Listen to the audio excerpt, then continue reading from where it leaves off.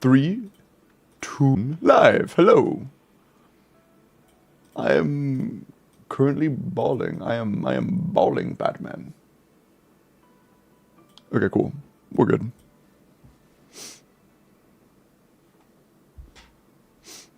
Love Colombina being another Nouvellette teammate.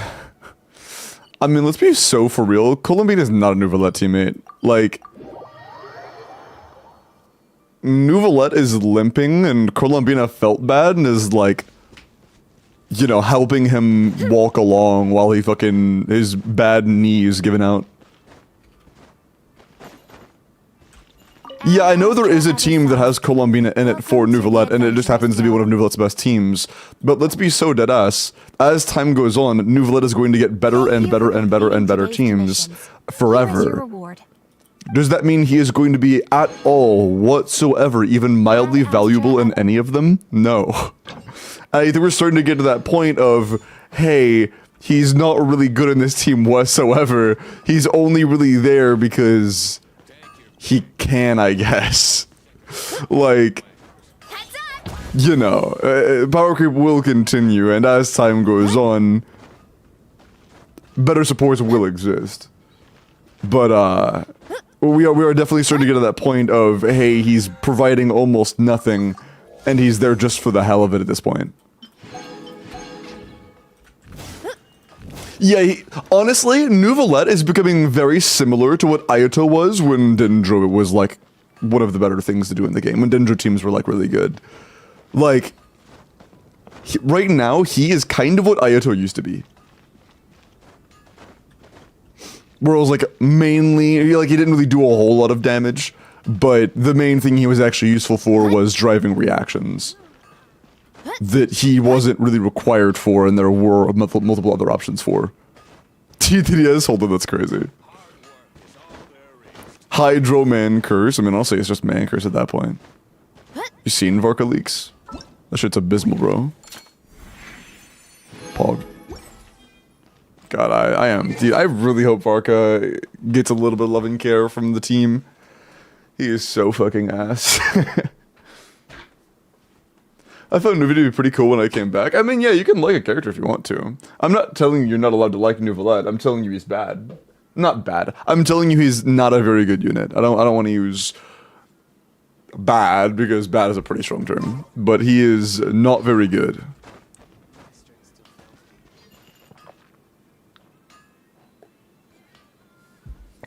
Oh, it's weird. I've seen tons of Arca calcs. Tons of combo assumptions, tons of team assumptions. I've seen at least a dozen. Hi, Simon. Oh, Abby. First? Yeah, Abby, I literally just went live. Hello. I'm primarily a Twitch streamer. If you want to have a bustling, active chat, it's over there. All the early cute chatters that show up earlier over there. But yeah, that's everything from my account. They changed this game into play one of the 5 teams or don't bother. I mean, not really. I mean... Hold on. How many teams are there right now that are like a level of high performance that aren't reliant on the same character? We have Colombina. We have Mavwika. We have Skirk. We have Verussa.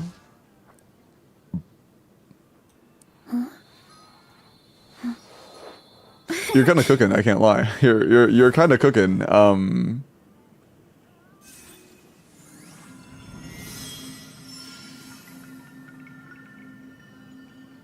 Yeah, what's the 5th best team beyond Colombina, Skirk, Mavwika, and Verussa teams? Nephra and Flints fall under the umbrella of Colombina.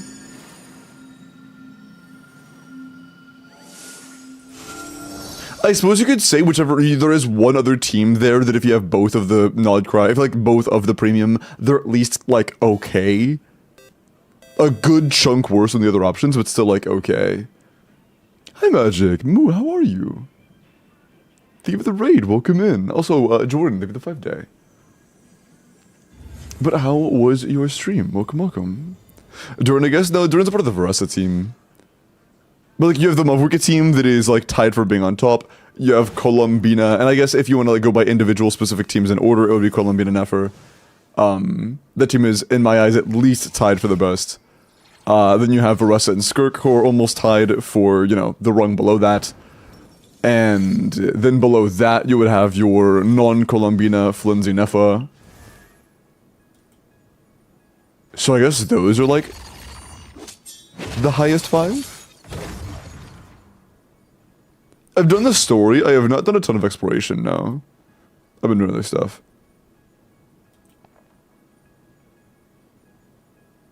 But yeah, I mean, honestly, even Flint's below that is a pretty big drop-off.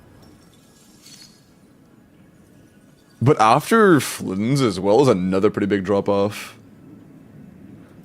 There's Colombina Mavuika, and there's a pretty big drop below that into Varessa and Skirk, and there's another drop below that into Flynn's non-Colombina, and there's another pretty big drop below that. Yeah, fuck, man, you're kind of right. Yeah, it's mostly Mualani without Mavuika. Not much better than Baramsi. I feel like, honestly, in practice, the Mona Sucrose teams are fucking, like, complete dog shit. I've played them before, and they feel awkward, and they can just be annoying against enemies that don't have any poise damage, because Mona's Bubble Pop applying Hydro is just fucking awful. Because when it takes so long to do it, it always fucks up auras and steals vapes. And thankfully, I haven't had many viewers play or ask me to play Mualani or need Mualani, so I haven't had to do a ton of in-game content.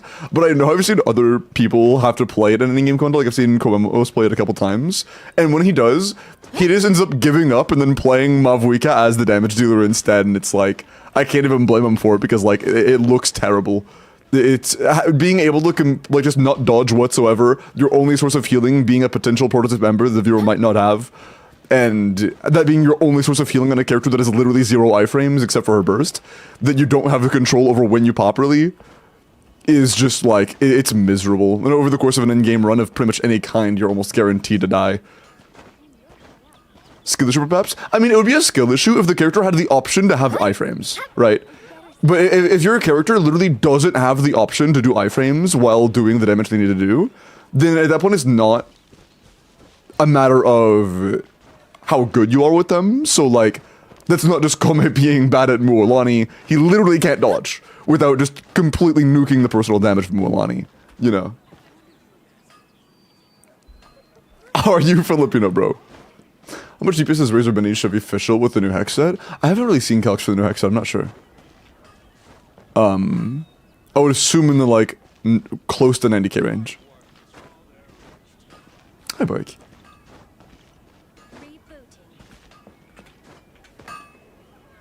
Limbo, tie your hair back. I have been waiting for this moment for so long. Man bun, sure. Let me look out. That is skill issue. Hey, I have a question, Vomfi. Do you want them to like dash instead to avoid taking damage and then die and then just like not do damage, just get 2 bites per rotation instead? Because I'm pretty sure that would be equally bad and cause just as many issues. Yes, true. It's okay. 80k DPS Mulan is also great. That's like almost as good as Varka. Sorry. It's just like, when you have literally no form of sustain whatsoever, going through 3 consecutive chambers with, my bad, the only potential source of healing being Prototype Amber is just like really bad. I never die on her, it's not noticeable. I mean, you have cons too, don't you? Or at least R1. For like a majority of players who are just playing like normal Mualanis, it's gonna take them like a minute at least to get through a chamber. They're going to get hit repeatedly, you know. You can also dodge with jumps sometimes. Verticality isn't always enough to avoid a hit. That is a very like sometimes it works kind of thing. And I'm pretty sure that when you jump, you are you more susceptible to stagger when you're jumping?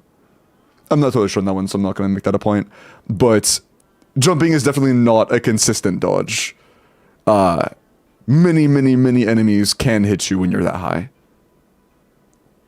What is Mulaney Premium at the moment? Her technical highest damage team, I believe, is Mona Sucrus Mavwika, but it's also kind of fake.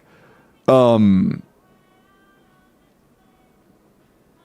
playing a character who has effectively 0 iframes that I suppose on some enemies you can situationally jump to avoid damage.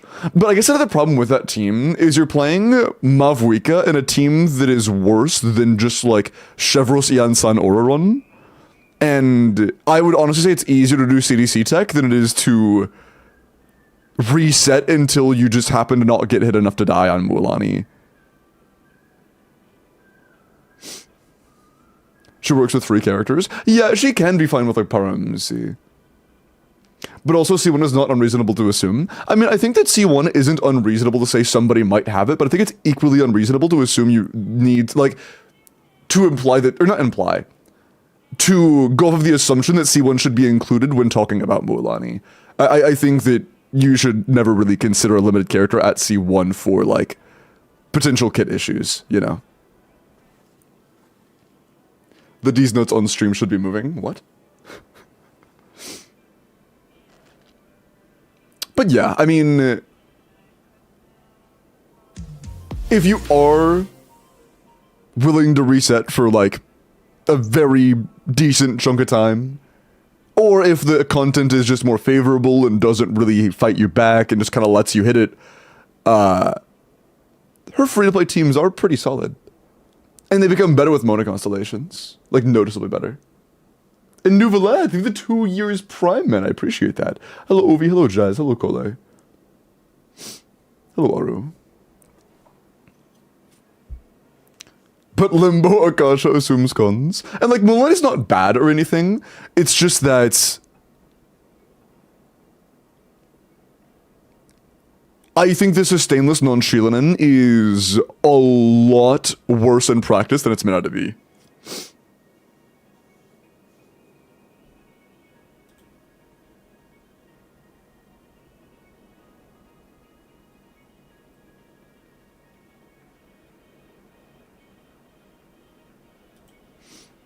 Read last.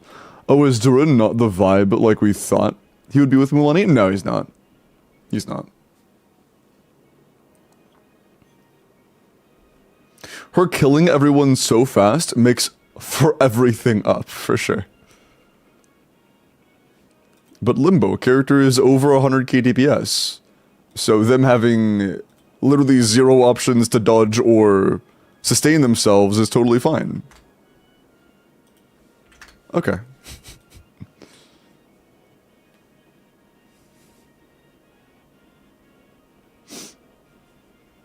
Jumping from Mulaney? Yeah, no, I mean, jumping is a pretty good thing to do on Mulaney if you're a decent player.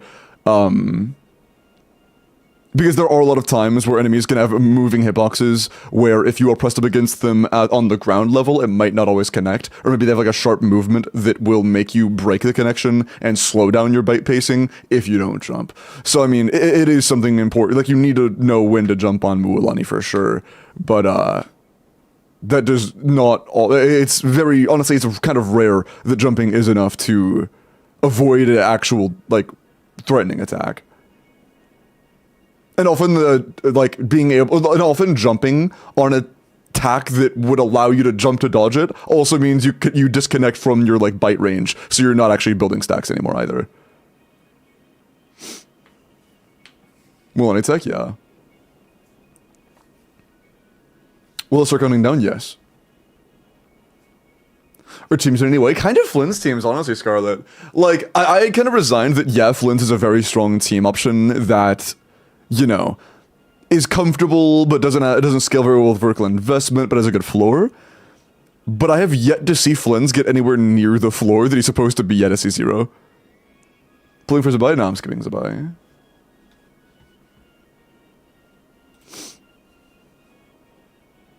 And pulling for her cons gives her a ton of damage. I mean, yeah, so does pulling for Nefer cons, or Mavwika cons, or C2 Varesa, I mean, or R1. I don't think that a character having, like, pretty decent early investment points makes them having base team kit issues less of an issue, you know. I disagree with that sentiment. I think you liked it, but I mean, she's pretty, but I'm not a huge fan of... I don't want a third lunar reaction team that requires a C6 4-star that's going to be brand new to be at its peak performance.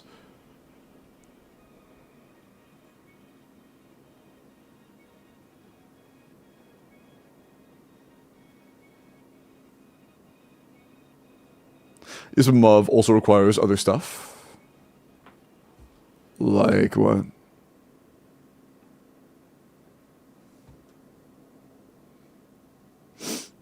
I mean, honestly, even if you have just like C2 Yansan, I'm pretty sure Mavwika is like going to perform pretty well.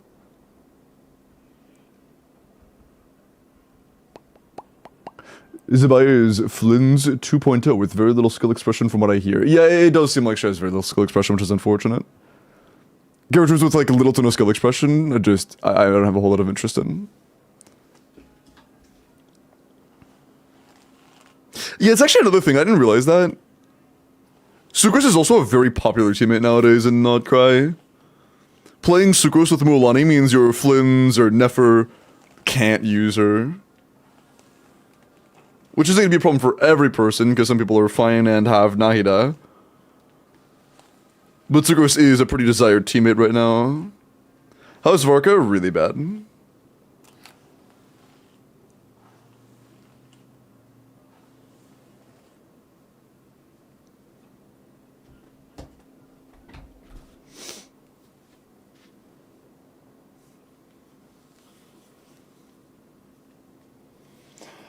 How is Varka skill expression wise? I haven't got my hands on him yet, so I can't really tell you, but I can tell you at least has combos, which is a good sign.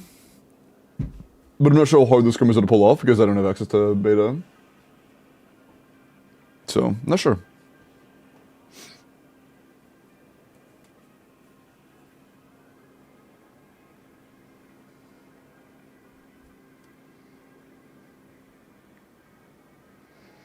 But yes, I am not arguing towards Mualani's best team options being cheap, because they definitely are. Like, Mona Sucrose Power MC absolutely is cheap. And, albeit worse than Mavwika, it's still, like, you know, comparable. And I'm not saying it's not cheap, I'm just saying that, like, for a large majority of players, even, like, pretty decent players that spend a lot of time in the game, I'm not just talking about, like, free-to-play casuals or whatever, it will be a team that is borderline impossible to get through an entire run without dying on. At least without a lot of resets and good RNG. On any content that makes it to where you actually are in, like, any form of danger that has a chance at fighting you back, it's not gonna do very well, you know? And I guess there honestly is a pretty decent amount of content that just doesn't really fight you back, that just kind of lets you walk on it. And in that situation, it's gonna be very good. But, you know, I just think it is worth mentioning that the sustain options in the Mona Sucrose Mualani teams are very, very, very weak. That's all. It's just not good. I haven't done it, but in a long time, hold on. Corgi.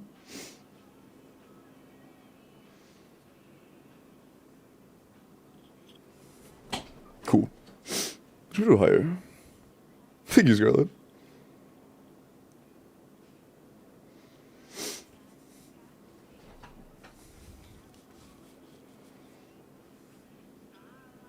Three-liner? Hey, that's still solid, though. Not that great either. People bet Flynn's for sustain. I mean, F is, like... I mean, I guess she's not, like, amazing. She's not as, like, good at sustaining characters like Escoffier, but... it's pretty good. I mean... And also... there's a massive difference between a character that can dodge on field and lose almost no damage... and also has a sustained character that's, like, not, like, amazing, but pretty good. And a character that, again, literally can't get iframes. Like, I don't think those two things are comparable in my humble opinion. But yeah, Von, keep in mind, Flynn's can dodge. You know. That means Ineffa gives you like somewhere between 2 and 4 like hits of room for mistakes on like big attacks, but also you can dodge on the character. I'm not talking about Mulan. Yeah, I'm just saying that like it's a bigger issue to lack sustain options when you can't dodge. That's all I'm saying. I'll just wrap that up in a bow with that. That's all I was saying about that. But also, even with Flynn's Ineffa, I do know. I've both seen and heard people talking about how, like, you know, if you're not good at dodging, you still can, like, lose that shield pretty easily. So I guess it's not an amazing sustain option, but it's, at least an option. But unfortunately, I kind of only talk about sustain options when it comes to, like, word of mouth, because I, like, never really play sustain options unless they're just the best option for damage by default, like Chevros. Also, Miles goes in the first man.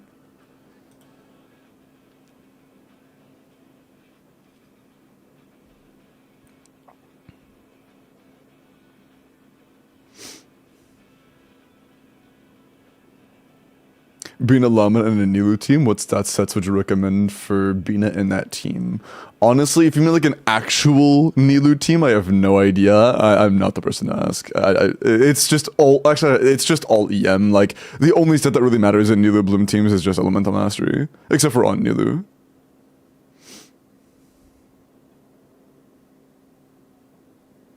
Enough to dodge most things. I mean, like, walking around the enemy is, again, a very situational dodge. I think saying that it just dodges most things is...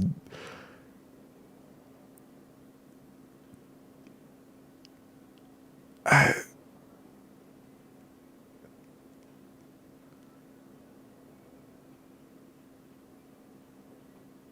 don't know. I haven't played her enough recently. Maybe that's a case for a handful of recent hard enemies. I'm not sure. I've played her like genuinely 2 or 3 times in the past couple weeks. And, you know, those were on pretty vertically invested accounts that had creatures like Shieldin and Force sustain options if I needed them. So, maybe. Maybe.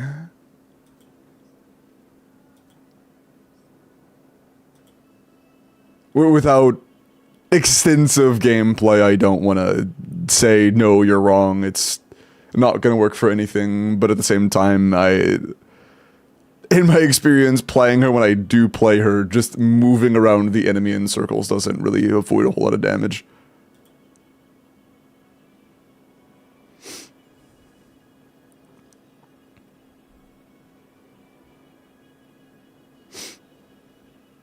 Hey, Lily. How are you, Annika?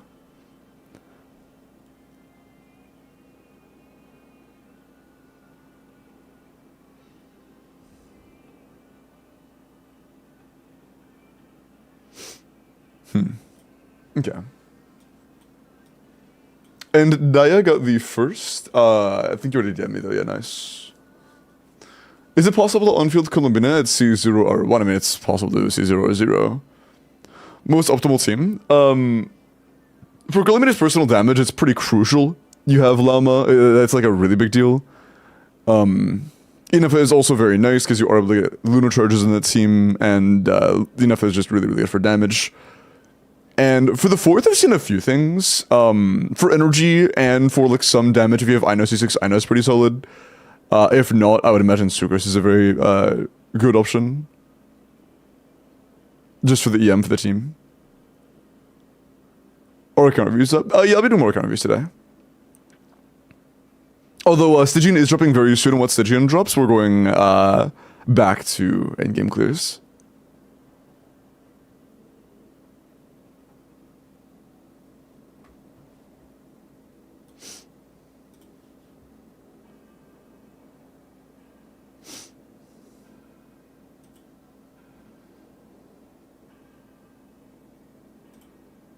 What if you don't NA on him so he doesn't get LC ownership? True. Fav Flims don't NA. That's actually peak. Dude, have you guys seen how fucking bad Flynn's energy requirements become?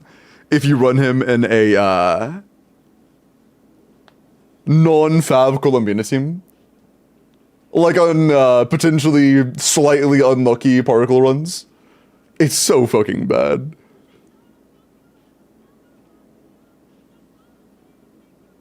In-game clues, you can still request one right now if you want to.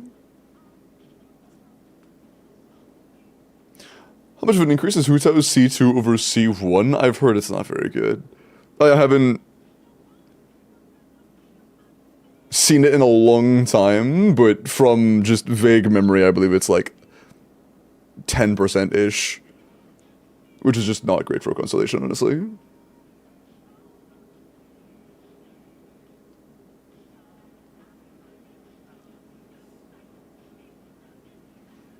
Just not very good.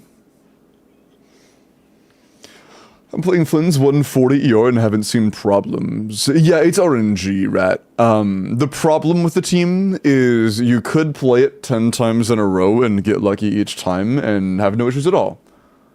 Or you could just have a 1 in 4 bad particle RNG experience. Which, you know, 1 in 4 I think is very expectable, you know.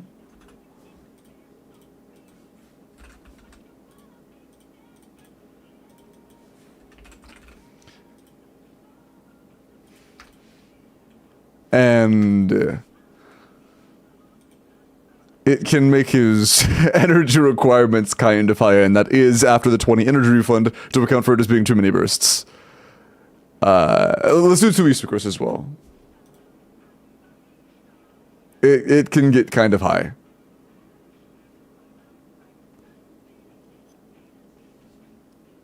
Yeah, his R1 and Bina C1 do help, yeah.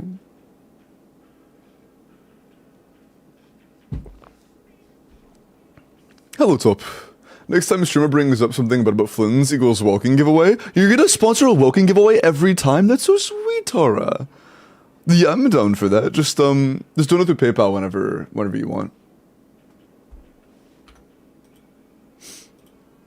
But yeah, even with Fav, it still can be pretty high. That's just the bad part about particle RNG and the fact that you have to on-field Flynn's for a shorter period of time in his new best combos. The fact that he doesn't have enough time to get that 5th particle is just like, it's gonna be really fucked. It's not 80 points though, it's 60. Yeah, that's what this is for. It's 80 baseline, and I accounted for that by giving him 20 energy refunds, so this is actually just 60. This is using 60 energy per rotation. This is already set up for that run. Kind of crazy all around, yeah. I mean, this isn't an actually, like, normal run, by the way. Like, this is, with slightly bad RNG, it is 1 in 4 bad RNG. And, this is with everything being properly set up for energy. This is assuming it's on a run where you get sack frags proc on Sucro, so you do 2 skills. It's on a run where Colombina procs Fav. And it's still 140 ER. I mean, you pay for it? You're asking for me to spend more of my hard-earned money for giveaways that you want? Under a condition that you want to set? Shaking my head.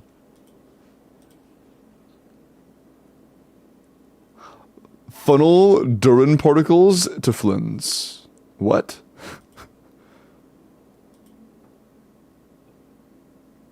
I tried my Flynn's and Nefer again with non-sigs.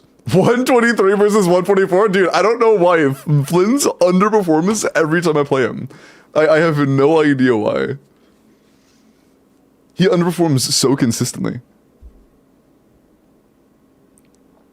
For a C1 Flynn's, does it change much? No, it goes up a lot, actually.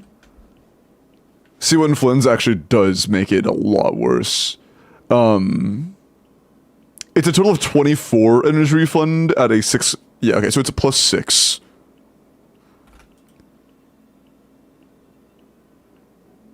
Oh, I'm dumb. Never mind, it's 14.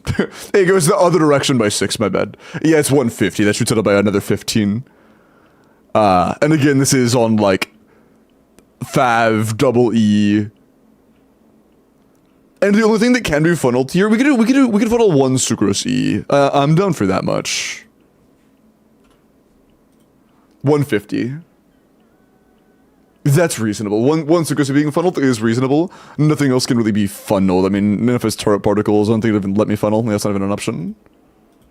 But Columbina, we can't funnel either because one, she's turret particles, and two, we can't funnel Fav. It just doesn't work in the rotation. It's not slander if it's honest criticism. I say as a Flynn's main. Corgi, you're the GOAT.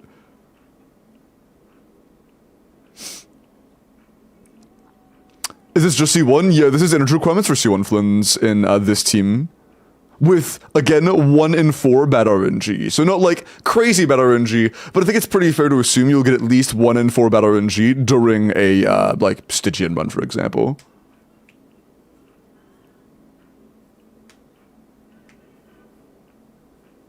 So not R1. No, I think R1 gives him how much energy? Like 12 or some shit?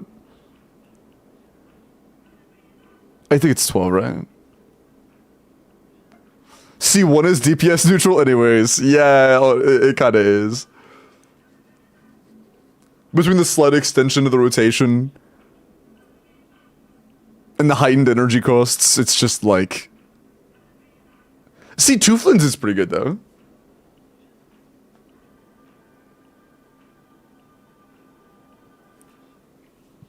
Well, the thing is, Tara, the reason I talk about things I talk about is to discuss relatively newer information or things that I am still not certain on, or things that I would like to have the input of others on.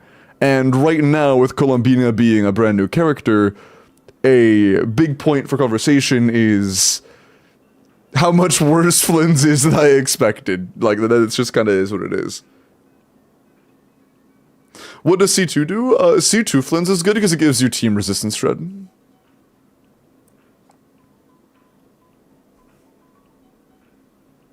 When you said Sucrose needs a burst of rotation for Flynn's, Sucrose needs a burst of rotation for Flynn's in order to run Wandering Even Star, like there were some calcs saying. There were some calcs out there that were assuming you did either an E or a Q every single time you hit the field with Sucrose on a double swap rotation while running Wandering Even Star. And in order to do that, after the first rotation, or second or whatever, when you use your second E, you will have to burst every single rotation. So, yeah, that's what the context of that was. And what's up? 4-piece Exile and 5 Flynn's. Bro.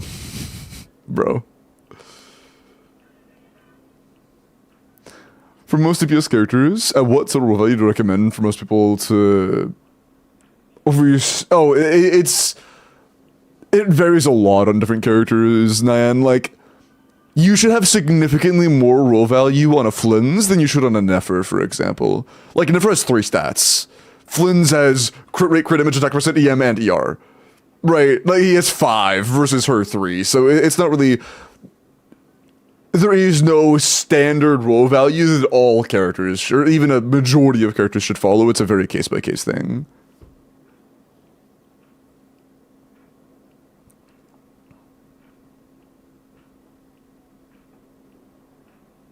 Reality in the image link I sent? No.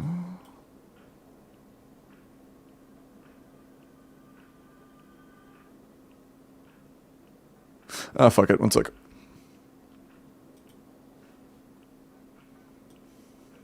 Oh, yeah. This is kind of the experience I've had as well. Yeah. Yeah. Pretty much. Yeah. Every time I've played Flynn's on any build, whether it be Scarlet Sands or Jade or whatever, he is about 40% for me as well. I get the same shit. Where did it close? I have no idea where it is closed. Oh, it was the Yoshi. Okay, cool. That's fine.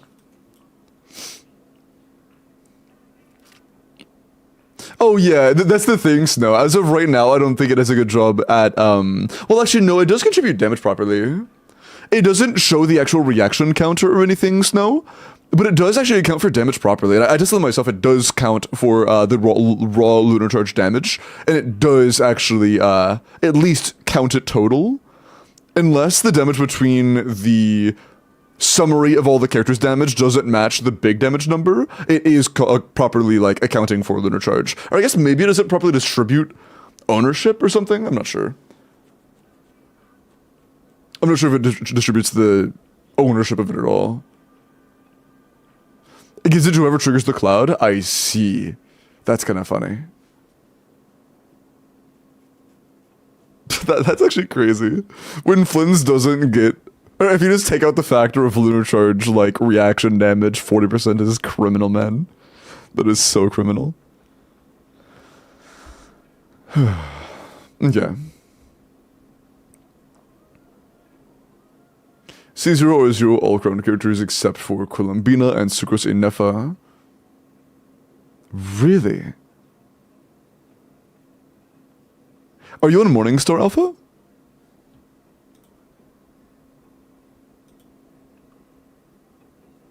This is on Morningstar? Can you DM me actually? I kind of want to mess with this a little bit. If you have like proper R0s, are you using like Deathmatch or Shovel, Fjords, stuff like that? Because if you're using those weapons on your Flins and Nefa, can I actually like mess around on your account for a little bit?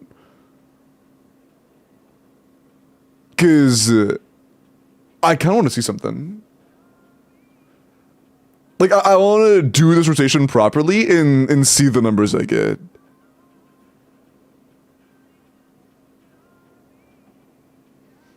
With close to the same investment, my Flins is 193 and Never 234. No, bro. They're within 5k DPS of each other, okay? You're lying. Sorry, my bad.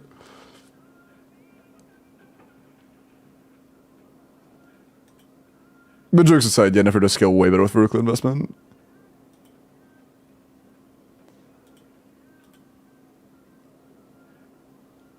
So appreciate the hydrate, man. Oh, it was your friend's account? Ah, that's all good. All good.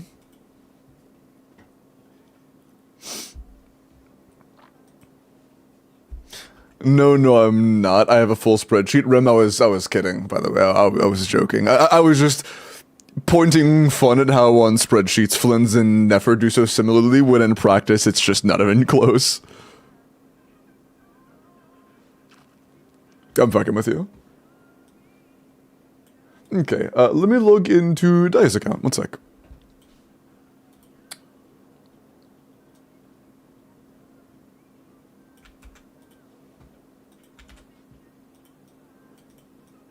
Okay.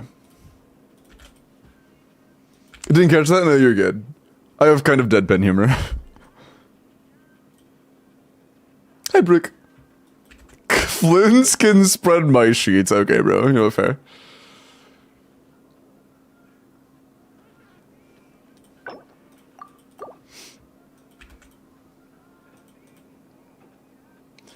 Can you vertically invest your balls into my mouth?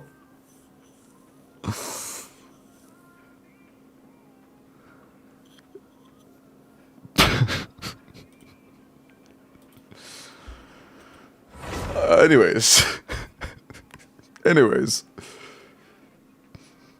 Okay, but are you going to though, bro? Clear times on Wednesday? I mean, I guess.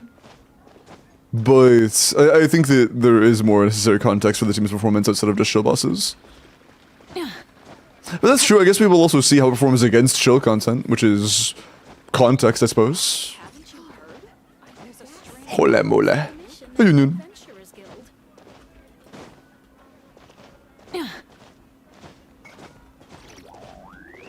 Kichu's Mulaney Shilanen versus Sucrose on the DPS stage? Bro, I do not want to play Mulaney. I do not want to play Mulaney. Ooh.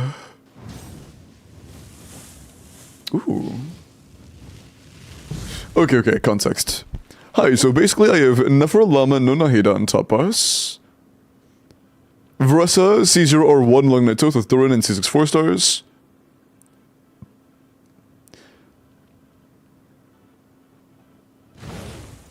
Okay. Wait, Dia, what do you mean by gene tech?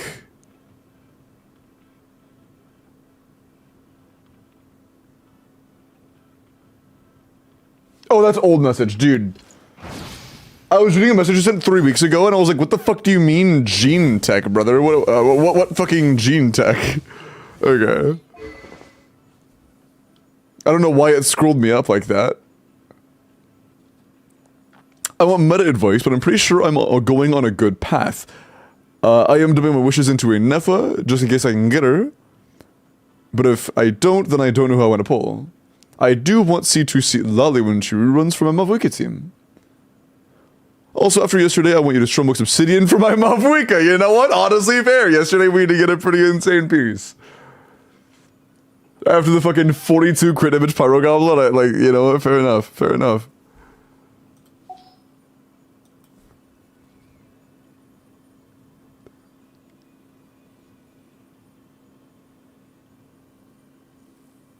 Yeah, that's true. We did spend a lot of resources, but through those resources, we got them up. We get from top 37% to top 0.7%. So, like, you know, that's a pretty good jump, I would say. That's a pretty good jump.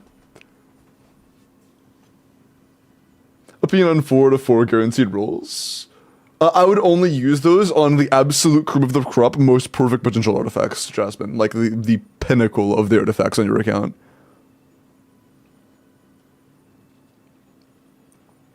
That's a guaranteed 40 CV piece, pretty much.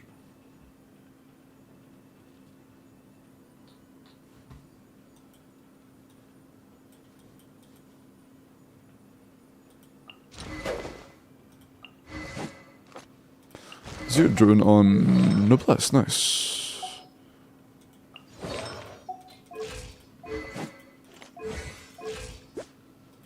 Okay.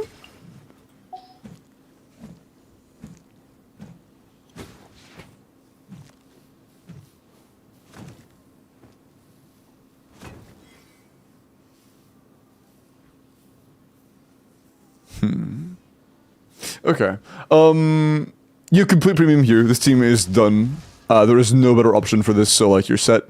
You have Mavwika Premium, all of which these characters are completely uncontested, so like again, absolutely fucking balling. There is nothing to, you know, yearn for in this team except for if you want to, you can vertically contest into sit like you said earlier. Completely up to you if you would like to do that. And you mentioned you don't know who else you want to get. Besides potentially an Inefa. And honestly, that's kind of fair, because, like, besides the Inefa, there isn't really gonna be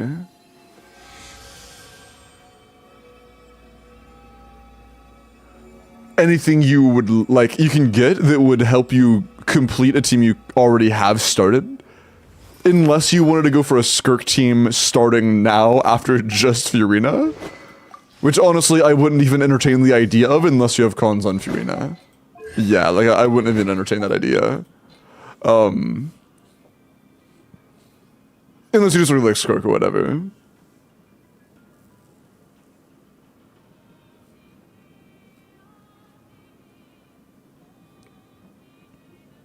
I don't like Skirk, fair enough. But yeah, I actually kind of agree when it comes to your pull path. All you can really do is just vertically invest. If your goal is just to have the strongest stuff available. Why is she in the Gojo?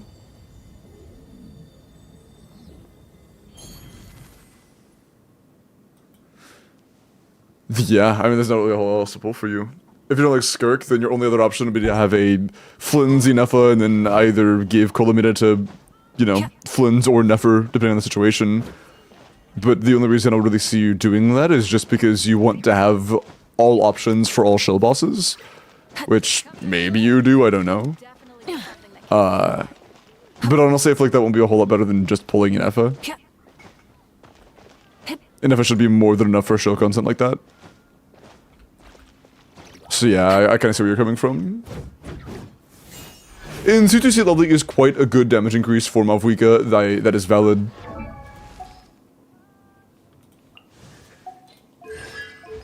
I will say though, with your Mavwika already being C2 and your Shieldon being C2, if this has anything to do with anything that isn't just bias, I would probably prioritize your other teams to make them get to the same level as your Mavwika. And I guess it's kind of your choice. If you want to make the rich get richer, you can do that if you want to. You can make your Mavwika have 2 more cons. Or if you would like to prioritize making another one of your teams be better, you could get like C2 Faressa or C1, C2 Nefer. That's your call. But just know that right now Mavwika already is, by a pretty decent chunk, going to be your best carry. Columbina C2, I see. Huh. I actually don't know how big of a deal it is for Nefer teams, to be honest. Hold on.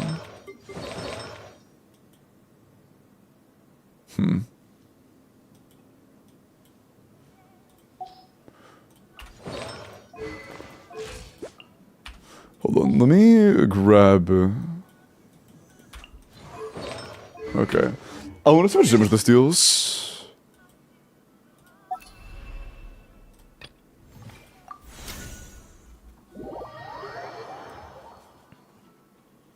It's EM, yeah, I'm just not sure how much damage that converts into.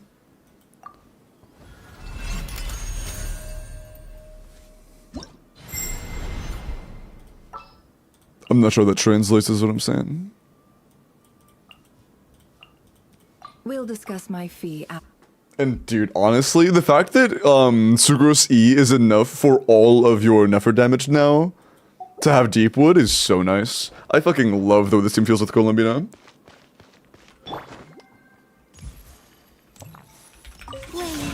And we have no Separos in Columbia right now, so let's keep that in mind. For the everlasting forest.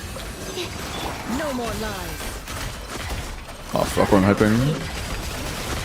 Can't hide the truth. A new moon rises. With one heart. That was a sloppy start. Animal test 62. It all adds up. Can't hide the truth. Why is my frame so bad? For whatever reason, my frame rate's really bad right now. And also, apparently, my E didn't fully recast. Why is my frame rate so bad right now? Weird. Let me just give that another run, because for whatever reason, I was losing a lot of frames, and apparently my Columbine E didn't cast because of that. Ping, no, ping shouldn't make me lose FPS. Hello, I feel sick now. How are you, man? This is really strange. The moonlight for the everlasting. Stand clear. No more lies. It all falls into place. Can't hide the truth. It all falls into. Wayne, a new moon rises. Branch into song by the frostman of old. Enhanced animal module 75. Bro, please change. No more lies. It all falls into place. Can't hide the truth. Seek within. Okay, thank you. Surge. A moonlit night for all. This is pretty good. For the everlasting forest.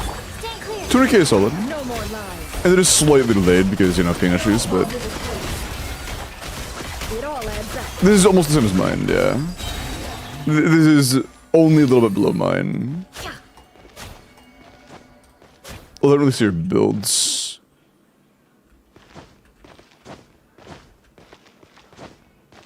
Okay. Okay. Does the mob team do? I'm not sure. I would guess over 300k because the other day I played a C2 mob that did about that much without any cons on the team besides just the mob Wika.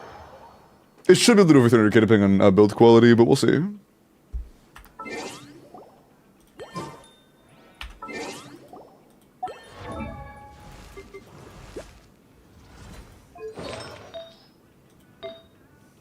Crazy goblet. Kind of a stinky circlet.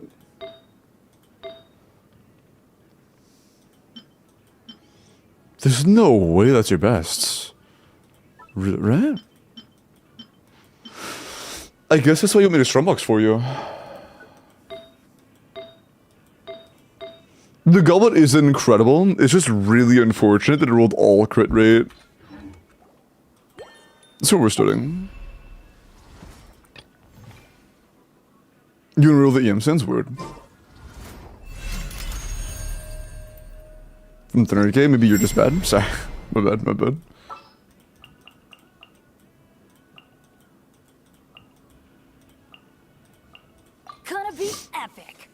Hey, Levy, how are you? Llama's R1? I don't think so. Was Llama R1? I didn't check.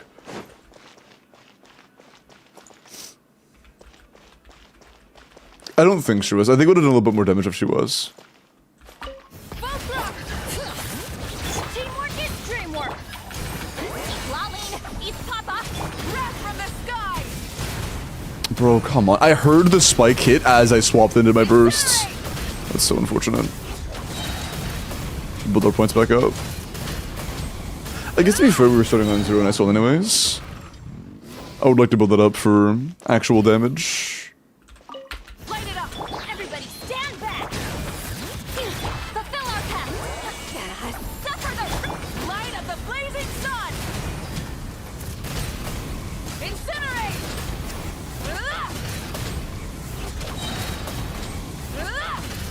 About 270. A little bit less than I expected, unless I missed a crit. 50 CVPs, bro. If I have C0 in Nefa and Colomina C2, who should be on the Morningstar? Both. You should put Flynn's on SMS. I'm kidding, I actually don't know, to be honest.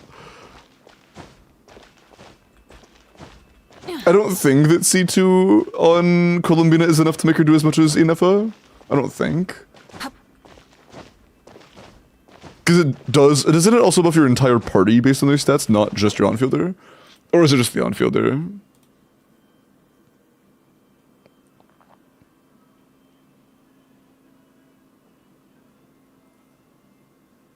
It's only active character. Aww. You should on-field your ENF. I'm sorry, my bad.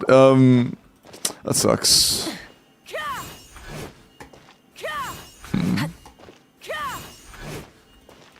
Yeah, I doubt that'd be enough to make it worth taking Morningstar for VNF.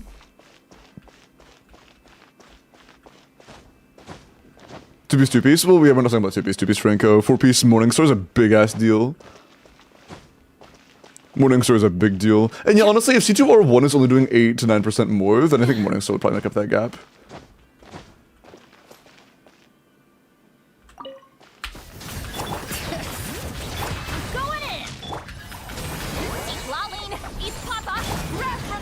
Did this spike hit? Nope.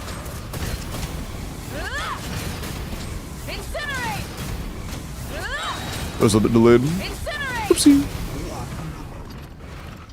But yeah, not bad. Between 260 and 280.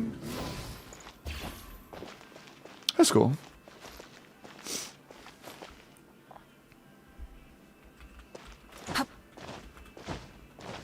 Morningstar is 10% over 2-piece, 2-piece. I'm pretty sure that was for team DPS now.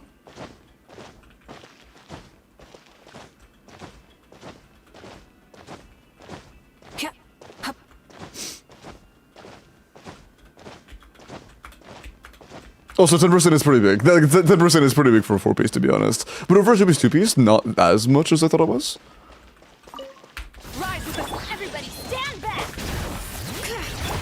I guess it depends on if that's like starting on shovel or how saturated the stats are. I think I'm way too early. Yeah, I'm cooked. I'm chopped. It's crazy. Yeah, we did 260 that time with 1 melt. That's funny as hell. Or 2 melts, my bad. So that means I could have done it better for sure. That's funny as hell.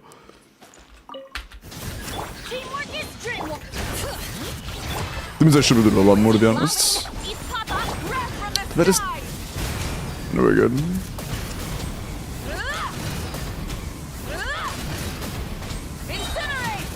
Yeah, landing every month I just got pain in the ass, but yeah, we're passing 270 by a little bit.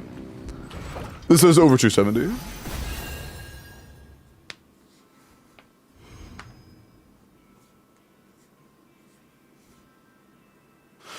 $200 missed something insane. Interesting. I thought it scaled better the more you had already.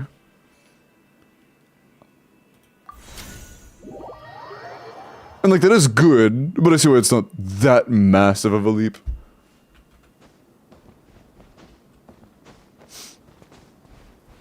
Hey, Deku.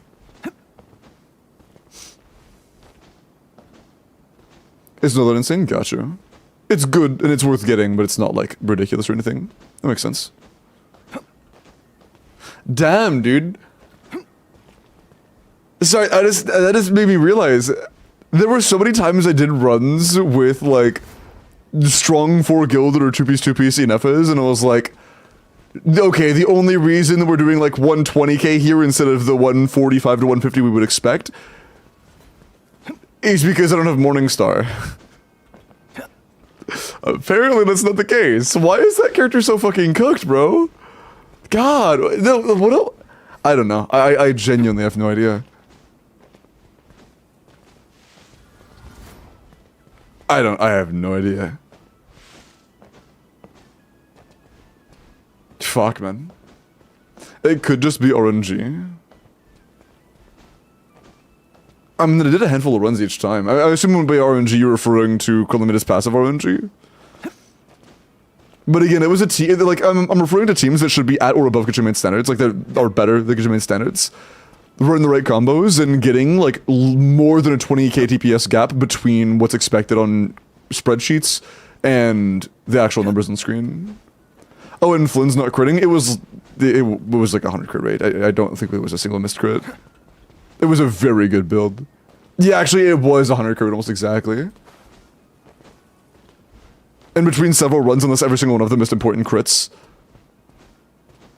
with a 1% chance, that just wasn't the case.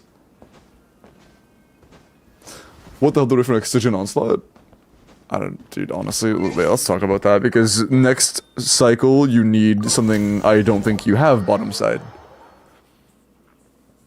Our carries are Overload, and Pyro, and Dendro. How the fuck are you gonna deal with that? If you get a Nefa, there's probably a Columbina Nefa team you could use. But if you don't, you might just get cooked. Roll the EM Sands. Let me check it out real quick. I feel like rerolling the Sands before we Strongbox would just be a bad idea, to be honest. Because, like, what if we just get a piece that's higher potential? If we're gonna Strongbox anyways, we should reroll after Strongboxing.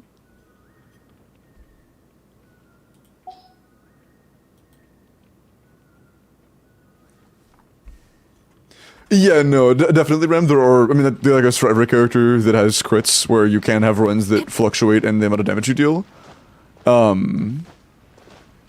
But again, it wasn't like I only did one run. I ran both my and other Flynn's like several times before landing on a number. I didn't just do a single attempt and just leave it at that. And I would do it over the course of like 6 rotations, you know? I wouldn't just do 1 rotation and call it. So, the odds of it being a, oh, I just missed an unlucky crit, is like next to 0.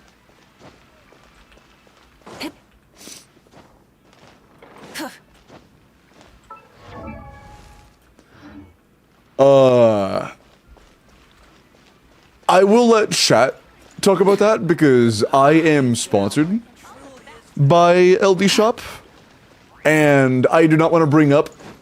If anybody wants to bring up the issue there was at announcements from the competitor months before I took the LD sponsor, feel free. But there's a reason I took LD. But yeah, no, I did it over the course of like almost 2 minutes on Flynn's each time, and I would do that for multiple attempts, so I got the same thing each time, roughly.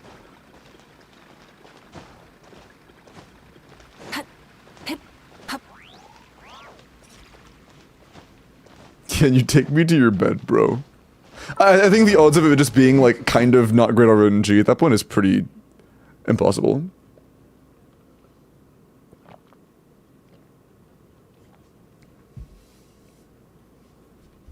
What Corgi said.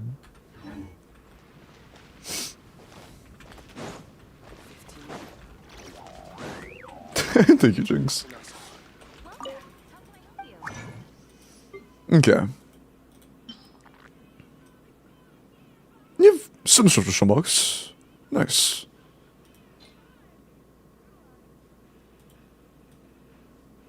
It's genuinely not a bias thing. He's actually doing like, okay, so yeah, I'm not crazy.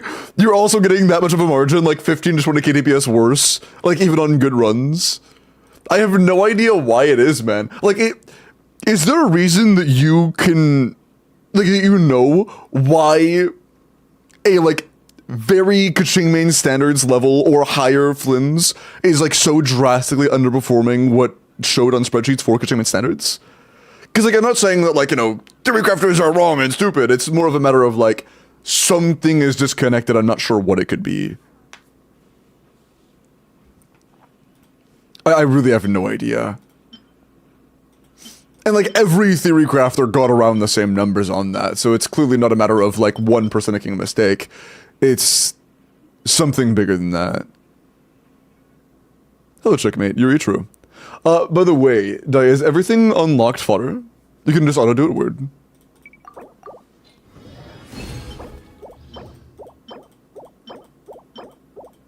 Okay. Okay. Sure. That's a nice little start. I like that. Isn't tracking LC damage correctly? It does track LC damage, unless it, for whatever reason, it only tracks a random percentage. Damn, bro! Unless it is, for whatever reason, only tracks a specifically random percentage of lunar charge damage, which I find pretty unlikely.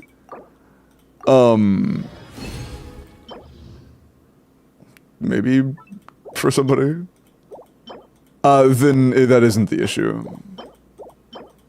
Because it can track. It doesn't track the individual, like, amount of lunar reactions there are, but it does track the damage properly.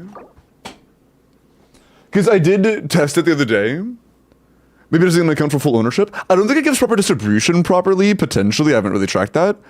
But I'm pretty sure a chatter earlier said that it just gives all of the reaction damage to the person that triggers the cloud, which, like, kind of makes sense. That kind of makes sense for the sake of the thing that's tracking. But if that's the case, then why isn't the damage better? And I still don't see why that would be a 20 KDPS difference. It should, and also, yeah, that would just change who's getting what. It wouldn't change the overall DPS. Damn, bro. Damn, bro.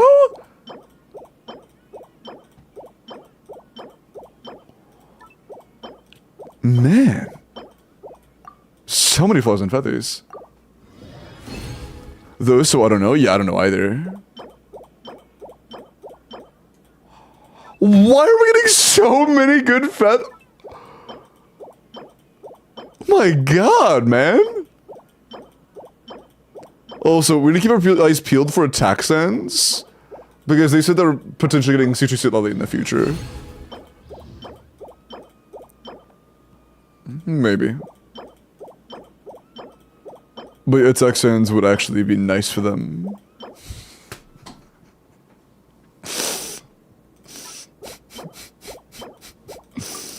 Thanks, gotcha. Yeah, of course, dude. No worries.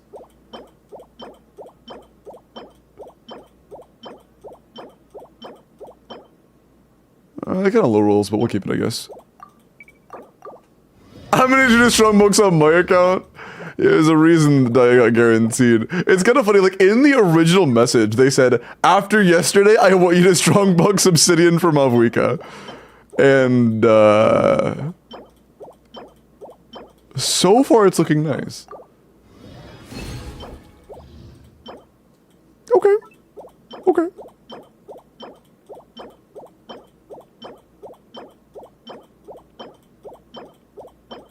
Okay, actually, hold on. What else do I really need? I know that you didn't have a great flower, I think it was? Yeah.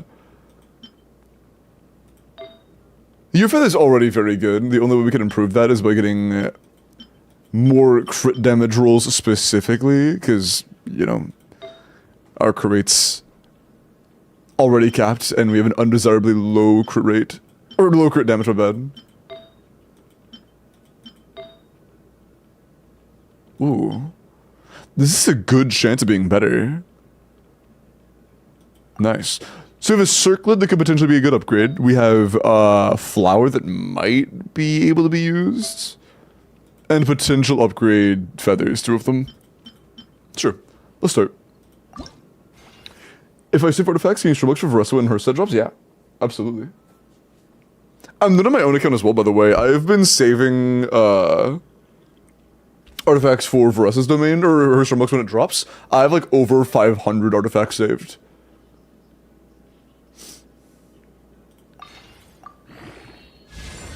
Okay. How much fodder do you have? Decent chunk. That's the one role that isn't useful on Mavwika, unfortunately.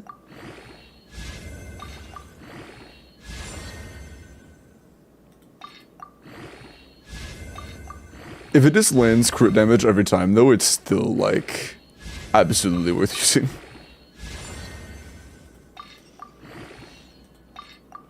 I mean, if it rolls crit damage again, like... Ah, that's unfortunate. Almost. I was holding my breath on that one. We have another one, though. Okay. You don't even own Mualani. Unlucky. I could finish that one. Let's get it to plus 12 before we finish entirely. If rolls anything but crit damage, or I guess high roll of aim is also welcome.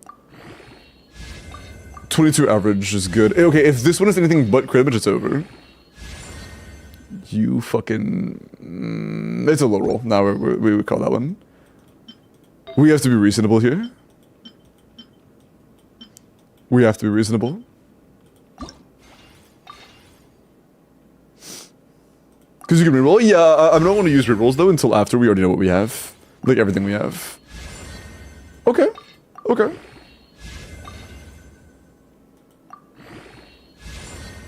Okay. Yeah. I'm on board with this. Yeah? Yeah? I like that. That's fucking peak right there. Oh, this is for a C2 seat Lally build, by the way. So, like, EM isn't as great. This is a phenomenal circlet. That is a huge upgrade. Nice, dude. That's fucking peak. Okay. We still, like, there's no way to really fix this. The only way we can really afford to change, or to fix our crit rate issue, is if I were to go roll another high crit damage Pyro Goblet. With, like, 2 boxes left. Hey, Joel. It is her sig, yeah. Inset? Not yet. I mean, I already didn't really have any. We really need to either be able to off-piece... Bro, what the fuck is that off-piece? We really need to be able to off-piece our goblet. So I'm gonna... That's another potential attack sense. Nice. 2 different 3-line double crits with EM attack sense. That's funny. Bro.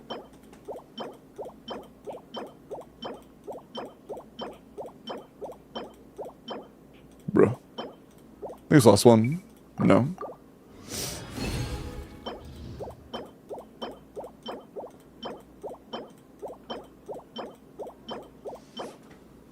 Hold on. I'm doing the thing, chat. Oh, bro! Every time, literally every time, I do the thing, I sit in the position, 4-line double crit, like... What the fuck, dude? It's actually every time. That's crazy. I hate you so much. What's up, FaZe? Welcome in, man. That's a ridiculous sans, dude. That's actually a ridiculous sans. Second to last box, too. Actually, let's keep that as well. It's a double crit attack goblet. That's fucking crazy, man. It's honestly good enough to be a reroll worthy piece. Like, that's crazy good. Holy shit, man. Yeah, so this is the reason why I didn't want to reroll your current sands. That's wild, man. That's wild. Hey, if this rolls really well, you might not need that C2 seat loudly. Maybe you should just stick with what you got. Hold on, actually. We have a lot of potions and you do have unlocked pieces. We should use one of these unlocked pieces. And Maddie, appreciate the sub. Hello, Kyle. As of Flints speak, that's funny.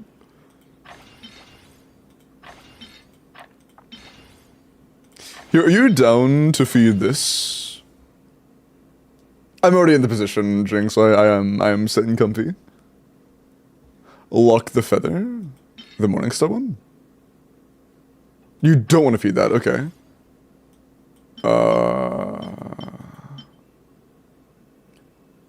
But the electro, do you want to feed this one? You need to get rid of this?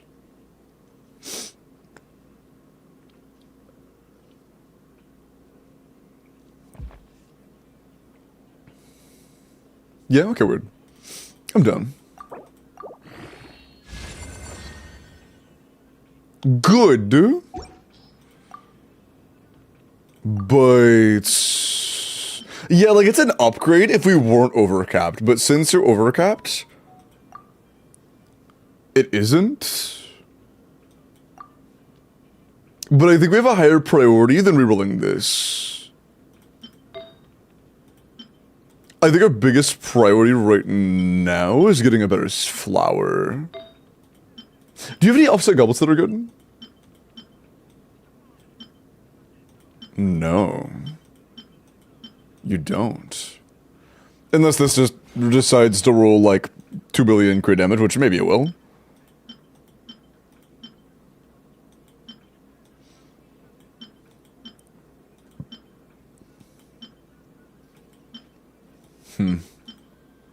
You're almost out of materials to level things with. That's kind of unfortunate.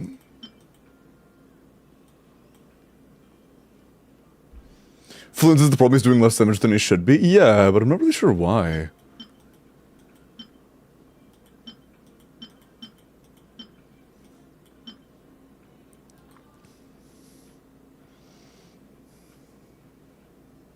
Damn.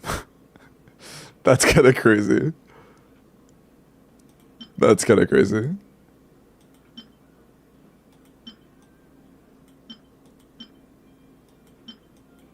Yeah, I mean, our power goblets aren't... that's so unfortunate.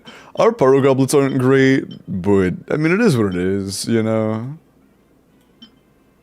It happens. Use the deep attack sense word. This one? Oh, the 20% defense one? Dude, the roll value on that's crazy. It's unfortunate roll defense twice. But yeah, deep attack sense aren't exactly super useful. This one?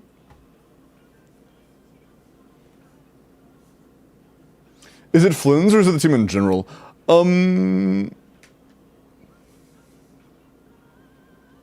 Honestly, I don't know. Yeah, actually, no, of them for you. I assumed you like 1-to-1'd it to how much damage it should be doing versus how much it showed on screen. Was it a matter of Flynn's personal damage, like compared to a calc that doesn't show the lunar charge contribution? Like even without the lunar charge included, it was still less than it should have been? Yeah, this one word. But this will have to roll really well. What? Why don't you? This will have to roll really well. But if we can get lucky and get, you know, more crit damage rolls than anything else. Thanos, yeah, unfortunate. The Thanos classic.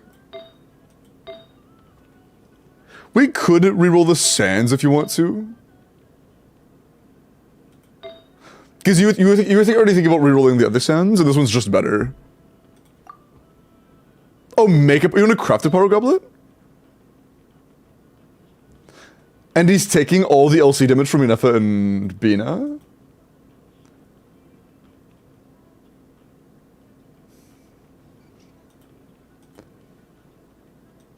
Is there a potential reason he might be doing less damage than he's expected? It's better than Kitchen standards? Yeah, I was doing the same thing. I had like a 38 roll build or some shit, and I was still doing so poorly. It was like 40% team damage. Shouldn't they reroll instead? It's a 3-liner, I understand why they would rather craft to give it a chance. Reroll sense first word.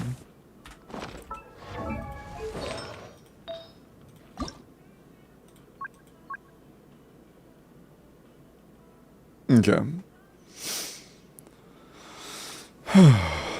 Doing so much worse in practice? No, but they did realize that the issue is apparently just Flynn's damage. It seems. Okay.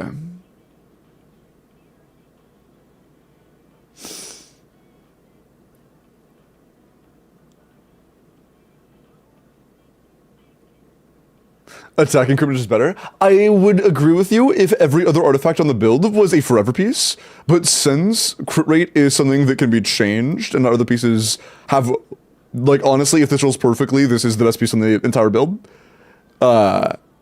We should just go for as good as this should be and then try to build around this. Glacier upgrades, it's unfortunate, White. But, you know, one day, the gambling will pay off. That's HP off a rip. That's a huge upgrade in terms of crit, but it rolled HP. And it's more crit rate specifically.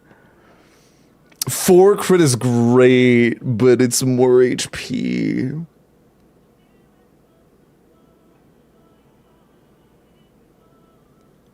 Nefer piece? I mean, a lot of crit for Nefer is also kind of whack. The right one, though? I'm guessing you want the right one?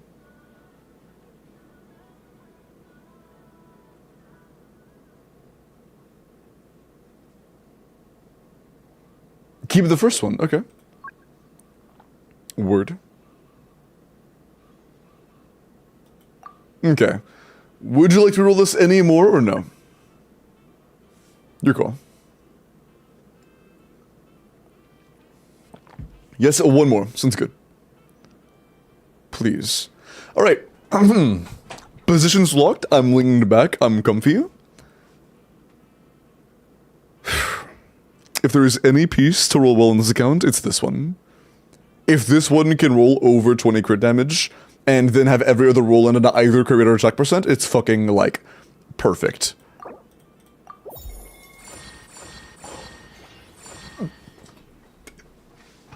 We're done! We're done! We won! We won! We win! We win! We win! We've won! It's over! We have won! Alright, sick. It's over. GG. GG. There you go. It's done. It's done. Yep, there it is.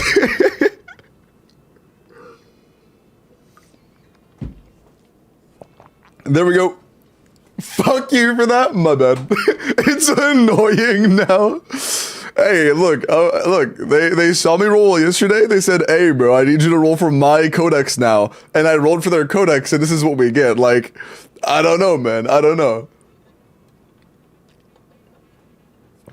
What's up, Mamba? Somebody stop this, man. Holy shit, that's a really good sense. Okay. Yeah, pretty tremendous upgrade over our old sands. That's ridiculous. Nice. Our weakling now kinda is just the flower. The flower is like the only not good piece we have.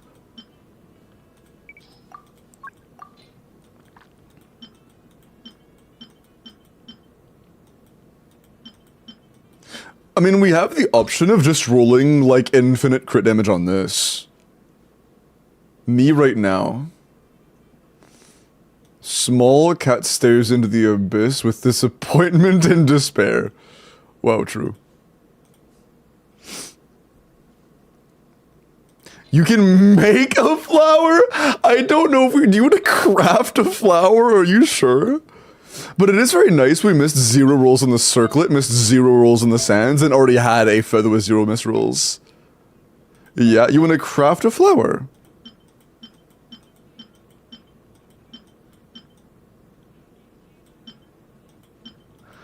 I mean, we can. Okay, I'm gonna be honest. I don't think we should. I would still do a goblet on me. Like, okay, let's talk about this a little bit first. You can pick whatever you want at the end, but I want to talk about this a little bit first.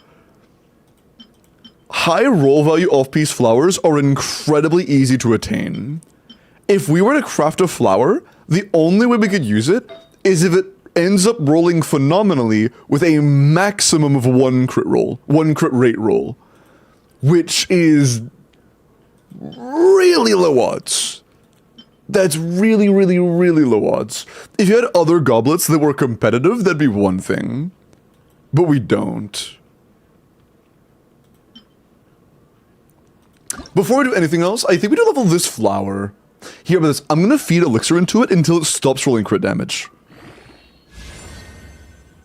Attack percent, I lied. Anything but crit rate. That isn't defense. Never mind, okay. I said it too soon.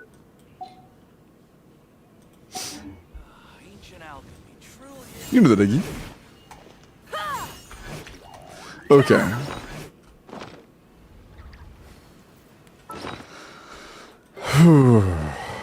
So. Oh, you also haven't transmuted. You have a month. You have plenty of time for that. Okay, so, Codex. Pyro Goblet. Crit damage. Is it?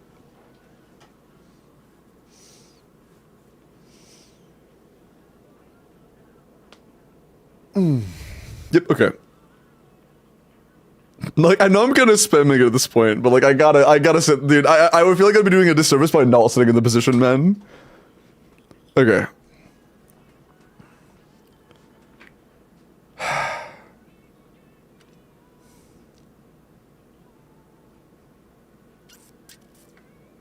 Alright, to a lucky dance. I don't have a lucky dance, I have a lucky sitting position. And, don't worry, I am currently taking it. Ah, really high rolls, but no other stats, and a 3-liner. Man, okay.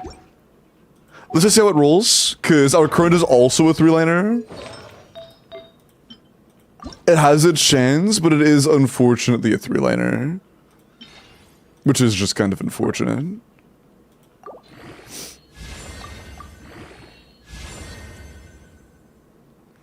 It's already pretty bad, I can't lie. This is already 0 chance of being an upgrade.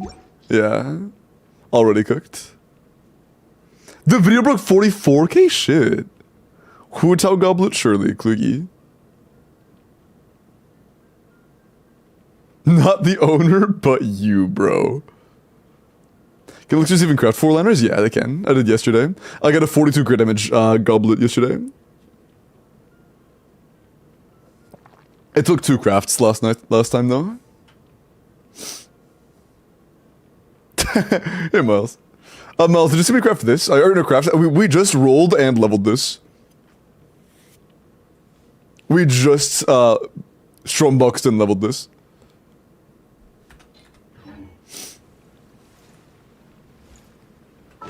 Okay. We are now chillin'. Because we are now chillin'.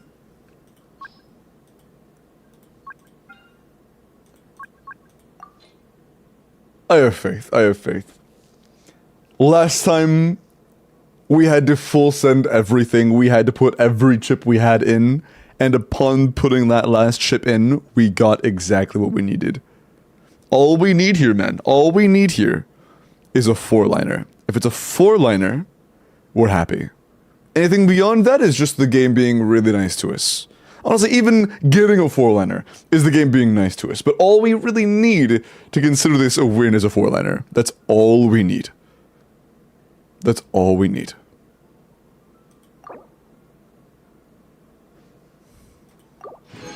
Fuck! Okay. Not a 4-liner. Unfortunate. We may have spent a little too much luck on that Sans. No, honestly, this Sans is peak. I don't regret that for a second. But you've crafted 3 goblets now and none of them were 4-liners. That's so unfortunate. That is genuinely so unfortunate. But the one chance this has is if it does roll tremendously more crit damage than anything else. Okay.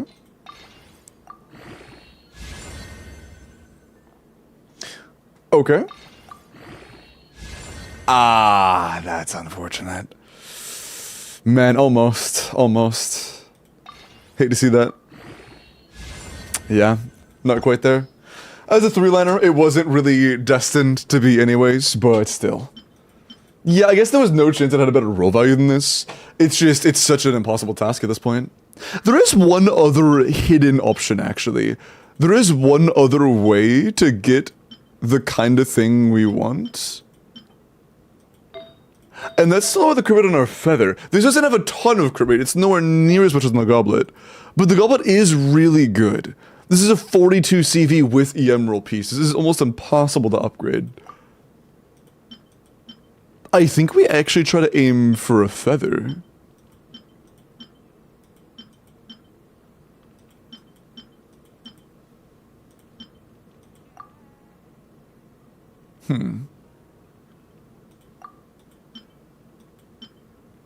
Let me level this. Oh, we have almost no elixirs left. Shit. Or not elixirs, potions left. Here, we'll do it once at a time. Is she overcapped? She is basically at cap. I think she might be overcapped by a little bit. By a tiny bit. But the problem is that we have to use this. And this is ass. It's less that we're overcapped and more that to not overcap we have to use this dog shit.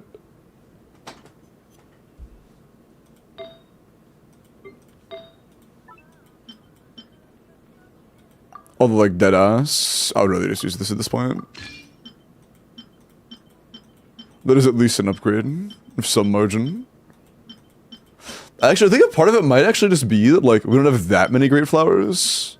That's obviously not the entire case, but it is part of it. That is at least part of the issue.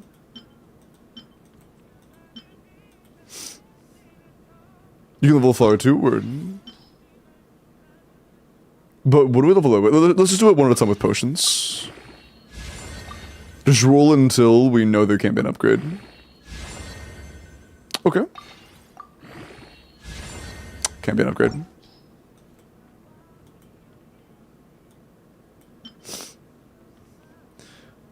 $70 EM a 4-liner.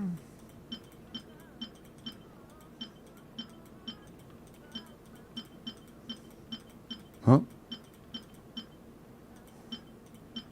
Oh, this one? No.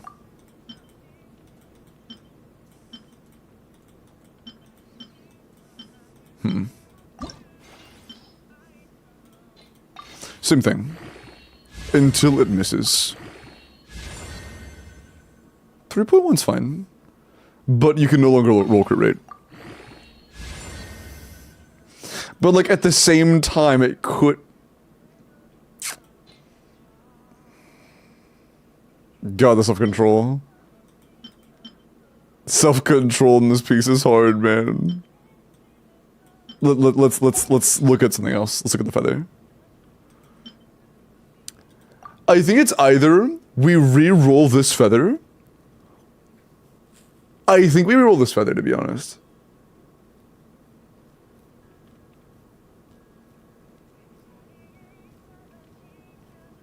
Roll feather, yeah, okay, cool. Agree. Techie! Give me 15 months. Hey, double resub luck. I appreciate it, Techie. Good streams and insane community for being an insane nice person. Thank you. Also, LD shop, Liro. True! Thank you for the 15 months, Techie. I appreciate it, man. The feather needs to be like all 5 crit stats. I mean, you say that like it's an impossible task. Let's just roll crit damage, like... Okay, never mind. That's so bad. That's actually so shit. Okay, first reroll, massive failure. Massive failure.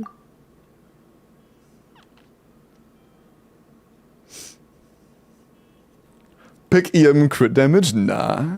We want less crit rate. We don't want only crit damage. Again!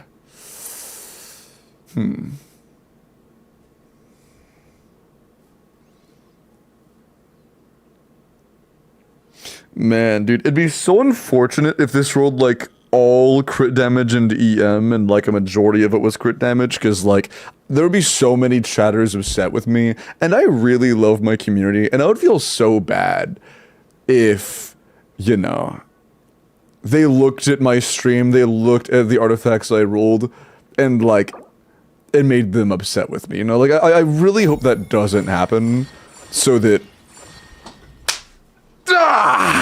nice. Oh, holy fuck, dude. That's an insane feather right there.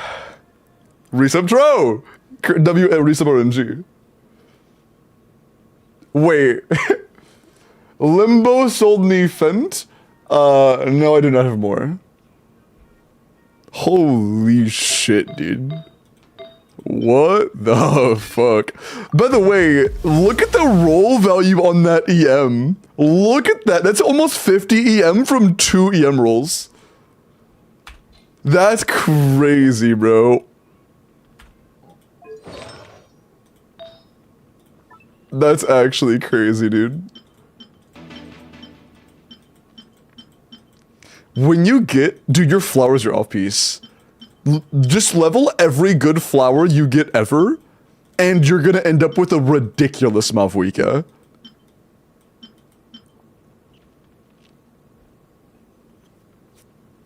Sakuramai, appreciate the follow. Yeah, yeah, it is, at this point, there's not even good CCs at Lolly. Like, you don't need that shit, bro. You do not need that shit. But yeah, I don't think we should waste materials leveling non-4 lines. Just, yeah, wait until... It's Song and Ace Pass with no other stats, though. How about this? We'll level you until you stop rolling crit. Okay, you're done. Yep. Goodbye.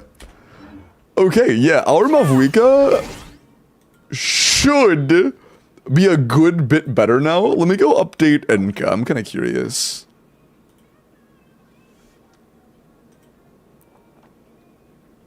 I'm kind of curious.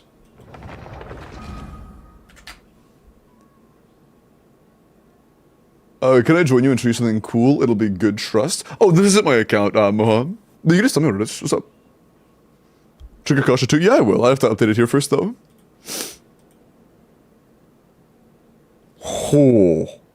This is a 36 roll Mav now. Wait, okay. Previously, chat, this is what we started. Wait. Okay, yeah. This is what we started with. This was our previous best build. It was top 7%. 7%. And now, 1%. 1.2%. And that's with our flower is the worst piece on the build. That's fucking peak. Our flower is the worst artifact. Our off-piece flower is the worst of the bunch. That's crazy. The moment you get a high roll value flower, it's fucking over. And by the way, you have room for like 2 full crit rate rolls. Or 2 average crit rate rolls. This could have upwards of like 7 and you'd be fine. Spoilers gonna be rerolled. I can check your flowers real quick. It's crazy that your flower is your worst artifact, man. That's fucking crazy. Jesus.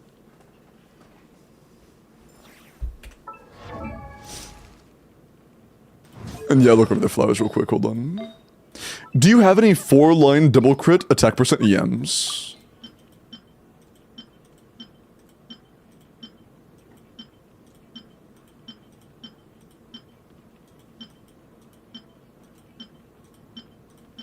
I don't think you've ever gotten one, actually.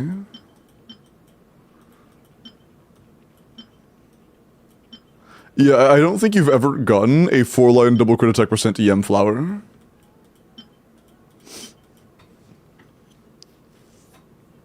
I mean, if we were to leaderboard exclusively, we could. That would overcap us a little bit, though. No, that would overcap us.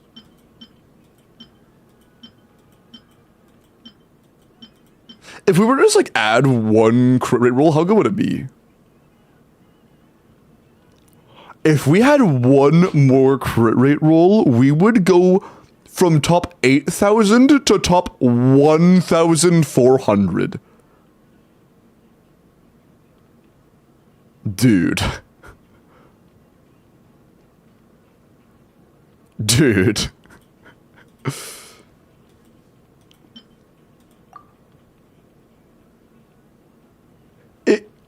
You want to use this just to check it real quick?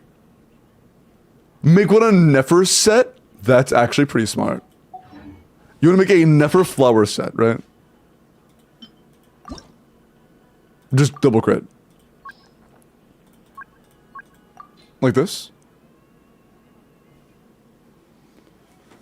Okay, yeah, that's fine. Thankfully, he's only used one elixir.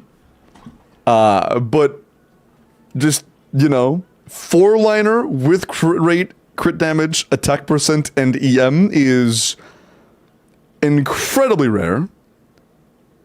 But, you know, I mean, so is like 3 other things we've already done on your account, so yeah, no, unfortunate. It's at least good roll value. Like, those are good and it has EM, but that is not a, you know, perfect piece.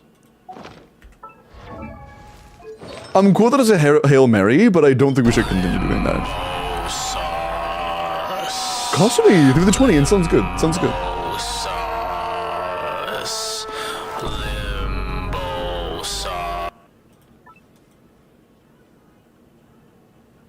It does have EM, that's nice at least, yeah. Sure, if it does roll good, we could put that one on Nefer. Actually, it could tie the current flower that's on Nefer. It could potentially tie it.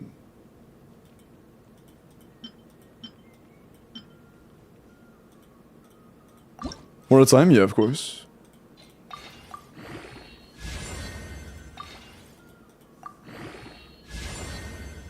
It's already cooked. It's already cooked. Yeah, no. You had another one, though? And, you know, even though it wasn't elixired, elixirs only guarantee 2 rolls, and we need a lot more than 2 rolls. That's crazy. Okay, I think it's telling us that we've tapped out the Well of Luck. I think the Well of Luck is kind of tapped. And I mean, honestly, after this feather and this sands, like, I can't even be mad. I can't even be mad after that. A 720 roll value feather, I'm like, you know, I'm pretty satisfied with that. I would just be patient. Just wait till you get that lucky flower. And once you get that flower, your Mavwika could genuinely be like, if we were to assume you got a flower that was like 4-line double crit attack percent EM, and, you know, rolled with 25-ish crit damage, you could have a build in the top 1,000. Like, legitimately, you could have a build in the top 1,000. You take the rank with Nefer Flower? Word. This is a little overcapped, but with this build,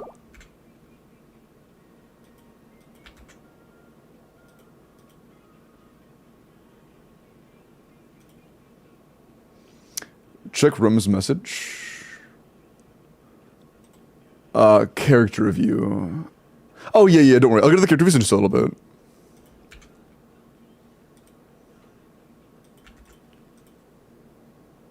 Okay.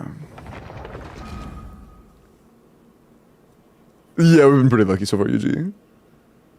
Did testing just get updated? Character names instead of character 1? I've seen people sending screenshots of that for a few days now. I think it would be a setting. I'm not sure.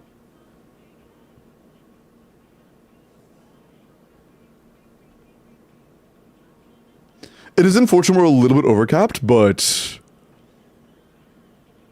this is a 37 roll build. That's top 0.3. Yep, with the Nefer Flower, you do have a top 0.3% build, and this is a non-attack percent build that missed a roll. This one missed a roll. It's overcapped, it missed a roll, and it didn't start with attack percent. Yeah, these 4 your on-set pieces are good enough for a top 1,000 build easily. Absolutely, potentially on a top 1,000 build. Yeah, like literally, even the defense roll going into EM instead would have made it to like almost top 1,000. Yeah. Pretty ridiculous. Yeah. Your obsidian pieces are fucking peak now. Yeah, they go, hey, I got you, man. I think we do one final little damage test on your Malvika, and then we call it. Yeah?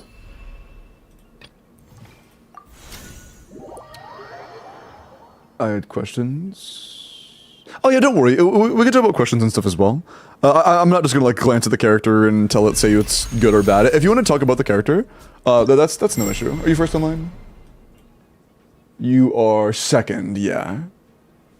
Don't worry. I'll just do one of this real quick and we'll get to that. Literally like a couple minutes. We're gonna build points.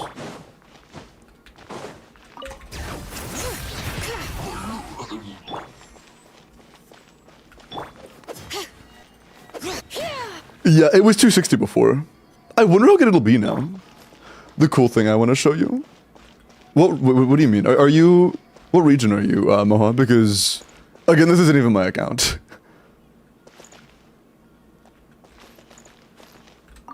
Burn it down! Everybody stand back! Show no mercy! Suffer the pyroclastic surge! Incinerate! We're getting 600 Ks on those now? Dude, you passed 300 now. You passed 300 now. We just got your Malvika 30k DPS. We actually just got your Malvika 30k DPS. That's fucking crazy. Fuck, man. Hold on, just for the funny, I have to... let's get one run in real quick. Where it actually shows 300k when I end. Fulfill our path! You two! Light of the blazing sun! Incinerate! Oh, come on, it melts. One more try. If I don't get the try, I'm bad. I'm going in! Get to work! Suffer the wrath from the sky!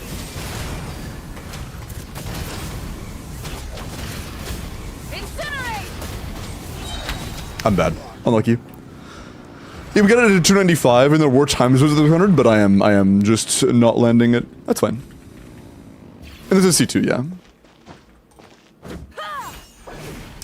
It's a C2. It's a C2 Shilinen. Although I'm not sure if it has, Instructor or Petra or anything. I'm not sure.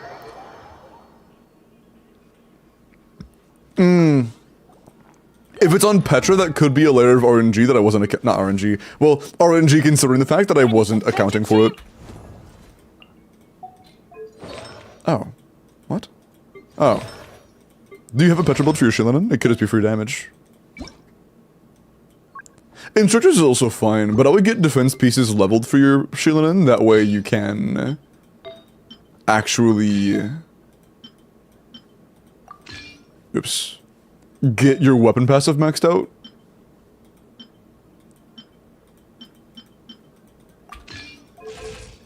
Yeah, we're not fully maxed out right now, but... Yeah. You basically have a 300k DPS Malvika now. Which is pretty peak. I like that a lot. Nice. Yeah, congratulations on graduating to 300k DPS Malvika. Nice. Nice. 7% to 1.2%. Nice. Actually, that's not true. It's more than 1.2% now. It's fucking... That's only using the old flower. With this flower, it's top 0.4. That's peak, man. That's peak. Okay. Let me get these character reviews real quick, and then we will do the Corpa.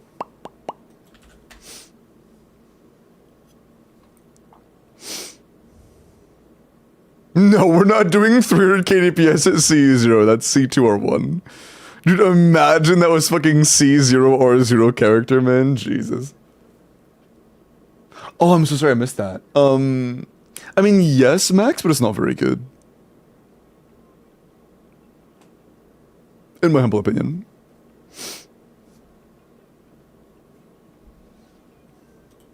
Okay.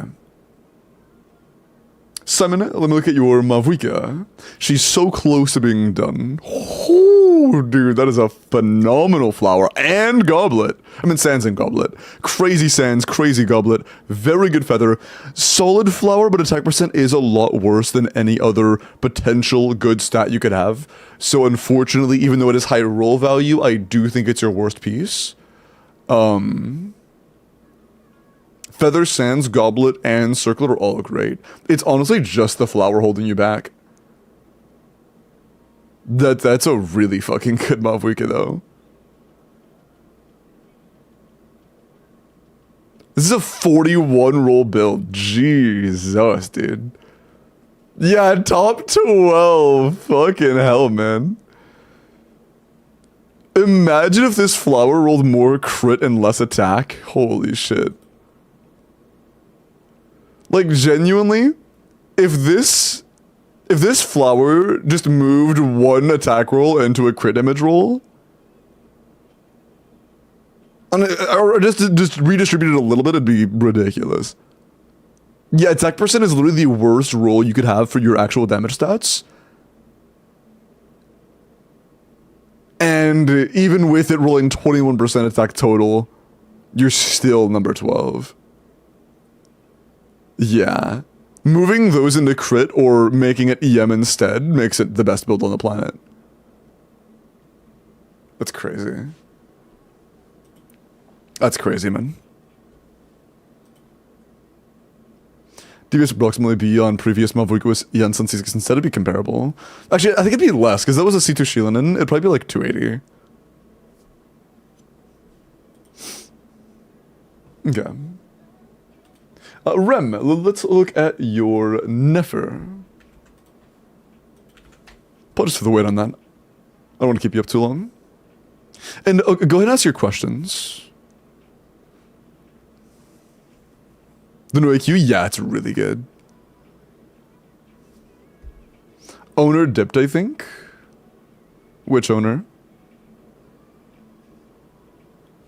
Should I reroll the sands? If you want a min-max, I think it's worth it.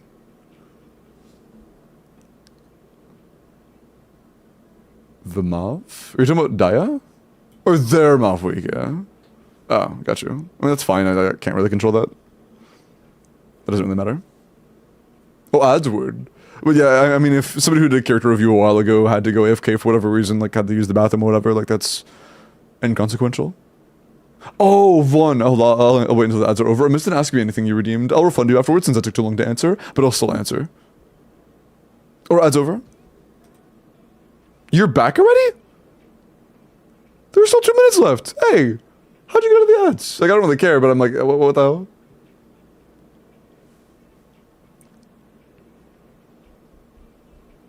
Rather it was Goblet? Oh. Rather the Goblet? But the Goblet's so much better. I agree with what you said.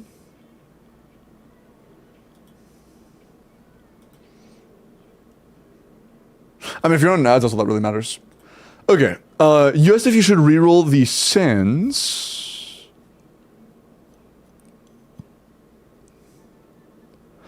Do you think these teams can clear Stygian?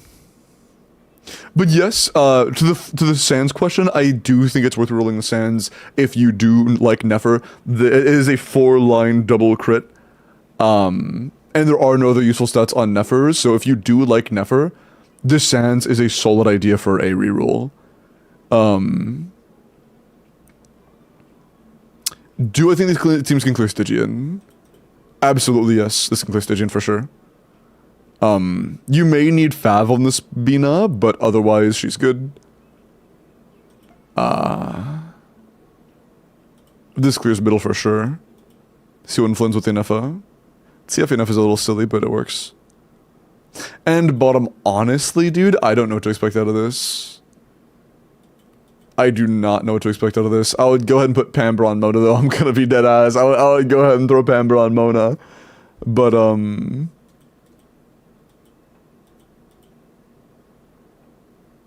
I'm assuming you don't actually use Stunning Frost. I imagine this is fear. This is the goal. I mean, it's C2 Mav, which will be active, so you will get some defense shred. And I expect Mualani to be at least okay. I would imagine Mualani's at least okay.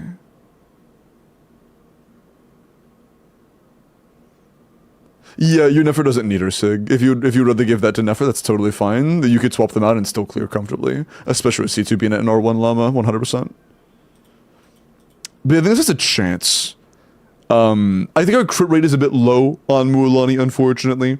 And I don't know whether or not Sucrose is actually going to be able to shred resistance on the enemies you need to shred resistance for. So it's possible Sucrose could be a tremendous downgrade to a shredder like Shrilinen, because I really don't know. She's overgapping, actually. Oh, C4 Mona. I forgot about C4 Mona. My bad. My fault. Overcapping? I think you're like almost exactly at cap. Are you overcapping?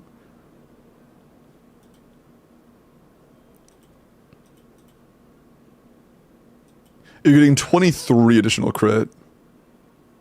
You're like 99. You're gonna be good.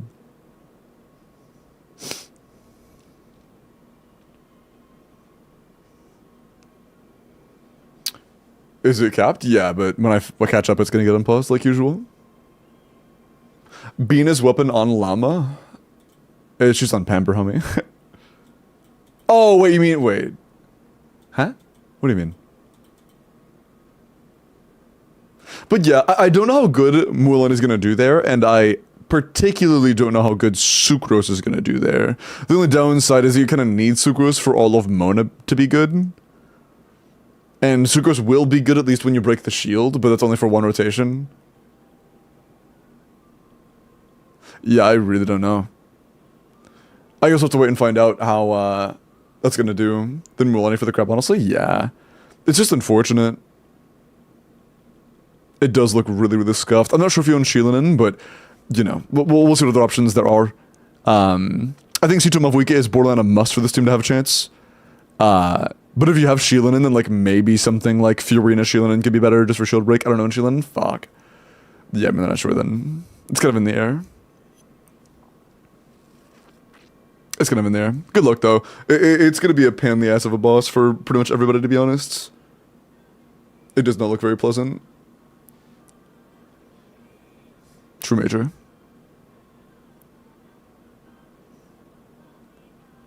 But yeah, unless it like drops all of its pyro resistance whenever it goes down, I guess you have a small chance of trying to, you know what you could probably do?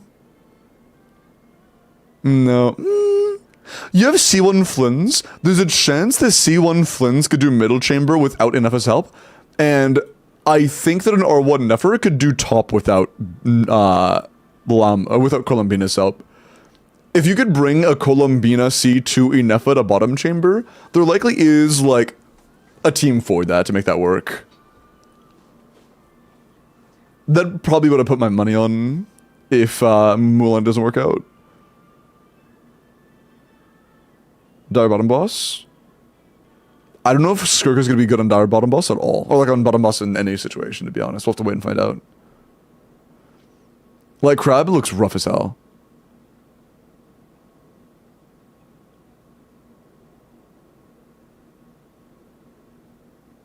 The Crab's horns, yeah. Also, for whatever reason, you can cast Fischl skill off of the Crone's horns like it's an object. This is weird. You can, like, point it up. Which boss is Veressa best on? Middle chamber, easily. There's an Electro Shield boss, which is going to be phenomenal for Veressa. Dude, she still hasn't had a bad cycle. Literally every single Stygian, she has a good boss, dude. That's crazy. What's the next cycle? I think next cycle she might have a, like, not great fight for the first time. Knuckle Duckle? Yeah, it's Knuckle Duckle, and then what else? I dream. I think it's the Electro Pyro Shield boss. And then, is it the Automaton? I guess we'll have to wait and see how the mechanics of Knuckle Duckle work. But I don't know how she's gonna do against the anti-Dendro boss. I do remember though that the anti-Dendro boss base form, the little guys, are really throwable with Overload. But I also remember seeing a comment from a beta tester that said that those were slightly altered. I don't know how they're altered, but they are different. Knuckle Duckle's the same. Doesn't he have way more HP than he should reasonably have, though? I imagine that means there's going to be some sort of increased self-damage or some sort of noticeable buff to the carry or something.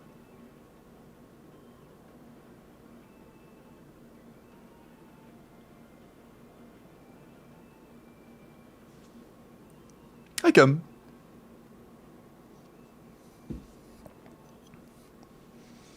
Should it be Ianson, Veressa? Oh, okay, you're saying Ianson for your Veressa? No, because that won't actually improve the buffs at all. Bennett will kind of improve the buffs, but not very much. Or Bina. Bina. The answer is Bina. The buff on Bennett won't be very impactful. And on Ianson, it'll do literally just, like, nothing.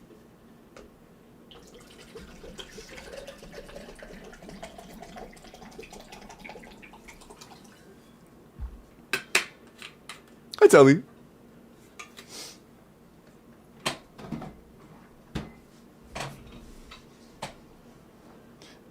Is that water or liquor? Yeah, I'm about to just down vodka, I got you. I have a 2-quart container of pure vodka in my fridge. Actually, it's moonshine, but I can't say it's water, sorry, yeah. It's water. Oh, also, Vaughn, if you're at ads now, I'm not sure if you're still here, but I'll refund you either way. You had a question. I just pulled the Nefa, or Columbina, not bad, and the weapon manner I got in Nefa Sig as well. And Columbina Sig. Should I pull Inefa? Inefa Sig is good. It makes the most impact in Flynn's teams, so if you don't really have Flynn's teams, or you have, if you like prefer to play Nefer teams instead, because, you know, it's just stronger, then I don't really think you should play Nefa. It's like, okay, but I don't think it's really worth it unless you plan on going for Flynn's Premium and you plan on like maining Flynn's Premium.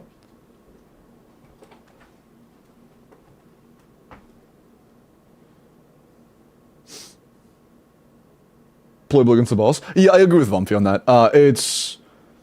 Veressa can play into Knuckle Duckle's mechanic, but it's not like... It's very clearly not a mechanic that is shield for Veressa. She just happens to align with it enough for her to be able to utilize it, you know? Although, honestly, if previous trends show anything, you can probably wipe the boss with just Inefa. Pretty much anybody that owns Inefa should be able to make a team that wipes it. Or not even, it might not even need that, to be honest. Clear diets upcoming Stygian. Honestly, dude, it looks fucking cooked. I saw pretty decent players. Not amazing players, mind you. I saw pretty decent players getting like 100 to 110 second runs on C0R1 premium Nefer and like slightly slower using Flynn's.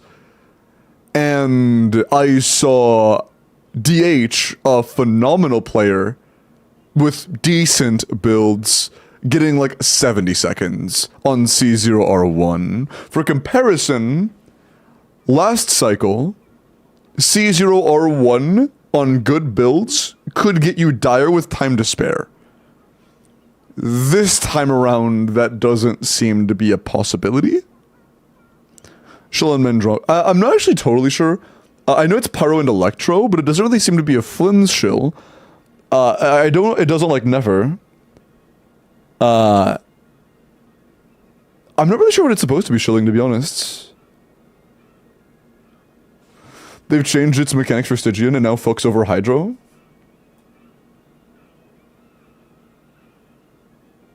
One's just big electro damage. Oh, really? Can you send a more detailed, like, whatever the information source of that is? Is that all they really say? Wait, man is a Animo shill? Oh, is it a Vorka shill boss? And by proxy a Venti shill?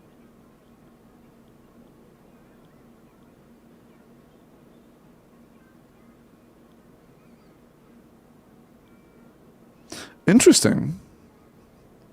Pyro Electro Swirl boss. I see. Is there, I can look at the stats like on a form similar to HumDG?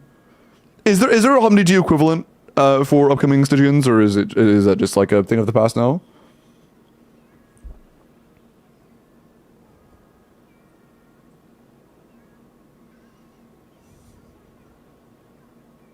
Mushroom, yeah.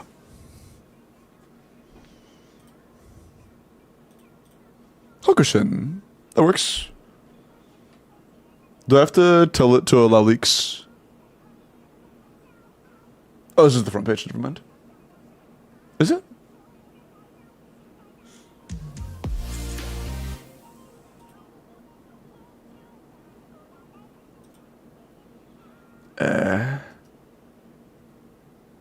Oh, these are the names of the cycles?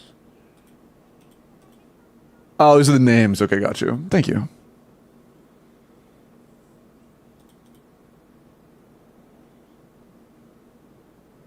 All res greatly increased. Dealing pyro or electro damage to the nemesis drains the energy quickly.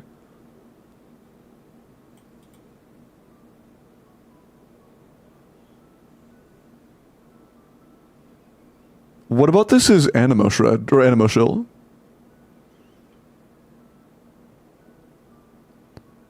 Are you just referring to the fact that Venti groups, or like that Venti and Varka do like rapid pyro hits or electro hits?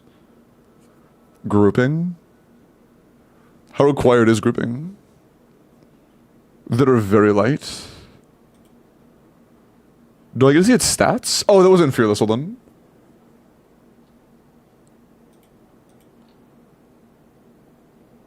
It gains a mechanic when you go to Fearless to Dire. It grows this. Its animal res is greatly reduced. Do I get to see the actual stats of it, or does it just say extremely reduced? Or greatly reduced?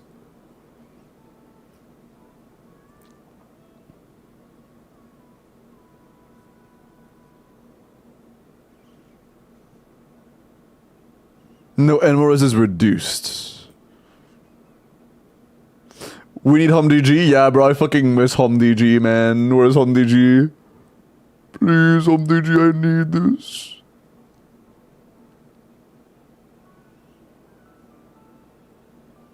To harass you, that's crazy. Deal electro charge and or lunar charge damage repeatedly, or simply deal enough damage to disrupt the stamping devices.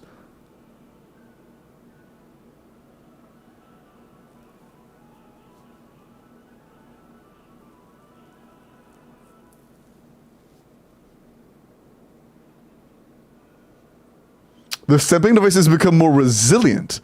Deal more instances of EC and LC. Oh, wait a second. This makes it harder for electro charge or lunar charge? Really? They increase the gauge requirements for both? Oh, sorry, Supreme. Thank you for the Prime, man. Thank you for the Prime for 5 months. I appreciate that. Apologies, man. I was busy mourning HumDG Cat. My bad. Mav, is it worth getting Sig and maybe C2? C2, absolutely. I think C2 Mav is a ridiculous constellation. Sig, a little more debatable, and I think I would take into context the actual banner it's on. If the next Mavuka banner has Ianson on it, and you don't have Ianson C6, yes. C2 would be a very solid idea. If the weapon banner is good and you're interested in both, I think that Sig is also, like, fine. Also, like, it's gonna be a good damage increase. It's just that, like, you know, I guess worth is perspective.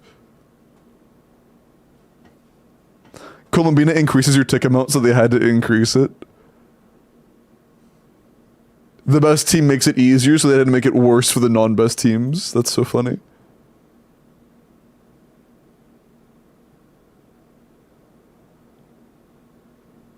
Wait, what?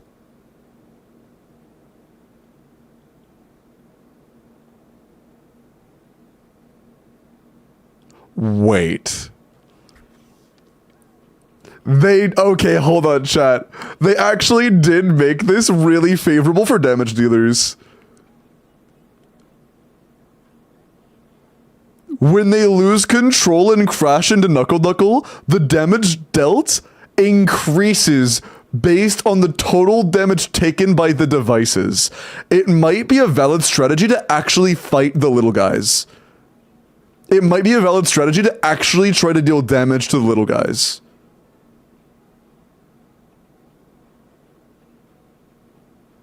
We'll see. We'll see. They probably have a cap. I mean, very likely, yeah. Pretty much every mechanic like that ever has a cap. God, I miss Home DG so much. But it was already pretty decent, and they are adding this as an increased thing.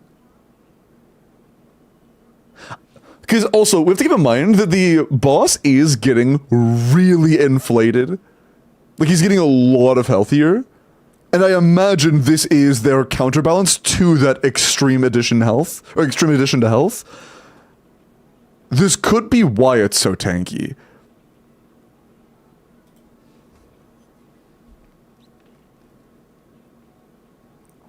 Dom DG, they are no longer active.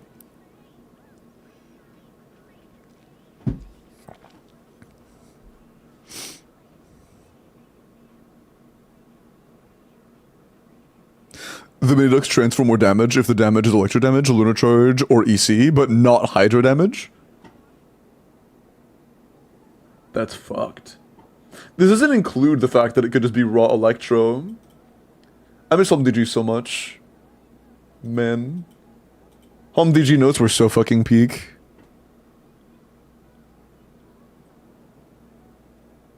Men. Home DG notes were so peak. I miss them. I miss Home DG. One day we'll get Home DG back. I'm coping. I was about to ask a really dumb question. I was about to say, chat, if you could choose between Home DG coming back and Varka becoming an actually good unit, which would you pick? But I feel like a majority of you guys would rather have Home DG back.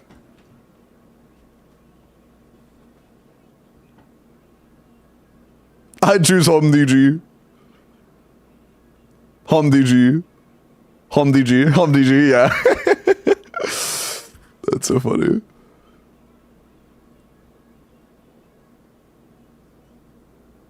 Playable Senora. Give me Home DG, true. Hi, Mel. Diabolical choice, but Home DG, yeah. What would you pick? Probably Home DG, yeah.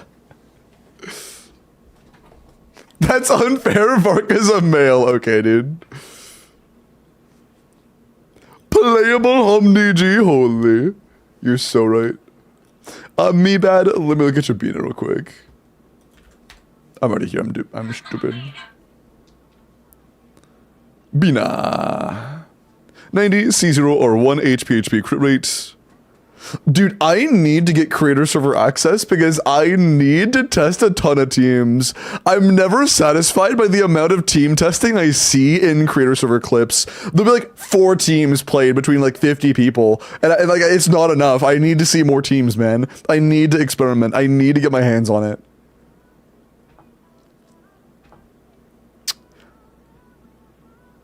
Because like, I could genuinely make like a 30-minute video of just showcasing different teams and how they perform on different bosses for Stygian. AQ, yeah, it's really good. Although no leaks or spoilers, but yeah, I did do it. It's really good.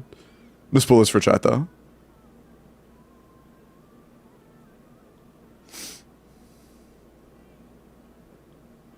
Enough a little more dropped. Yo.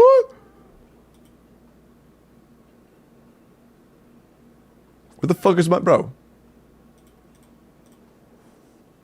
Although I'm gonna be honest, I am running a new Morningstar build that is complete fucking ass. So I'm probably pretty low. Is there an SMS board? Because I had phenomenal SMS. Huh? Huh?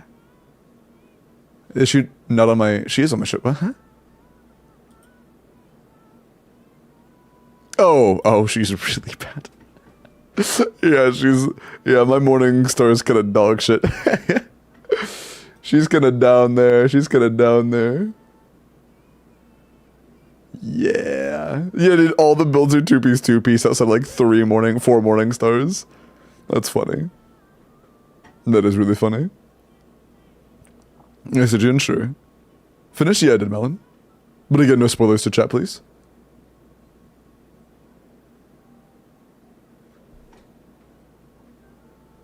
Should I try? Nah, that later. But I have a lot of stats. I probably could get a pretty good build if I do want to. Maybe not top 20, but pretty damn good.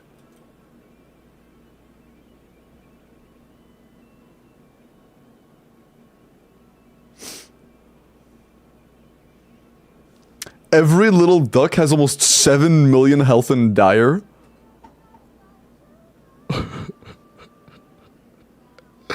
What the fuck? Almost 7 million? What the fuck?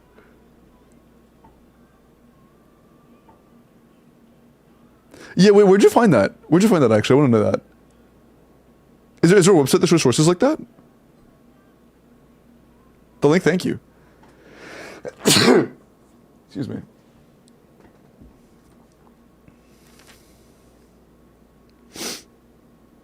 Those ducks better be having a 1-to-1 damage conversion. I mean, if they do have a 1-to-1 damage conversion, then, like, that genuinely would make Varessa fucking phenomenal on that boss. Bless, thank you.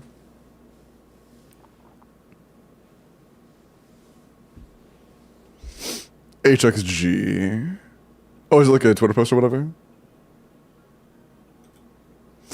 You haven't said anything about my Bina? Yeah, it's because I was doing other things. I'm aware.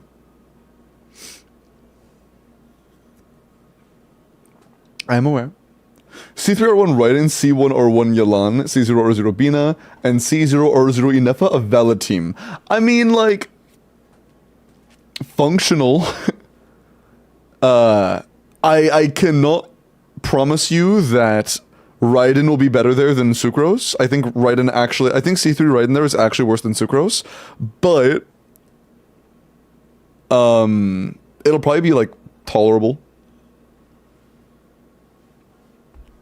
Does Colombina revive Ito? No. It is Ito's new best team, but it's not a good Ito team. Or it's not a good Bina team, I should say. Okay. Is this done? I mean, besides talents, of course. HP crit rate, 180 ER from pure substats. Very nice. 22 crit, 2 HP, and 11 ER. I mean... that is pretty good roll value. I think it's worth mentioning, in a Llama team, you are overcapped on crit rate. If you're playing Nefer Llama, that 10 crit rate does apply to your Lunar Bloom damage on Bina, which is pretty much all of her damage. So, for that, we have a 105 crit rate. But it is still good.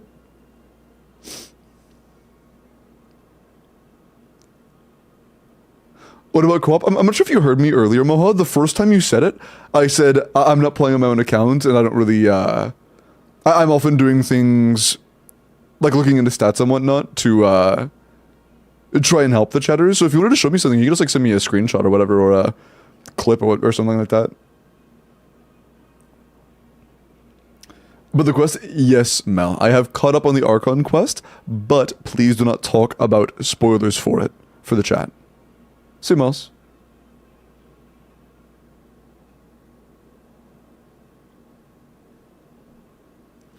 Lost 50-50? Oh, I'm sorry, man. Was wondering if I should go for Zabai instead. I have Llama Bina Nefer. What would you be getting in Nefer Uzi by then? What would you be getting this for?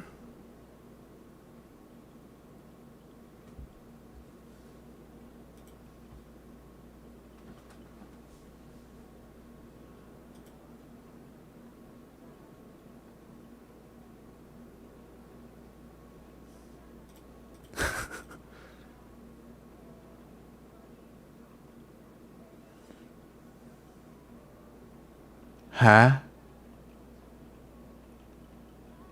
Oh, this isn't Genshin. Okay, this isn't Genshin. I was like, what the fuck are these names, bro? Ah, yes. That's very true.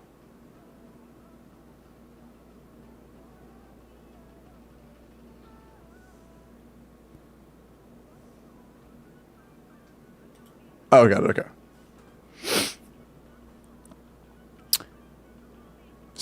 Wait. Initial single target phase lasts 35 seconds. If you don't use Pyro or Electro, the AoE phase lasts 17 seconds, though it can obviously end sooner if you kill all the spores. There are 10 spores, you need to kill at least 8. Okay, you have to kill all of them, good to know. They seem to be less spread out than the overworld version. Okay. And it says the single target phase lasts 35 seconds if you don't use Pyro or Electro. I wonder how long it lasts if you do.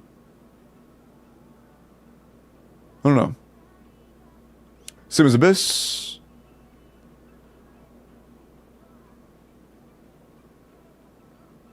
The ducks are meltable or vapable. They have a lot of resistance to everything except Electro.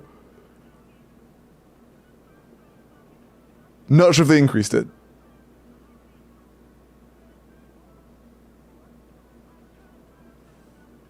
When the ducks are killed, they don't deal a fixed amount of damage to the boss. Instead, some of the damage dealt to them is transferred to the boss. I'm not exactly sure what the conversion rate is for now, though. Might be all, might be some, don't know yet, okay. The amount of hits from ECLC to break the ducks has increased. It seems to be at least 12 or more.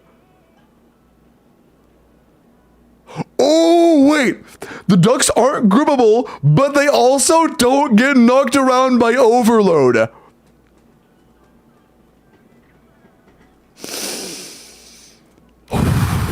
That's big. That's big. We're so fucking back. We are so fucking back. You'll love to see that.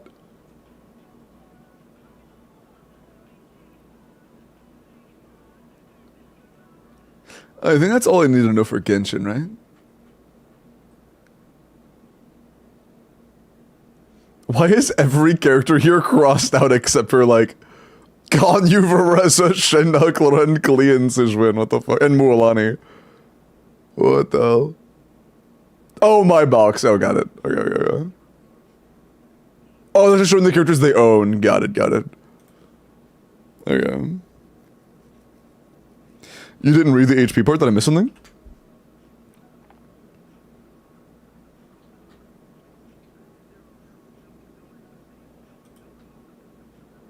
Oh, each duck has 3.3 million in Fearless and 6.7 million in Dire. Yeah, that's pretty crazy. And like 6 million damage is no fucking joke. That's a lot. Like, hold on. My Varesa is unrealistically good for most people. How much do I do per rotation?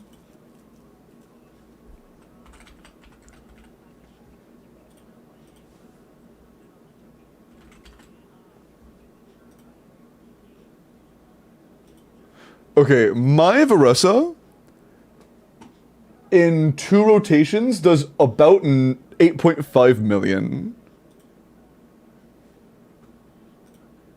I don't have to do fucking decimals, what am I doing? So, I don't have to fucking do a calculator for that, that's 4.25, okay. So it would take me 2 rotations to kill those guys.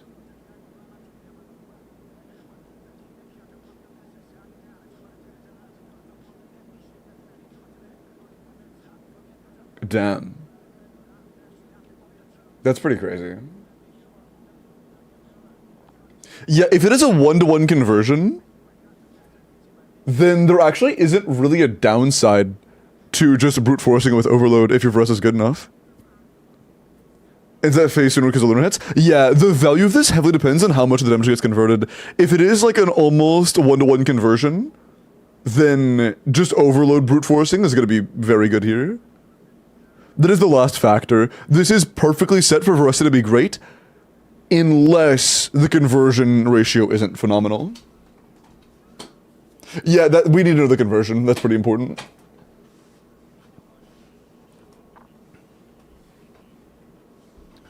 Two rotations because you cheatin'. What?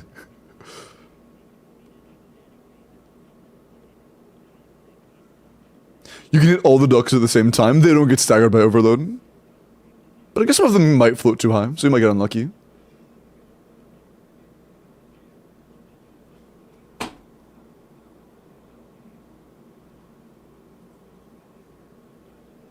That would be pretty funny, Devil.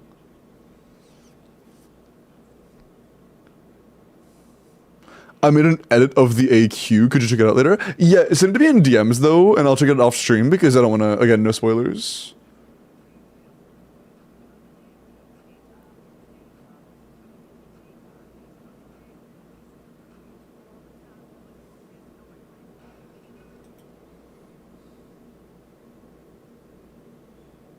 Yeah, it's so fucked.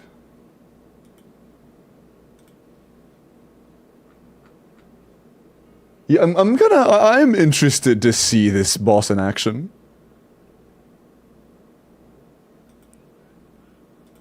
I'm pretty excited. If Rosa was SpongeBob, Limbo would be Patrick?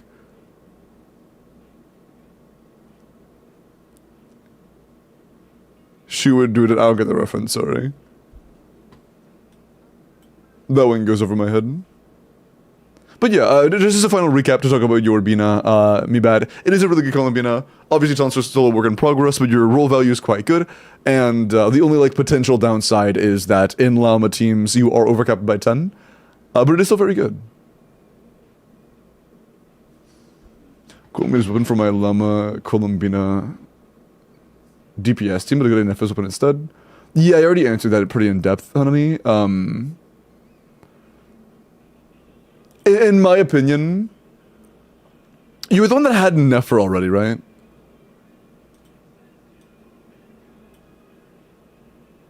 Was that you or was there somebody else with the exact same question? Hey Ember, welcome in. And Ira, appreciate the follow, welcome in.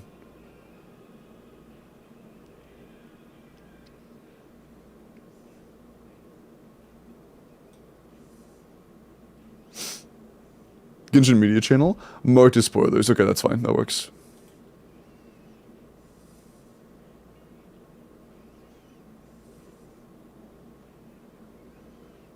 The Flintshell balls, so if you have any, might as well use them for that, yeah. For ball knowledge? What?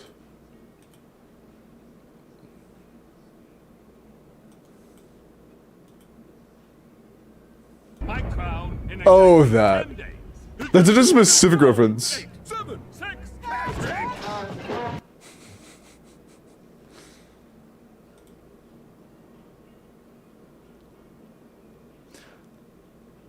I should a quick song, that's all.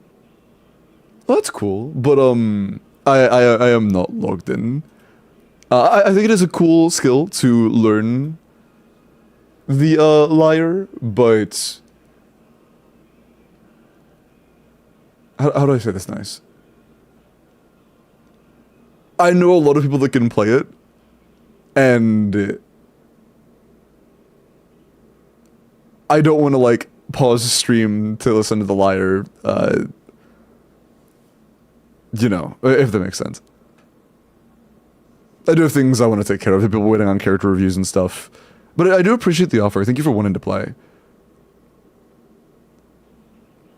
This is good, Amber. Hope you sleep well, man. And take care. Yeah, stay hydrated. True. Hope you have good sleep. The Inafa Nakasha doesn't have separate SMS leaderboard, but if Inafa is on SMS, it swaps her Inafa to Noblesse. Huh? Do you mean the I know?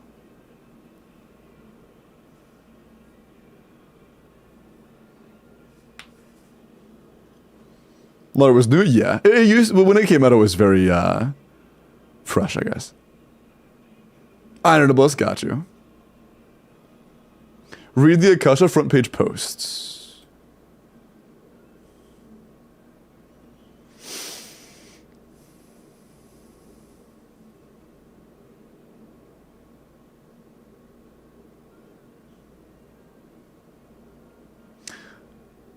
Your Inefa result will include the damage gained from a simulated teammate, top 1% Flins.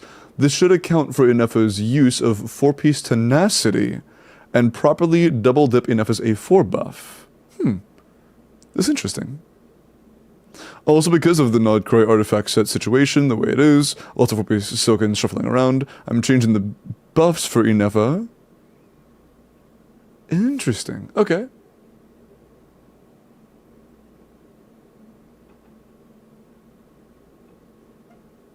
Hey, I like this. Miami is cooking again. That is good. That is nice.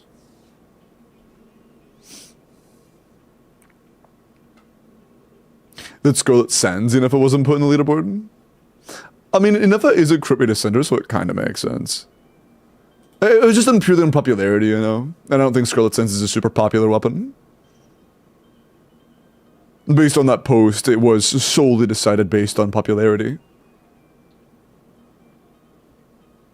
And yeah, it is not up there. Dude, Fab is so fucked. Why is Fab up here? Why is Fab a popular weapon on Inefa? What are you guys doing? No! Don't do this! Put it on Flins! What the fuck? Oh no. Oh no. Because of the energy Flins does, not Inefa. Inefa is the new Raiden exists to be electro battery? No, that's not how that works. That's not how that works. Not when she does as much damage as your on-fielder. But does it have energy requirements? No, that's bad. That is bad.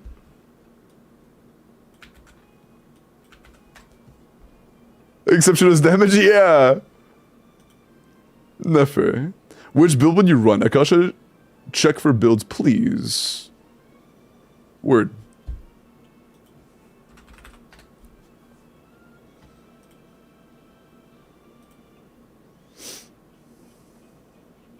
According to Akasha, this one's a little better, but that's overcapped. Same EM on both. I mean, I have to agree here. This one's overcapped. If this one has a better average while also not being overcapped, I definitely favor this one. 100%. And like, the EM in both is the same, so it's not like it's not 1-to-1.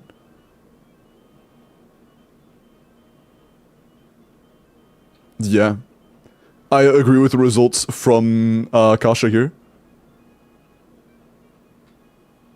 The roll value is the same on both, but this one is just wasting stats while this one isn't. So, yeah, this one. They are both overcapped. C2, no, we already have the context in the very beginning. They said it's not C2 Nahida. They said that first thing. I read that out loud. Hi, Vaughn. Did I get refunded? You were to ask me anything, right? Because I believe I did refund and ask me anything that I answered, but, you know, I did refund as well.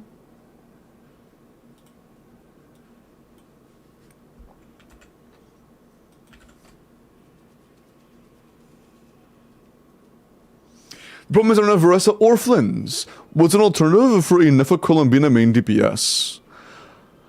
I mean, there isn't really another on-fielder you can use for that team that is Electro and good. You could just do like Fischl with Sucrose Driver.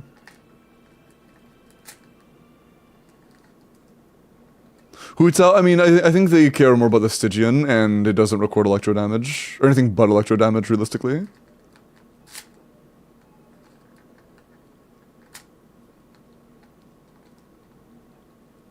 Assuming they're referring to that.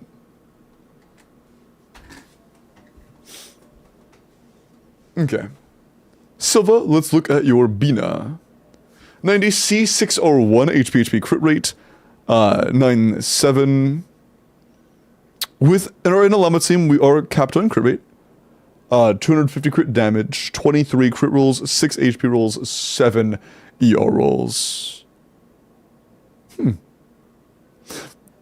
Yeah, 36 roll Colombina is phenomenal.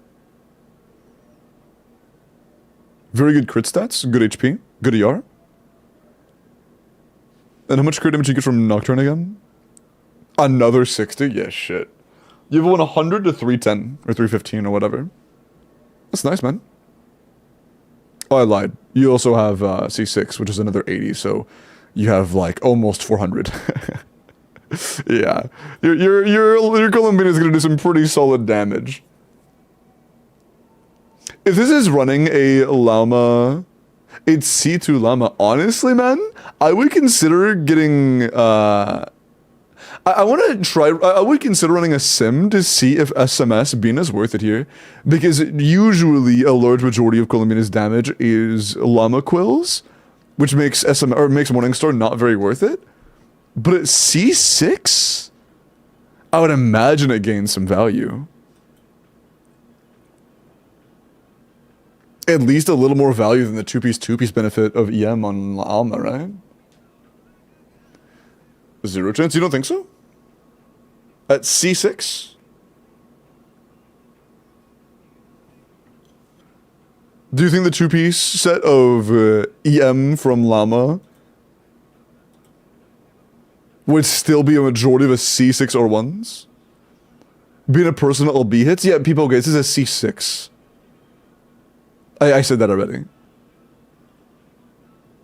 Does it matter?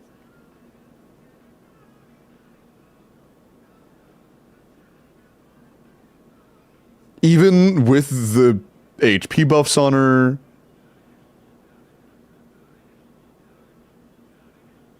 it just doesn't matter.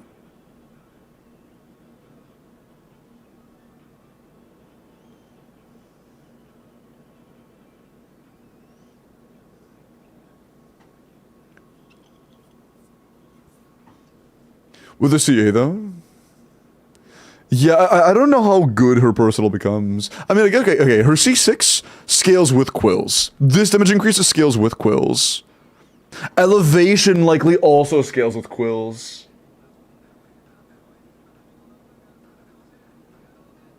Skill talent does not scale with quills. HP does not scale with quills. Again, HP does not scale with quills.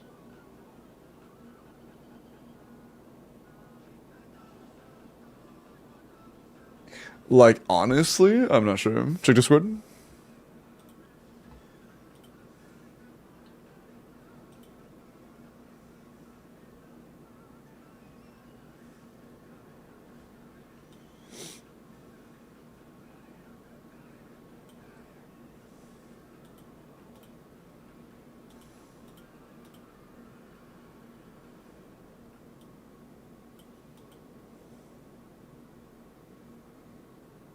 Okay, which one is which?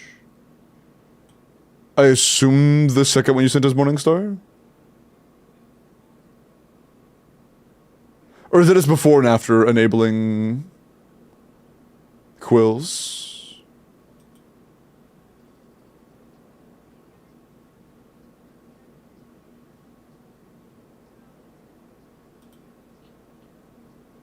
It's Llama Quill? Yeah, I know that Llama Quills will still be a big part of it.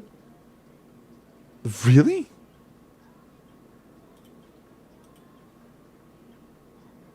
That seems kind of low, no? 33k for a Colombina tick seems very low. That's like how much mine does. I think mine does more than that. And I'm C0. Or, yeah, I'm C0. Oh, for non-llama, that's right. I do like 40 to 50k after llama quills. Good point. That's after llama. I do a good bit less without llama quills. Good point. I don't know how I didn't think about that. My bad.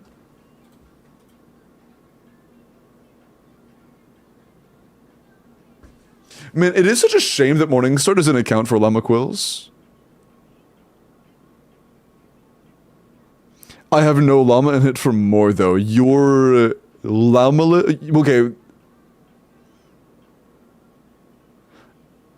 Oh, you're C6. Yeah, you're C6. Sinbad, when you have a C6 Colombina, you shouldn't be directly comparing to my damage.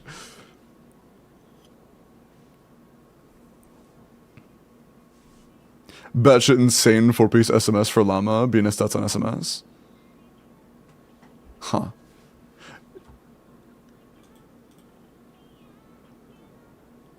I will say one thing. If they were on SIG, I think SMS would have more value, because on SIG they would need a lot of ER sub stats, and on SIG it would be between EM and ER subs, which means the 2-piece of ER would be a lot more valuable on SIG.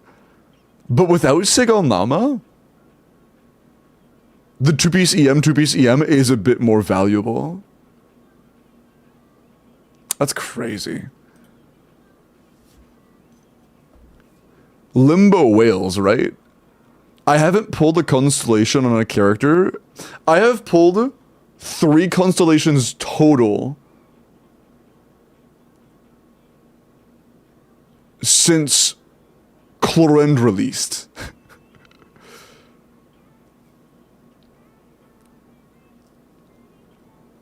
So, I don't know. Would you consider that a whale?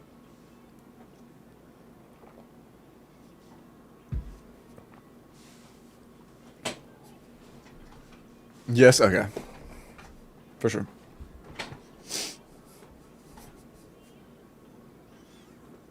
Competitive on LC then, right? Yeah, I would assume so. On LC teams, it should be a bigger difference. But at the same time, who's gonna go on SMS at that point? Fucking Inefa?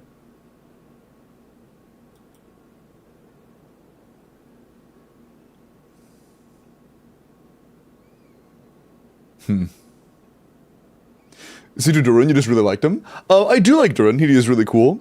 But another part of the reason is because I wanted to be able to have a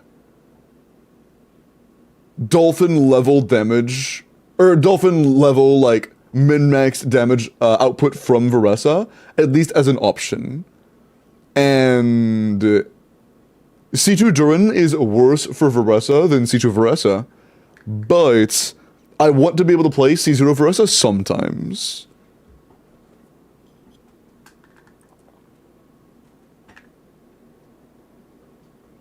And C2 Durin is like my way of playing a mini Dolphin Varesa, basically.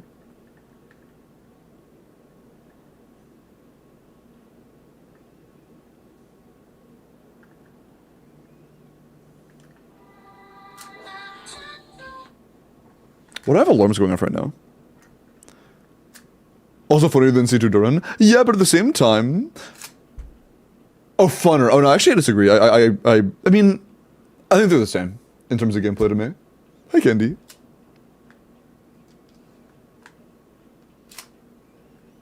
I have no idea if it's A or not at Otaku. I have no idea. I think both are a lot of fun.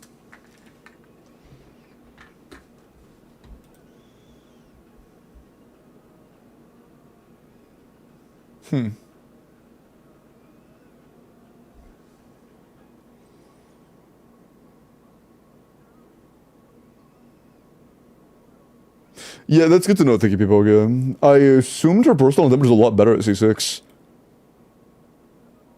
I thought it was a lot higher than that.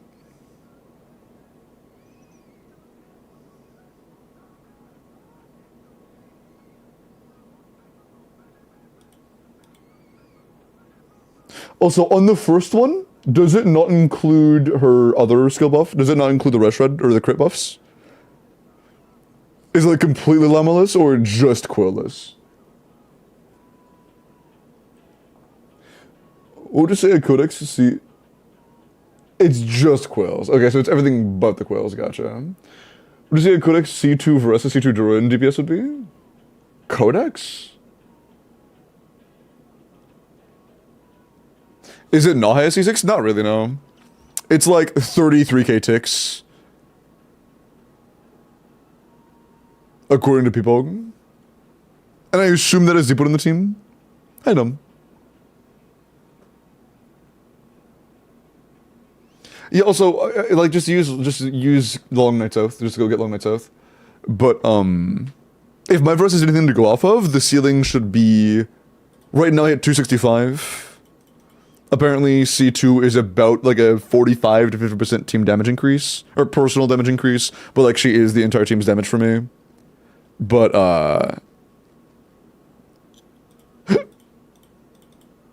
that would make it, like, 380k DPS for me. At, like, bare minimum 360k plus. Yeah. That's LNO, not Codex. Yeah, that's why I said bare minimum 360k plus.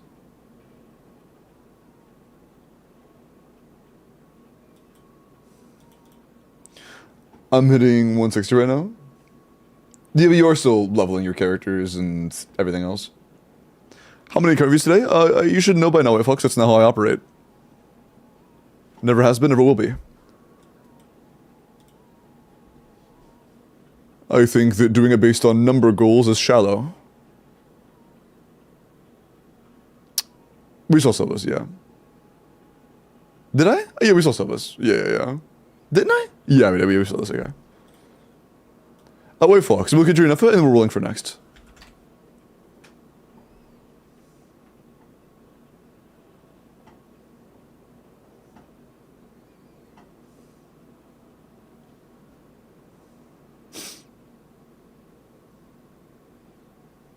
Corpa? Yeah, it'll be Corp after this.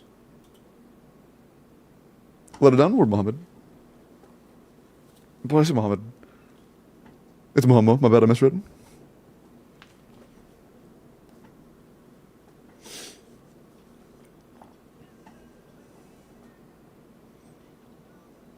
C1 Criminal Elf? Klee? Or C2 Mona? It depends on how good Klee is for you. If she's your best pyro carry, then, I mean, she's a good option. If C1 and Klee would be your best pyro carry, then that would be a good idea. Otherwise, Mona. And yeah, Dream does have C2. Okay. Let me... 017 Kasumi? Why are we 017 Kasumi?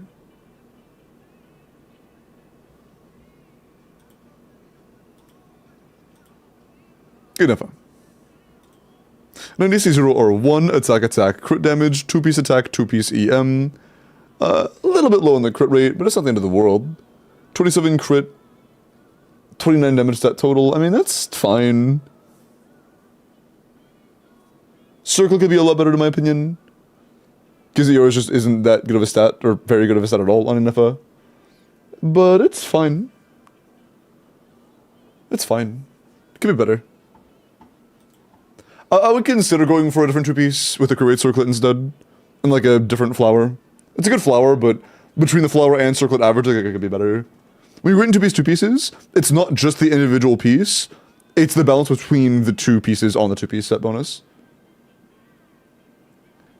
Seem lower for C0 or 1? Yeah, that seems a little bit low, yeah. If your build is good, that does seem a bit low. If you wouldn't consider... If you have, like, a noticeably better than Get Your Main Standards build in your crown and stuff, yeah, that's very low.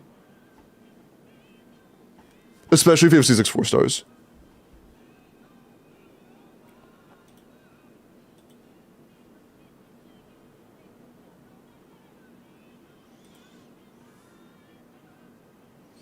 Aiming a beam of moonlight at Llama's head makes her antlers grow taller, and if you get the angle just right, you can even get them to stab a piece of fruit. What? Bro, what the? Is this an actual voice line? That's... Cosme Scorpa? Yeah, no, Jinx, you didn't hear me. How are you gonna say he didn't see us when I said like 3 times, yes, I'm doing Cosme Scorpa next? Bro, how are you actively gonna tell me, bro, he's ignoring me while you were actively ignoring me? That's crazy.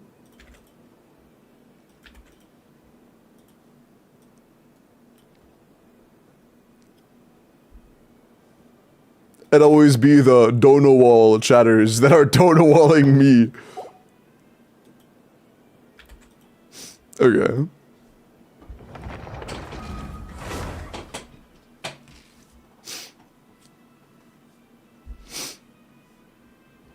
Limbo is a 60 to 209 ratio, good for flints. Is that a critless weapon? If it's a critless weapon, that's pretty solid. Colombina! Oh my god, why are we on Thrilling Tales? Wait, no, Cosme, why are we on Thrilling Tales? What is this? Why are we on TTDS? Wait. There is never a time TTDS is even... Hold on, okay. Important question, Cosme. I need to know this. Did you just say, oh, it's an HP weapon, let's put it on Colombina? Or did somebody tell you this is a good idea?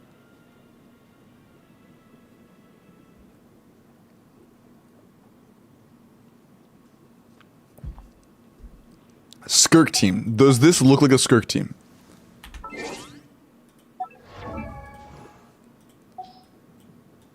They also have Seat Lily already.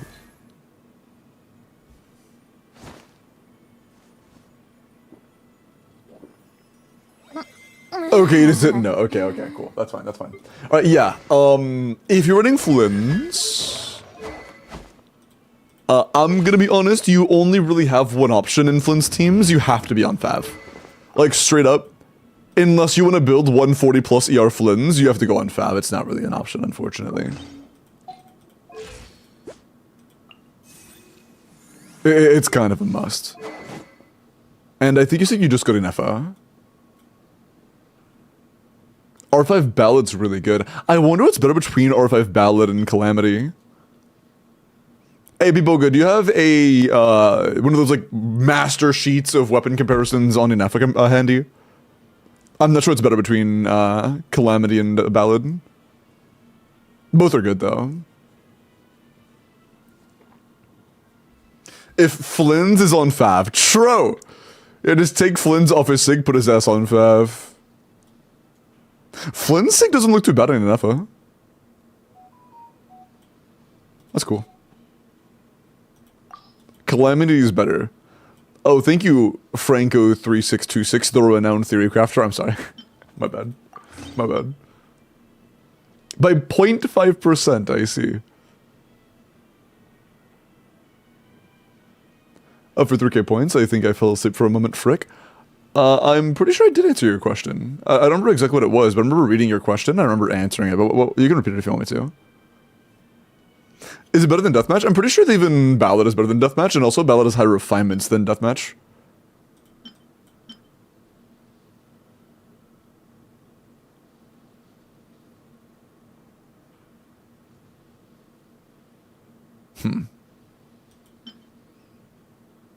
But yeah, apparently Calamity is a bit better, so 90 in Calamity wouldn't be a bad idea. And also it looks fine on her too. It also doesn't look bad. It ain't too bad.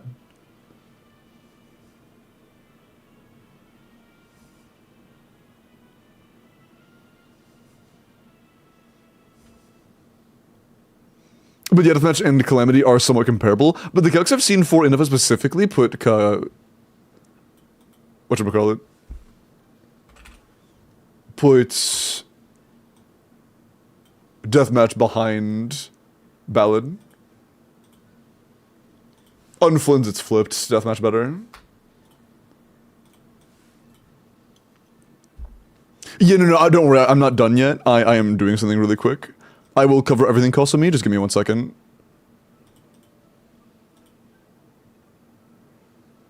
I don't want to stall too long if we're going to make a forum. Chat, mods, please pin this.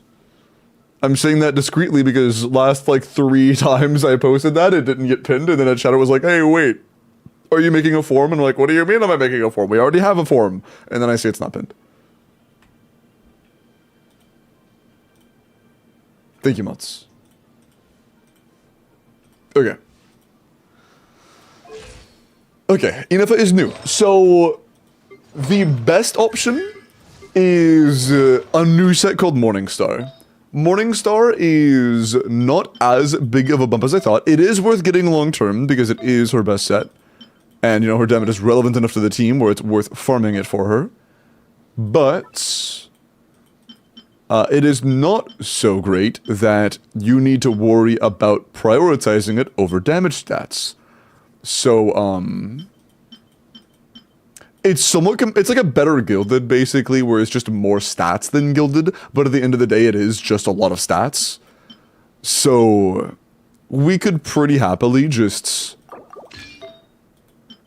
grab really high roll value pieces that feed into 2-piece set bonuses that are beneficial to us. And then we're ballin'.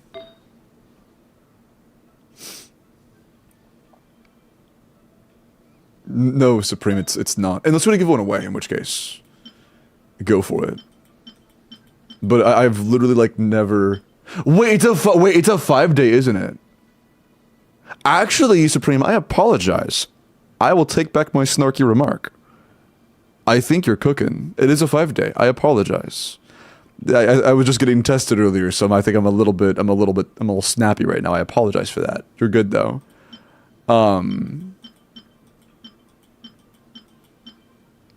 Yeah. I mean, yeah, sure. Let's do the first Welkin. Hey, thank you, LD Shop, by the way. We are sponsored by LD today. And thanks to that lovely collaboration, they are giving me Welkins to throw at you guys. So say thank you to LD Shop, chat. W saving money.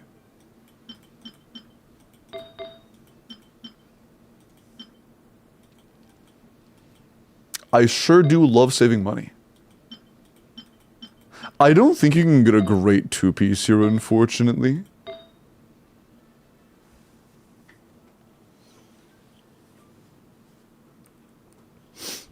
Oh, and by the way, if anybody ever wants to support me while topping up, I do have an affiliate LD shop link.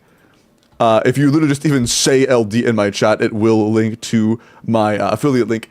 And any purchase that you make directly after clicking that link, I will get a 10% commission on.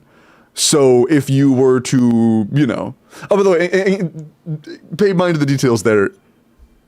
If you make a purchase, and then you, like, reset, and you, like, go back to the page, like, fresh again after making a purchase, my affiliate link will be gone. So if you if you make, like, separate purchases entirely, you will have to you have to, like, re-click the link for individual purchases. If you would like to support me, that is. Why are you making noises? Okay. But yeah, thank you so much again for supporting me so much through LD. I really do appreciate it, you guys. It's the 18th of the month, and you guys have almost hit a new high record on how much you spent on my LD shop link already. And that is, by the way, without the context that there was a chatter that spent $3,000, that only like $100 was credited to me. I would be at like, it would be almost 70% higher than any previous ones if they had done it all tracked. Which again, I'm not upset about, you know, literally anything I'm really appreciative of. It's just, they were also kind of bummed about it. You candy, grats. Is it first Welkin today? Yep, that's the first one. Favorite character in each region or each nation? Honestly? I don't know. Like, I actually don't know. I don't have that many characters that I consider to be favorites. Like,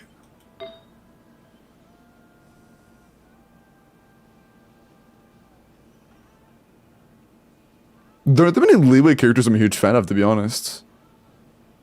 Like, I don't dislike them, but it's not a character I would consider one of my favorites. Same in Sumeru, there are characters I like, but I wouldn't consider any of them my favorites. Shangling is not a competitor for one of my favorites.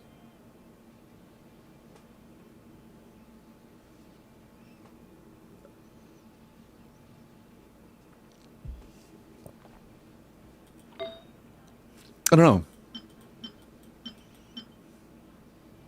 Shirley Gumming. Surely. And Kelsey, do you play? I think you do play Arlecchino, don't you? I mean, maybe not, because she is on Gladiator. And you know what they say, a Gladiator Arlecchino is a benched Arlecchino. Okay, maybe not. Maybe not yours.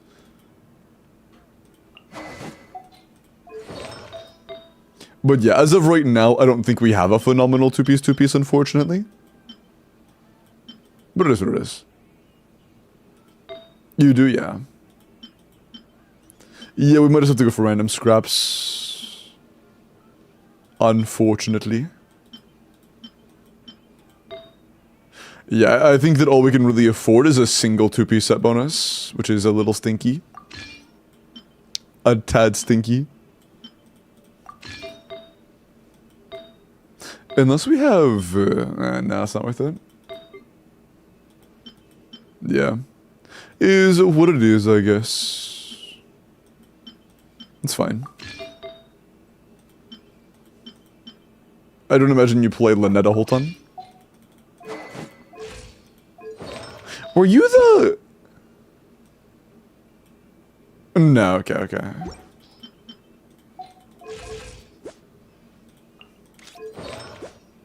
Hey, that's not bad for not being ascended yet. Yeah, it's pretty good. You actually might have a little bit too much crit when it's over, to be honest. Shit. I didn't think about that. We are going to get more crit from Ascension. We have so many crit substats. And yeah, so we're going to steal everything from Arlecchino. Yeah. That's a little bit scuffed. Yeah, it is what it is. I don't want to start stealing from all your characters and like robbing Ayato and shit. Although if we did rob Ayato, we could get some pretty good pieces here. But regardless. Yeah, you can flex anything if you redeem the channel point redemption thingy.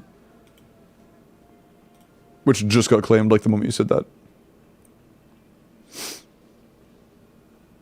But yeah, I mean, as of right now, we don't have a great NFA build, but, you know, as it is. Skill damage doesn't work, by the way, so, like, that isn't actually good for us. I imagine we're going to cap it at around, like, 70-ish crit rate, maybe a little bit higher, so our split will be pretty good, but we don't have a 2-piece, which is unfortunate. But, 2-piece is a totally fine temporary option. SMS is really required in the team, but you have an SMS on Bina, so you are good. The Bina build is, I imagine, a work in progress. HP circlet. It's probably also temporary. I don't think you want to have an HP circlet on your Bina. If you had a crit circlet on... I mean, actually, HP circlet isn't the end of the world. But Hydro is. Yeah, just go HP goblet and a crit circlet if you want to get a 35k cap. Do not do this. And obviously an Einder in the future as well. She's a work in progress. Let's look at your Flints. Okay. The unfav Columbina, this should be fine most of the time. For endurance, also if we can upgrade, got you. So for me, I got you. Someone questioned your Varesa gameplay in Genshin. I mean... I have people question me all the time. Why do you say that? Like it's... People are allowed to question me.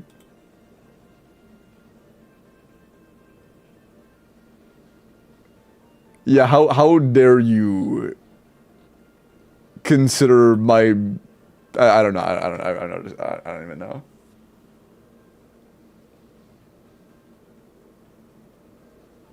Also, where was it?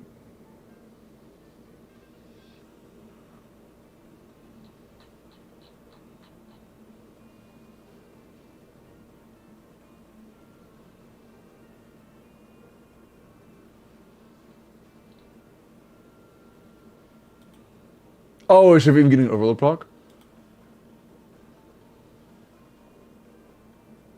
Huh?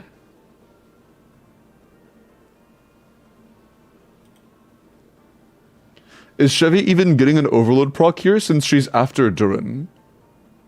What do you mean, is she getting an overload proc? She doesn't need to trigger overload? How dare they? One does not question limbo. Yeah, somebody asked, does Chevy get an overload proc? I think you might misunderstand Chev versus Kit, Big J. Chevy doesn't need to trigger overload. It is completely irrelevant of whether or not Chevy triggers an overload.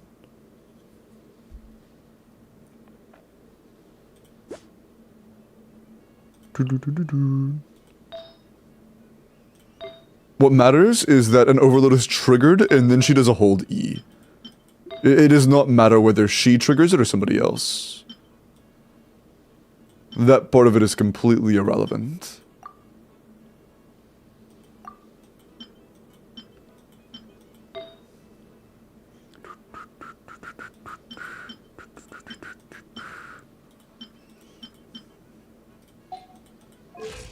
Although I'm not sure if they're in chat to hear me right now. Wait, why do you have 300 EM?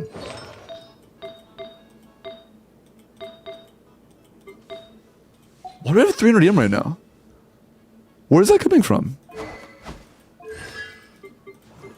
Huh? Wait, chat, what is that? Huh?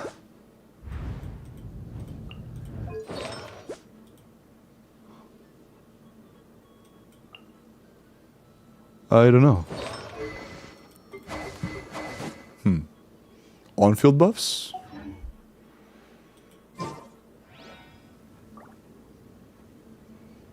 But we're not on field.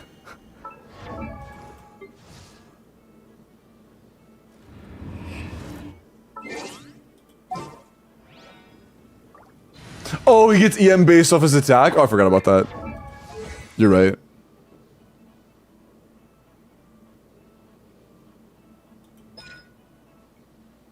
Yeah, you're right. That's this one. Yeah. You're right. But we have EM for coming from other stats as well. It's not that we shouldn't have any EM, it's just that our EM is a lot higher than it should have been. I forgot about the passive. Fake Flynn's hater. I'm a fake hater because I forgot one of his passives? Doesn't that make me a true hater? Not caring about him enough to remember one of his passives?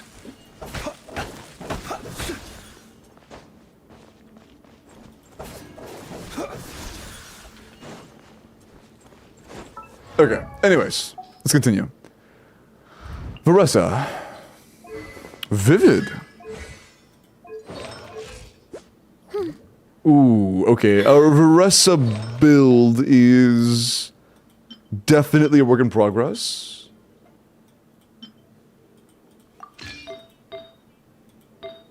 Great sense. Solid feather. Good flower. Just a really stinky circlet. Does that make it just better? It's 210. Yeah, it makes it a lot better. Okay, cool. That just kind of like instantly fixes the Varessa, to be honest. She's now pretty solid. The circle could be a hell of a lot better, but it's not the end of the world. It's alright. She's decent enough.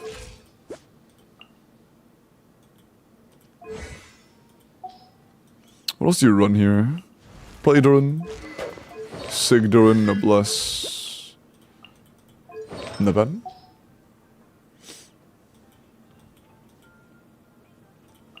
Yun-Sun is C6. Level 12 bursts.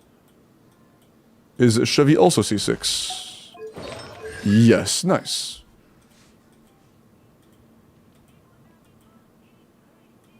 Your other premiums are Skirk. You have a Scoffier, right? Oh yeah, you're a Scoffierless. I see. I see. Fixing a mid character? I don't think I changed the Flynn's build at all. Did I?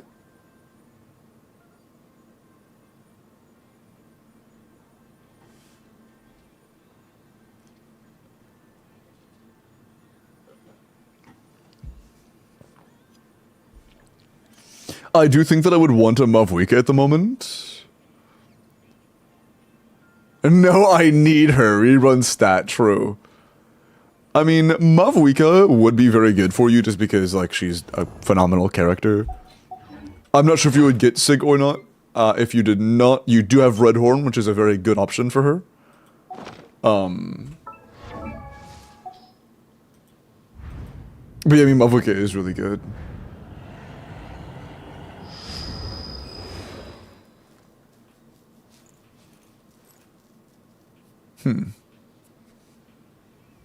See ya, Jess. C'est bon. Is it rare to use Ineffa with Arlecchino Overload team? I mean, it's probably rare, yeah, but that it would be rare because it's not good. Ineffa Overvape with Arlecchino would be way better. It's likely rare just because it's worse than replacing your other Overload character with a Hydro instead. So, I mean, it's also rare to play, like, Noelle or DPS Dory, but rare doesn't necessarily mean, like, you know, hidden gem. It might just mean not good.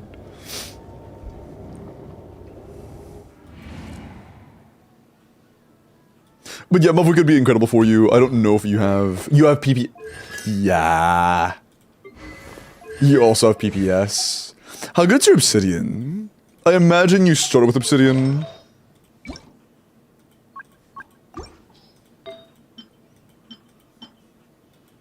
No EM sense, but very good flower. Peak flower.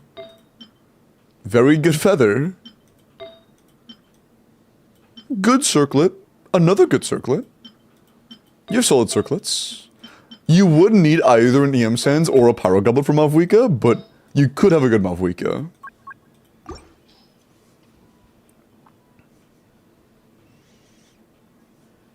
Brick, do you even have... Do you have Varessa? Also, if that's true, you are fucking cooked, bro. If that's actually not bait, you need to...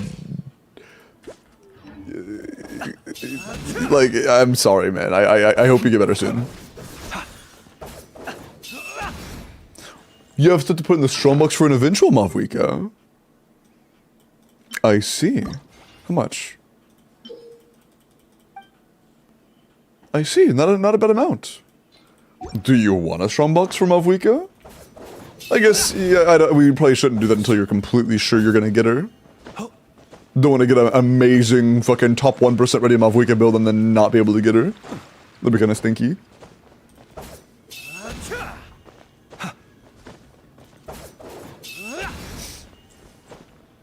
No way, Mavwika, dude. Imagine we did 3 Mavwika strongboxes and each one got them a top 1% build. We have done 2 back-to-back Mavwika strongboxes that ended in top 1% builds, though. That's kind of crazy. I didn't even think about that. We've done 2 strongboxes for Mavwika in the past 2 days, and both of them resulted in a top 1% Mavwika. That's absurd, bro.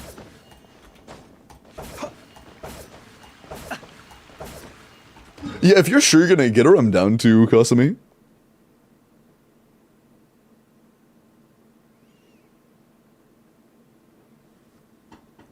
If you'd like to, I'm down.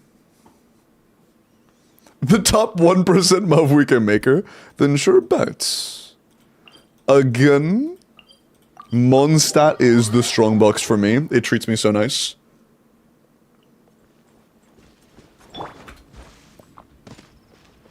Hello, Sukos, my goat. Can we get some Mavwika artifacts? Everything unlocked is fodder, by the way, right?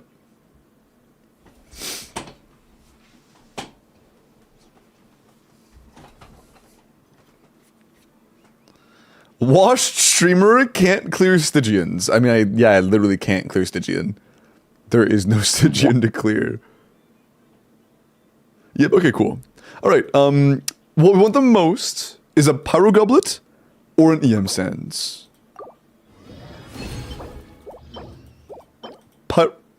No attack. Pyro Goblet or an EM Sands, and we... Oh no, you have... I'm turning that off. I'm sorry, I'm turning that off. Maybe.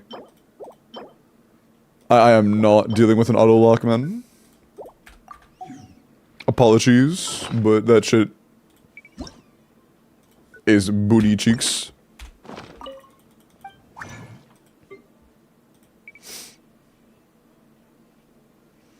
Finding my question about 5-star, found it back at 26 minutes. Word. Why is it on though? Oh, I didn't do it. Okay. Potential for a soft piece. Holy shit. Not bad. Also not bad. Okay. Okay. Okay. A good off piece. 4-line crit attack percent I cannot complain about. Maybe. Maybe. It's unlikely you would prefer an attack sans over an EM one, but it could be useful. Was that HP? Maybe. Kinda scuffed, but worth leveling at least. Ah, it's ER. I thought that was Elemental Mastery for a second, dude. Fuck. I thought it said EM. I was almost so hyped. The one... Oh my... Imagine, bro. We've gotten an Electro double crit. We've gotten a Fizz double crit. We just need a Pyro double crit. All we need is a Pyro double crit. Hello, Momo.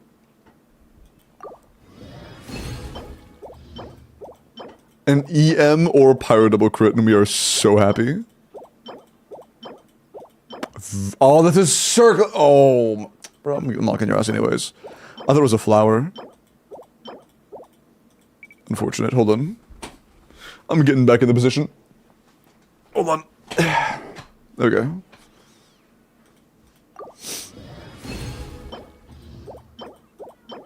Is this like a movie cut version?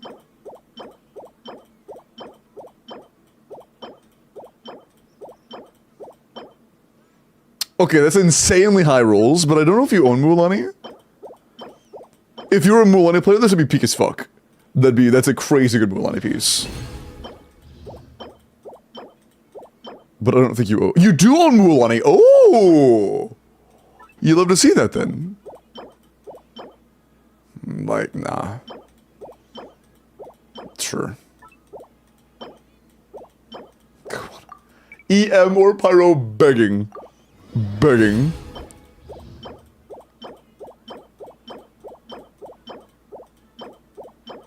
EM Sans. Another HP, bro. EM Sans or... Oh my god, I'm almost out. I need an EM Sans or a Power Goblet in this box. No goblets. That's a really good flower, though. Oh. We might be cooked.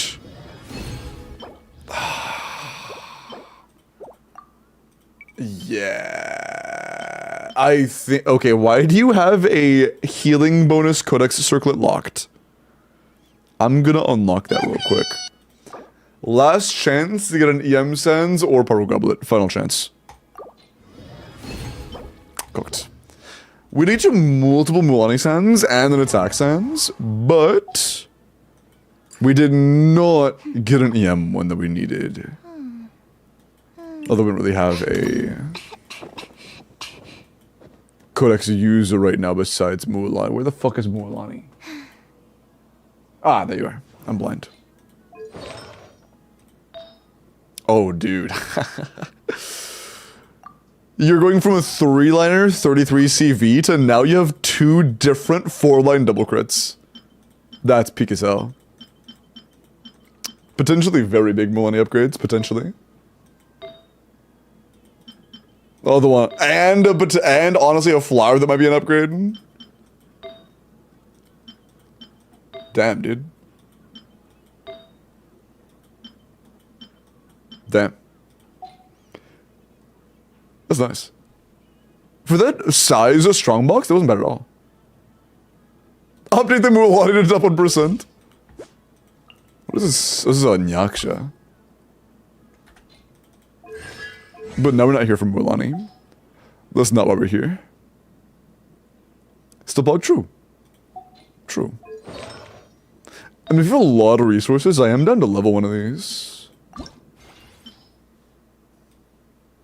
That's an okay amount, but is that even for...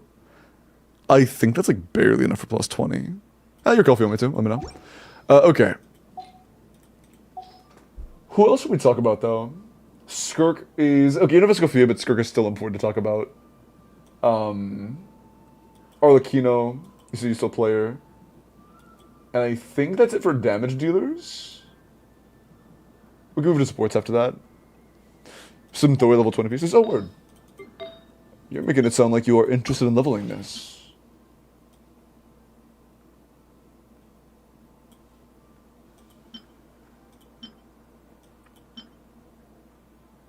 Would you consider this throwaway? 22 CV, DPC goblet, attack percent?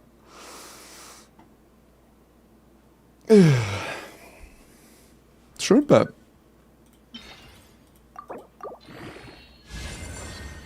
Nah.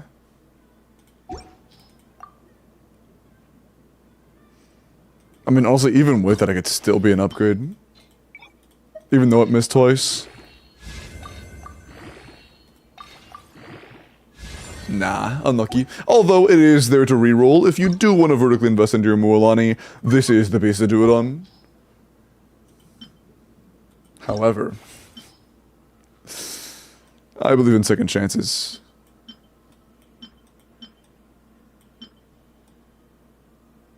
"22% defense is insane.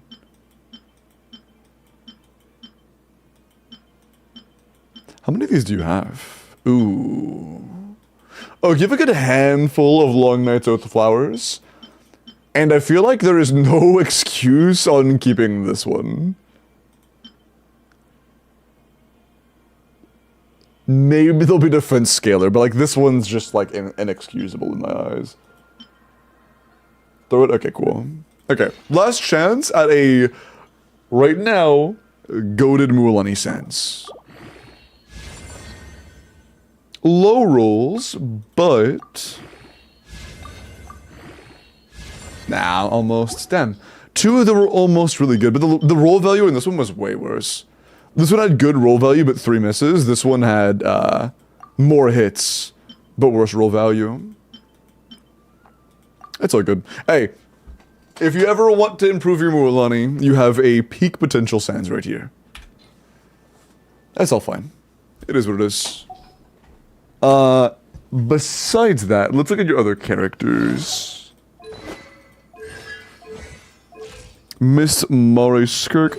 If the enemy has a cryo aura on them, this is like 99 crit rate or some shit. So quite nice.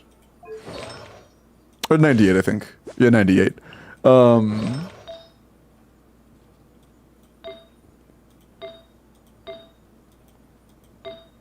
Pretty damn nice, too. And you're in a 5-piece. Huh. You probably have a better circle than that then in my eyes. Yeah, you do. Although you should steal from Arlecchino for it. Arlecchino. I want to move on to Arlecchino. I want to talk about Arlecchino a little bit. Glad Arlecchino is still fine. If you get Mavwika and you plan on Mavwika replacing Arlecchino, disregard this entirely. But if you want to play Arlecchino long term, yeah, that's what I looked at that one when I said it, Whooper.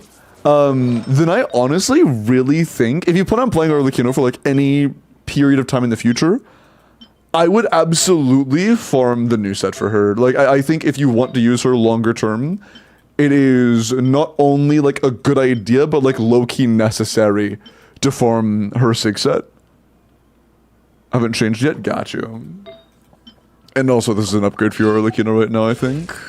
Yeah, definitely. But,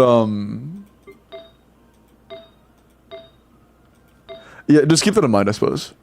It sounds like you already are kind of aware of that.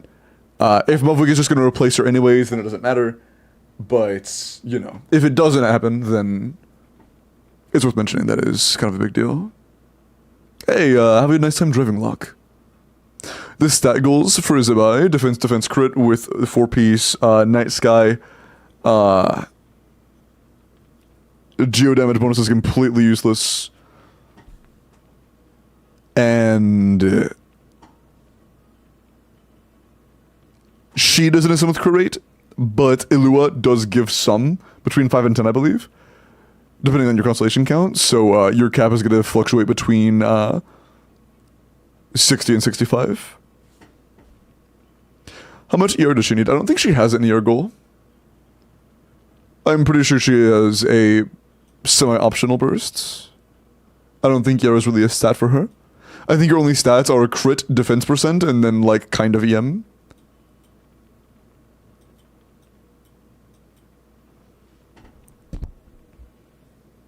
Find the time to farm it? I got you. But yeah, again, if you end up planning, or if you end up pulling from Mavuika and replacing your Arlecchino for that, then it just doesn't matter anymore, and Arlecchino is just kind of like, you know, a thing of the past for you at that point.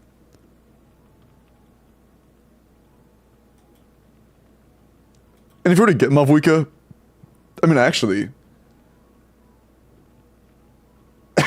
excuse me, even right now, I'm not sure if Arlecchino is in, like, no, she is. As of right now, she's in your top 3. But that's just because your skirt doesn't have a Escoffier. Excuse me.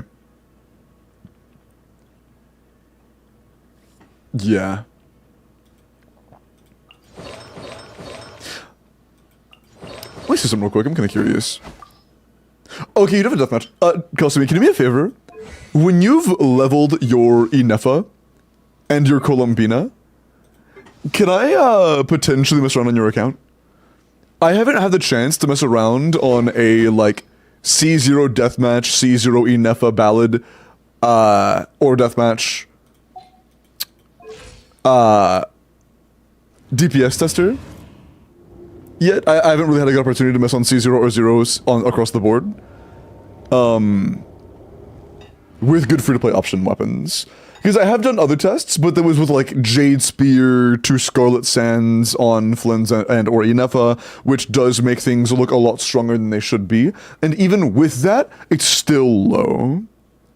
I have all that. You have a C0 R0 across the board with decent-ish builds and level talents and stuff. Tally? Hi, Oreo. DPS Damian Miliastra, and my DPS seems unusually low for my team. I know that's not 60k DPS when it's top 1%, and top 2% Kazuha, Escoffier. Wait, what team are you playing, Oreo? Are you playing Nouvelette, Kazuha, Escoffier? Not fully invested? I expect you're not fully invested, but is her burst like at least level 8? With Furina, that's not a very good team. Escoffier does very little there. Nouvelette, Furina, Kazuha, Escoffier. Escoffier is not a very good character in that slot. I think it would genuinely do more damage with Auron. What are ideal stats to aim for on Escoffier? Assuming you have a vertically invested Skirk, which, like, you do, I would just go for a either Fav or Sig most of the time. If you're running both other characters on Fav and it's reasonable to do so, then I think it's okay to run her on a damage weapon, but I would only do that in triple cryo with at least one other Fav and very good energy on the builds. And I would run Noblesse, to be honest. I would run either Noblesse or Cinder, depending on the team. I have Sea Lily. Sea Lily is better, yes. Sea Lily's a lot better. But it can be a little awkward to get the Hydra Scroll sometimes. What set should I use on Iansan, Shavros, and Auron for Overload Mavuika? Optimal? Noblesse Iansan, Cinder City, Auron, and I guess look at his past, Chevy.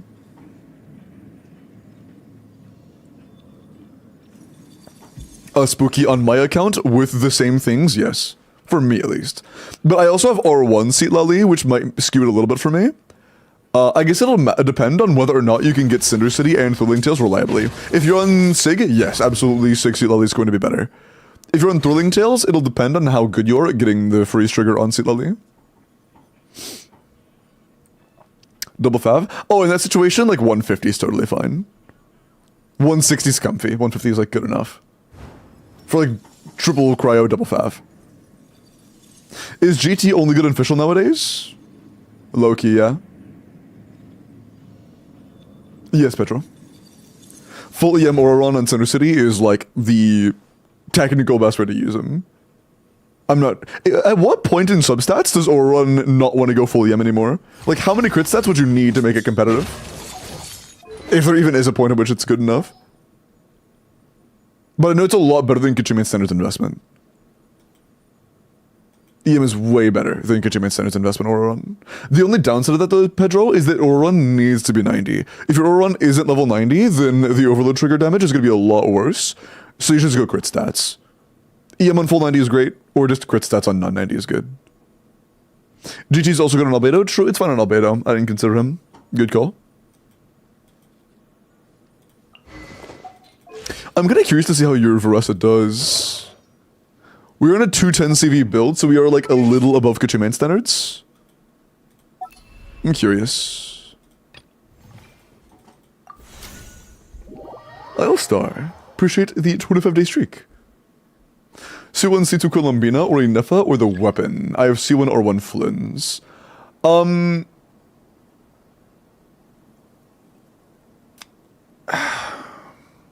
I wish I saw... Has anybody done full team-wide C2 Colombina TPS calcs for different teams? Like the new, different premium teams? Because I want to have a number behind how good C2 Colombina is in the different teams. Yeah, and sending requirements in what teams? That varies a lot. For, I'm guessing you mean for the Aura Run for us, or Mafuika Overload. It depends. I would usually overbuild energy on Neon Sun, particularly for Stygian Onslaught. If you have like Fav 180, you're usually fine, because Aura Run also goes on Fav. You can probably technically in like Abyss get away with like 150, but I would build 180 minimum and upwards of 200 on occasion. It just kind of depends.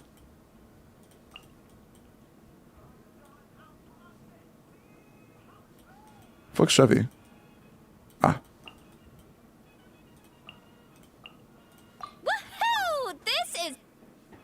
What's the timer for? It's just a requirement for team selection in the game mode right now.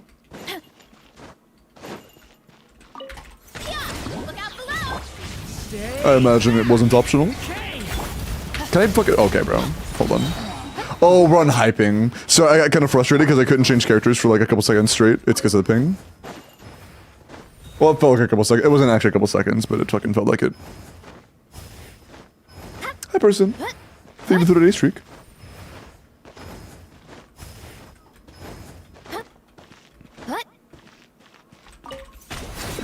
Let's roll like this instead. Oh, but dumbass, did I have a charge ball? I should have known. How about I cooked it there?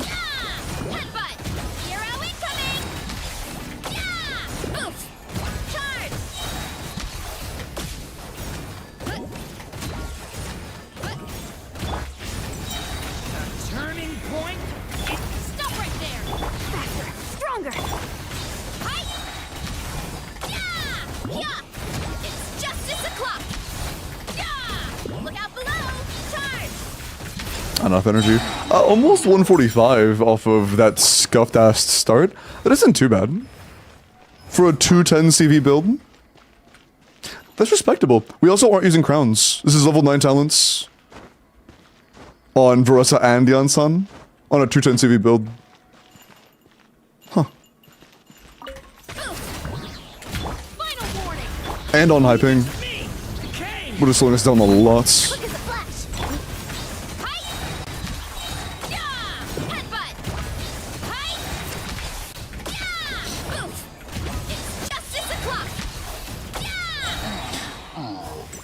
With better crit luck, we can't hit 160. Nice.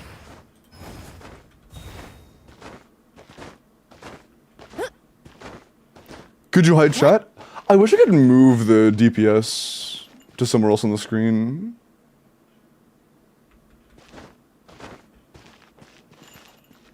I'll make a DPS window. There you go. There's a little window for it now. There you go.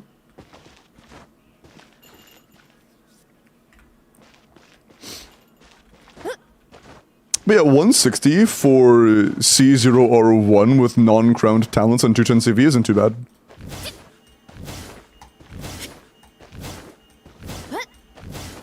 I'm not sure, Usus. I would have to see your builds and teams and stuff. Why is Kyle laughing?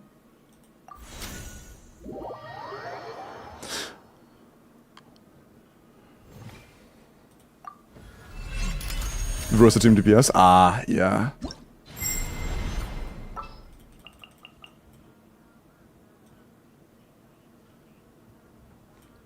I'm kinda curious how that compares to your, Arlecchino. It'd be kind of unfair to look at your Flins right now because your Inefa isn't built.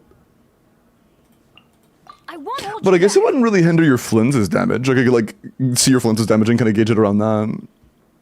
I won't laugh any more cries. Quit having fun, Kaya. No fun allowed, true. Overruled. I just catch you having fun. Teamwork is dreamwork. You two. Time to end. Oh, fuck, I played Power Cooked.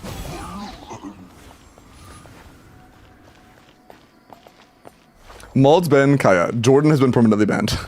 Classic. Bro, okay, I'm not starting like that.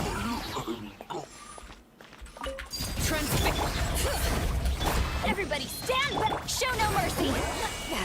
Suffer the wrath.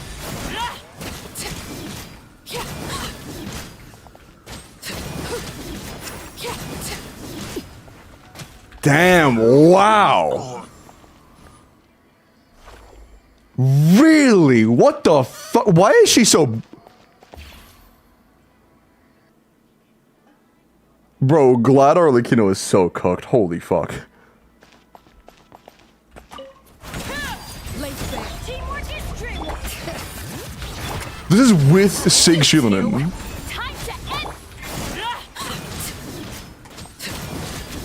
That was messed. That was my fault. That one was on me. This is I don't see anything. Yeah, me either, and I should be seeing damage.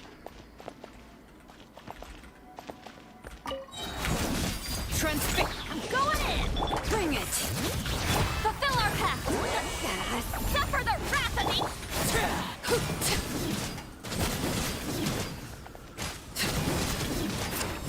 That was early again. Yeah, like we're actually legitimately between like 100 and 110k.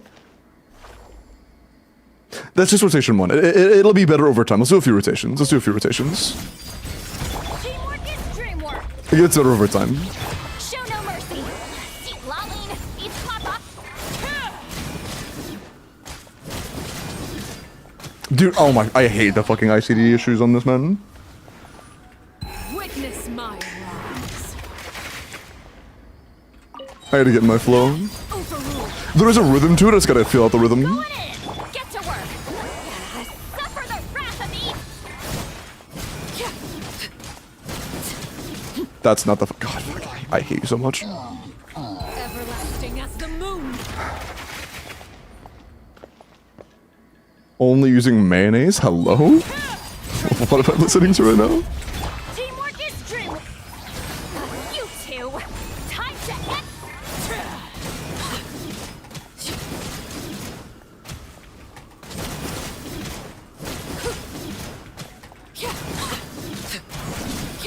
Laid bare.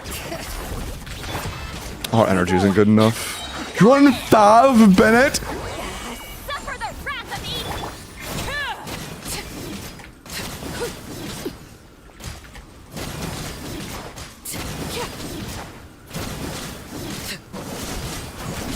Overruled.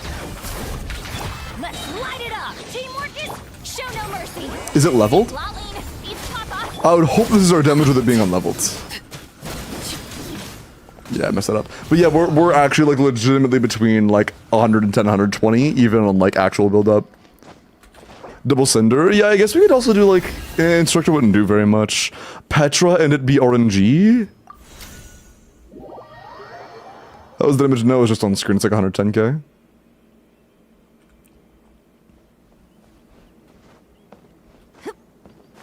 No, Ratsmacker, they're referring to the raw CA do at the very beginning. It's to trigger Arlecchino's weapon passive for the Bond of Life. You get Bond of Life from just doing a charge attack damage instance, not doing a CA, but doing a charge attack damage instance. And if you start by doing a charge attack on the actual combo, you will do no damage on that melt, which is sucky.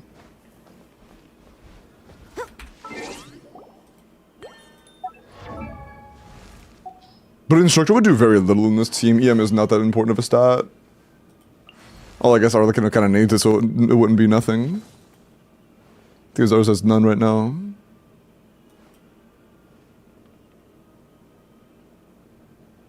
And that was also rounding it off after third rotation, which meant 2 Thrilling Tales triggers, which is favorable. It would actually average out to be like 110, Jesus. Okay, Bennett, do you have a leveled weapon? Is this like level fucking 20? That's leveled. Shit. Benny's a... That's a leveled weapon. What the hell is that? Just give me ER, bro. But I do not recommend running Fav on Bennett. But yeah, running Scoured Bennett, we would probably get like between 115 and 120. But that still seems so low for a C1 R1 Arlecchino.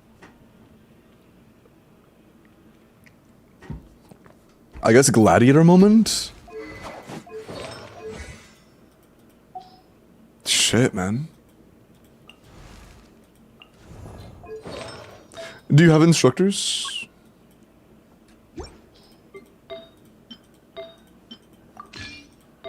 I doubt we'll be able to max out the passive. No, we can't. But we can at least get instructors. But yeah, no PPS max because we don't have leveled stuff, but... or level defense stuff, but... this should at least help. Oh, yo, is Limbo sold me Fent back? Yo, what's up, man?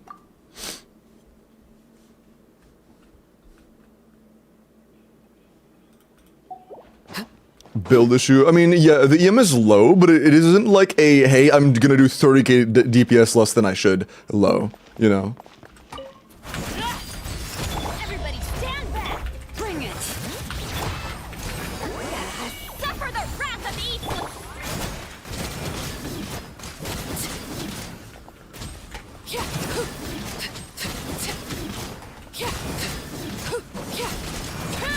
Laid bare. Teamwork is strength! But we put more bits attack on Bennett, and we put on Instructor. Sword aim is gonna be a little better.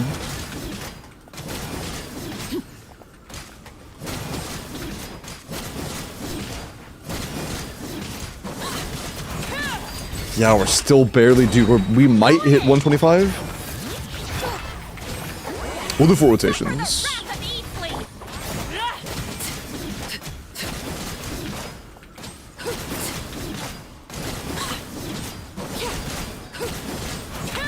Overrule. Everybody 130. Although it's gonna average back out because that was a Thrilling Tales rotation. This one isn't. East Papa!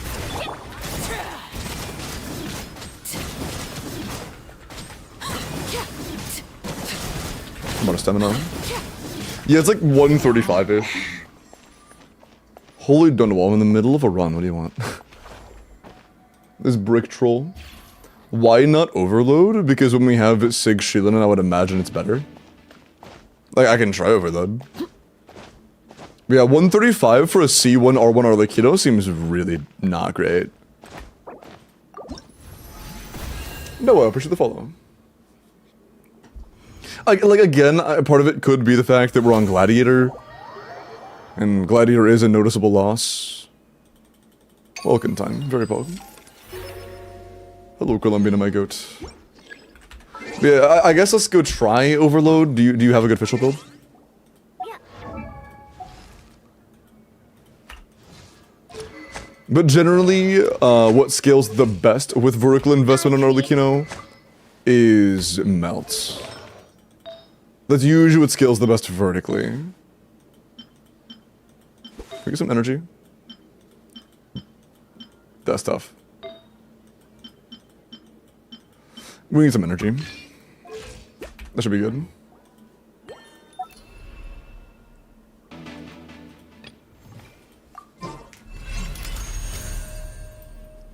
Is it some form of average? Yeah, it's an averaged out damage output across the entirety of the simulation.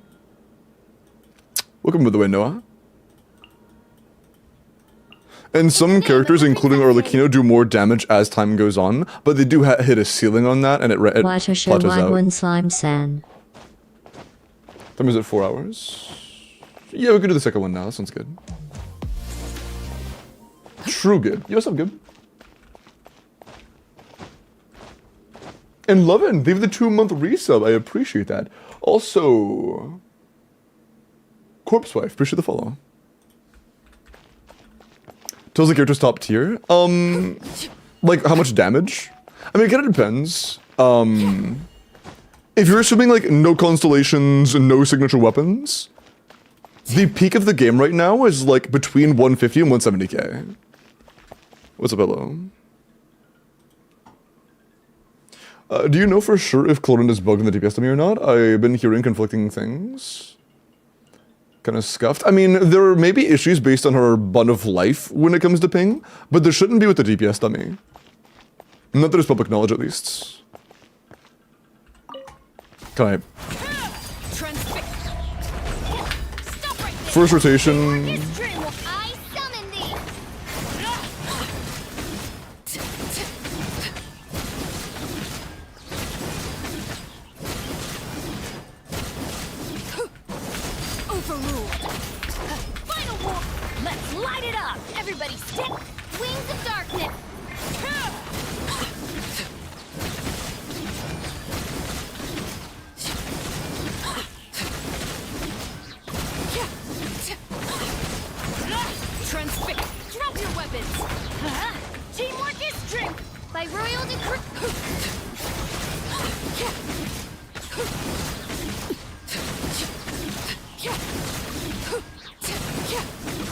Seems about the same.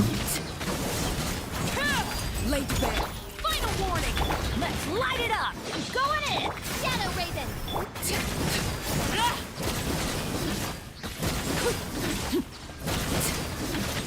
Slightly worse, yeah. Like 10 KDPS worse. About 10 KDPS worse.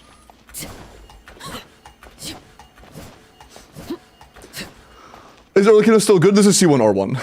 She has definitely been power crapped.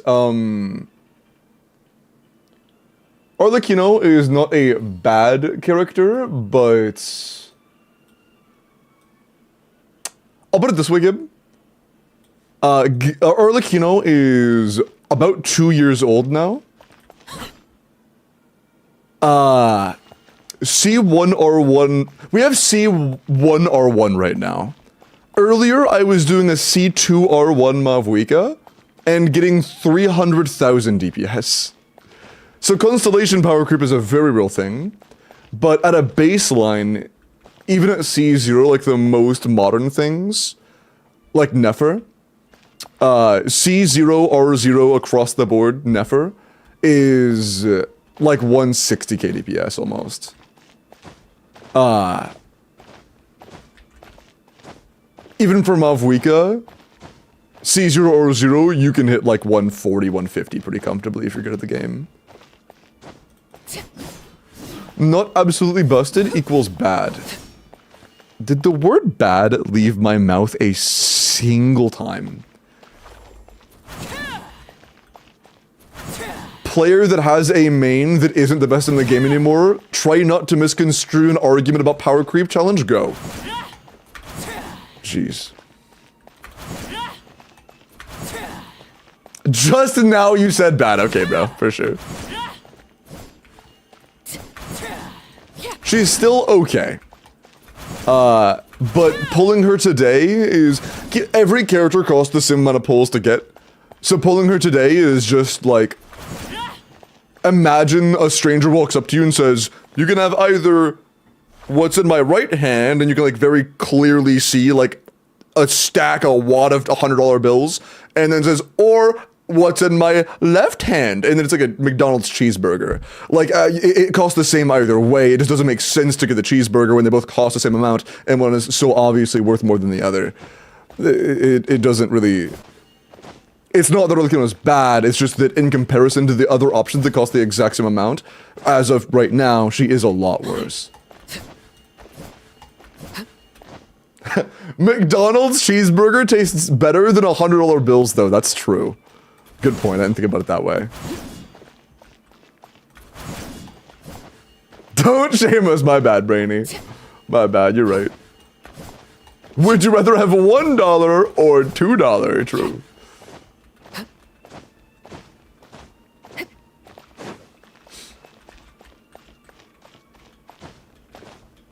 Bamba, shut the fuck up. Anything below 200k is dog shit. Eat my nuts. But, jokes aside, I think that a strong team, like, in practice, a strong team, I don't mean, like, a good performance from the best teams in the game. I think that a team considered strong, like, not good enough, but strong, should be, like, 120k plus today, to be honest. I think like 120 is the starting point for like a strong team in today's conditions. In my opinion.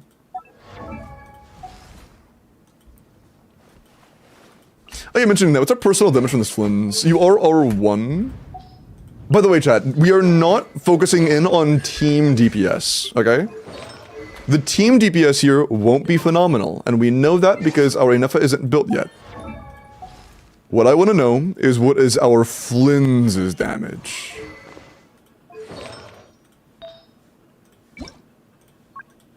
Flynn's should be between like 40 and 45% of the team's damage.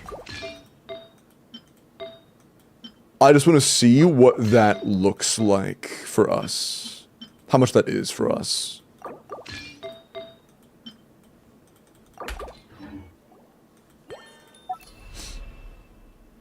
Been fully built? Yes, unless there's another user. I think Tally said they had that, and I might be messing around with Tally's account in a minute.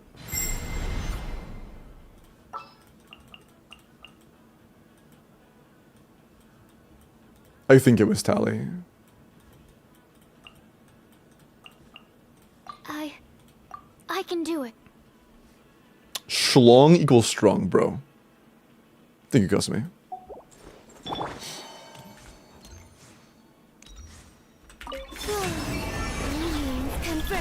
Cleanup sequence initiated. Preparing for dust up. Animal test 63. To dust. Oh, I ended it early on accident. My bad. I misclicked. I wanted to hit Z to show stats, and my brain just flicked to G for no reason. My fault. That's on me. Slightly amped stats because Enough is gonna have more uptime than she should, but whatever. Ultimatum protocol. This team needs it at this point. It's just Enough stats. Silent. Observe. To dust. Close your eyes. To dust. A moonlit night for all. Cleanup sequence initiated. Observe. Close your eyes. To dust. Be silent. Flame. A new moon rises. Preparing for dust up. Close your eyes. Observe. This is with R1 Flynn's? Why is he still 40? What? Fear the dark. Why is R1 Flynn's still 49%? This is a level 60 Inefa and 80 Columbina. Why is Flynn's at level 90 with R1, the only level 90 character, still less than half?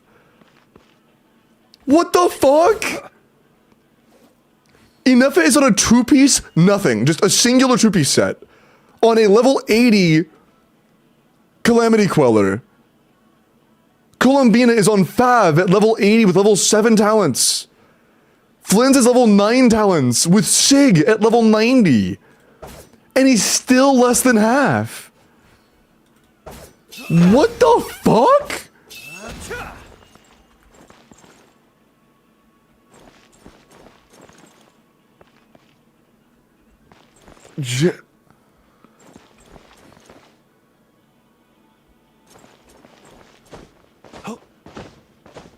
That's basically half? I know it's basically half, but it should be a lot more than half when our characters are not leveled, that aren't him.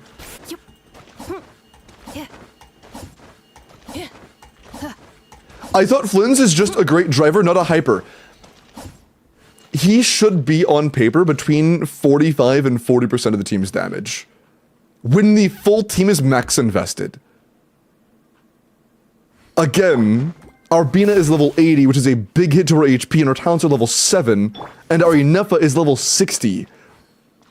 Without a set bonus. Fraud, true. But like, this is a signature weapon Flynn's. Wake me up when we find a different bit. Okay, Mooney, okay. I think you're baiting, but like genuinely, what about what just happened seems like me trying to bash Flynn's? That was me playing something to try to estimate the team damage so I could like see around how much you should be dealing by just amping up. If I was going to say, okay, if Flynn's is this much damage, I'm going to pretend if that much damage was 45% of the team's damage, this would be the team DPS. If he had like, you know, say he had like 70k DPS or some shit, I would say, okay, what's the difference between 145? I'm a dumbass, that's a 10. I would say, okay, let's multiply that 70k by 2.2. Your team DPS would be like 150, right? That was the intent. So, I went into this with that intent, and found he's already like 45%. Close to it.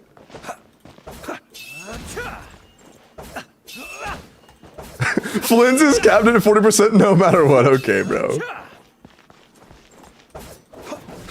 Can you test somewhere else? There are no places to test DPS outside of Melee Astra. Also, if you were curious if raw lunar reaction damage is accounted for in this, the answer is yes, and I will show you real quick. Close your eyes. You can see the numbers are going up as Lunar Strikes hit. Or as that Lunar Strike hit. It did go up. It does measure lunar reaction damage.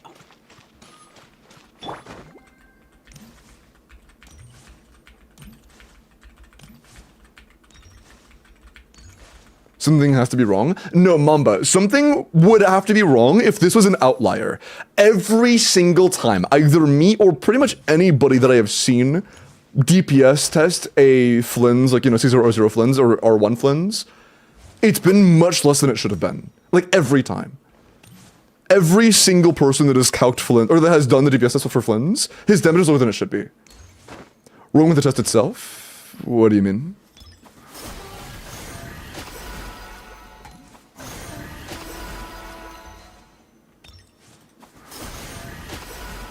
As in the way it's being calculated, I still don't know what you mean. The way the game is calculating Flynn's damage output, the way that TCs were calculating Flynn's, the way that... I don't know what you mean. You need to be more specific than that, homie. Came back. I don't know why Hazard. It's been lower every single time, but this is an outlier as... It's a slight outlier as to how bad it is. Just total damage. On this, when you go here.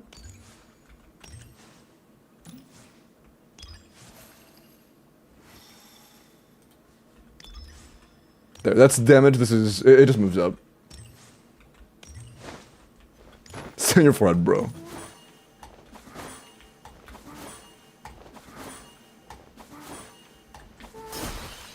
As in the way the Melee Astra level's calculating it, what do you mean? Because, like, okay, potential theory, maybe it's not accounting for lunar reaction raw damage. Be silent. That is wrong. It does show lunar reaction raw damage. Like, I don't understand. Like, it is just measuring the damage dealt. It isn't running formulas. It just measures the damage dealt.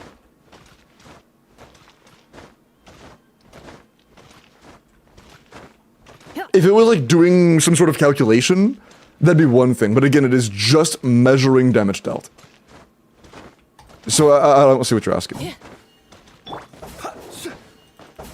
We don't have a llama on this account. No, I can't. And also my talents aren't fully leveled on my Columbina yet. For his personal damage, yes, Franco. C1 brings up around 60 though. C0 is still around 40. Yeah, no, C0 or 1 and C1 or 0 are similar damage increases for Flynn's, yes. I don't know, man. How else could you explain it? I don't know, but the thing is, it's not an outlier. He is consistently underperforming. But...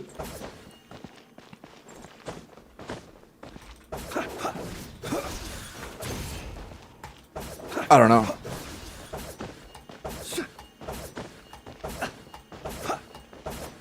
Because honestly, right now, the only, like, separation, the only divide is between what happens on sheets and the numbers that happen and are measured by this.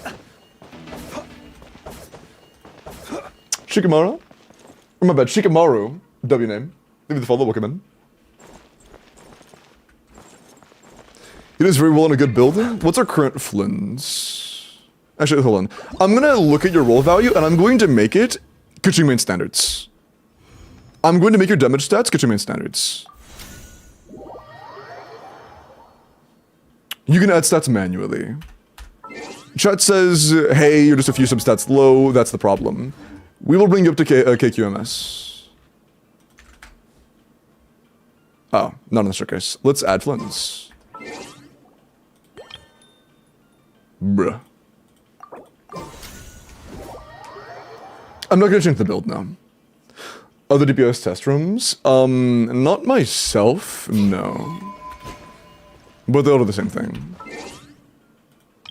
Well, they have different features, but they all have the same, like, they all have the same base, functionality. One sec.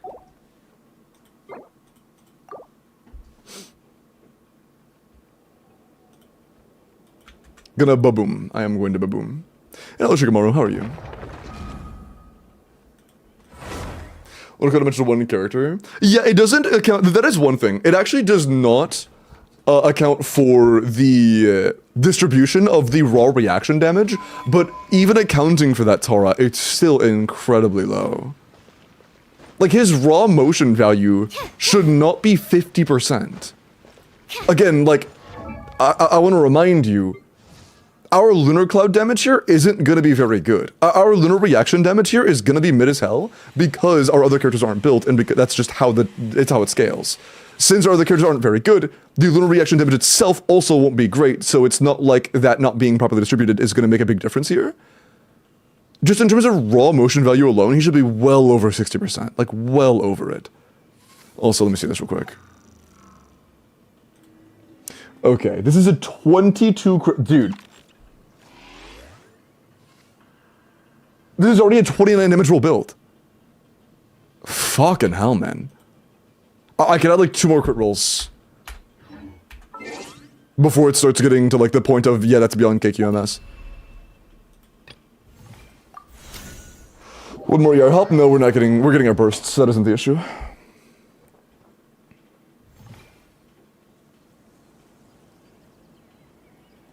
What did Franco say?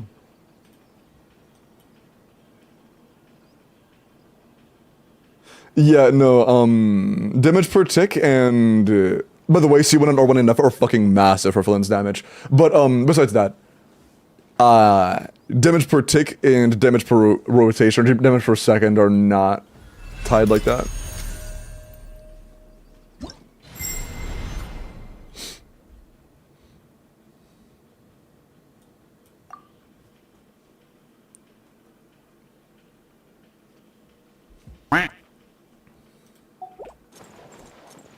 We'll add 2 crit rolls to Flynn's.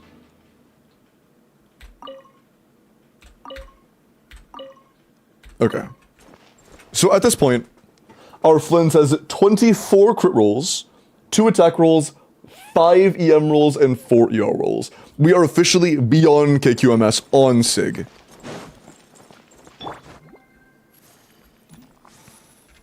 Usually, okay, based on calcs, after distribution and stuff, I'll take away like 7k for personal LC contribution.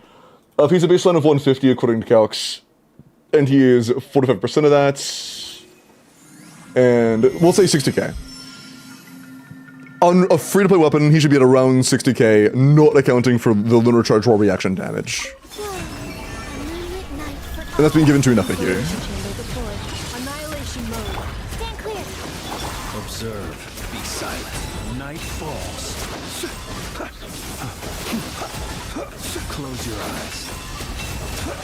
Animal test 63. Surge. Green means converge. Absorption test. Observe. Be silent.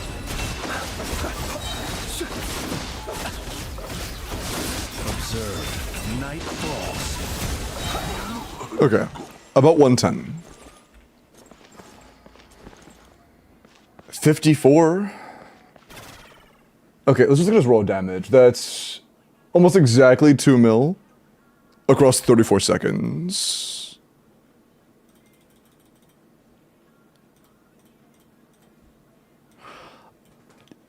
We're doing less than the Kaching main standards fucking craftable builds. And we're on SIG.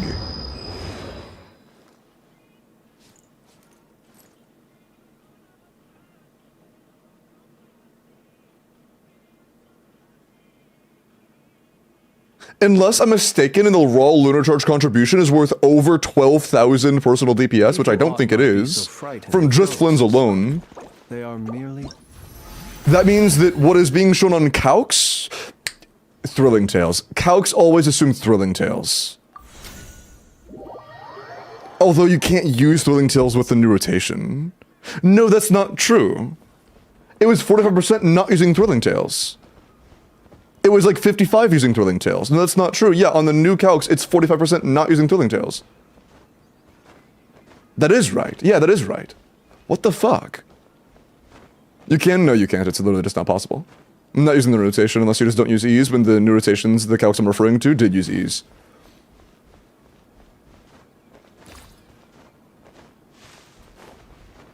If you look at any of the new calcs, Mamba, you're not using Thrilling Tales anymore. Flynn's, like, Sucrose's new best in-slot weapon in this team is unironically, sack frags. Lined up? No. Sucrose's skill cooldown is 15 seconds. You can only skill 1 time per rotation without sack frags.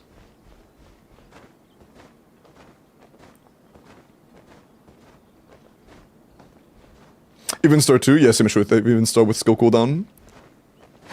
Using Even Star and getting the attack buff is about as valuable as having better uptime of the EM buff. And you have better energy on sack frags, so sack frags just kind of edges out. But they're very comparable. And R5 sack frags is obviously a lot more common to have than R5 Even Star. I did not, but hello uses. Oh, hello is my bad. I thought you said, did you see my hello message? And I was like, no, I did not. You mean a message from hello? When we lie in bed, bro. Okay. But yeah, like, 60k, 59k personal DPS on a level 9 talent, level 90 Flynn's, with a above Kaching main standards signature build. When we get the same personal damage from motion value on free-to-play craftable weapon builds. I have no idea. Like, again, the gap should be almost 30%, by the way. Like, if it was 1-to-1, we should be doing almost 80,000. We're doing 58. For whatever reason, Flynn's in practice personal damage is dramatically underperforming expectations. I don't know why. But it's dramatically underperforming expectations. That's so weird. Yeah, I genuinely have no idea why. Are you doing the same rotations? Yes, the exact same rotation. I mean, I guess do you have Even Star so I can at least like do it for 2 rotations, which is like kind of fake, but might get me a closer to what they had number? But I mean, I don't think 100 attack is gonna give us fucking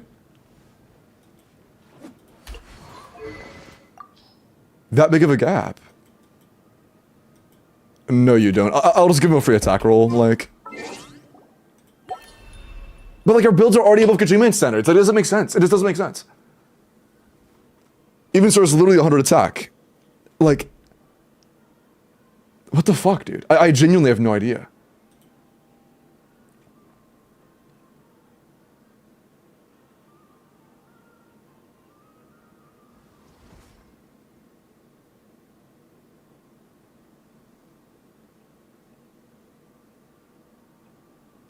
So it's funny. Okay, hold on. One sec. He actually did that. Sorry, there was a thing I saw in when Volby was doing calcs, where I said it'd be really funny if running Fav Flynn's and Sack Jade Columbina was better. And yeah, I remember that now. Yeah, it is. That's so fucking funny, dude. But okay, regardless of that.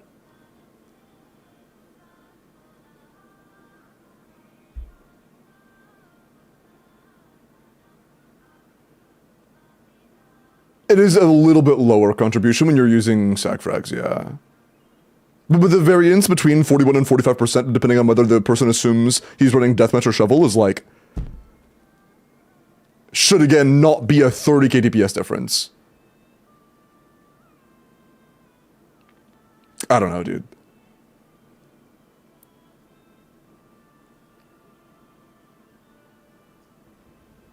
Even then, it's still better than kitchen standards? Yeah. Because, like, again, the gap between 60k DPS and 80k is fucking huge, right? That might not sound like a lot, but remember that we're talking in percentages here. And we would have to find a way to improve it by another 33%. We are doing, like, that would mean that for this Flynn's to do the damage that he should be doing, we would need C1R1 to compete with, like, the fucking... That just doesn't make sense. That just shouldn't... This doesn't make sense. That just straight up doesn't make sense. The tummy was made by a Never main, and they ate Flynn's mains. True, they specifically lowered lunar charge damage. Fuck, man. What's it pay? Let me see this. This is the Nefer one, although we do now know that 18 seconds is not the limit.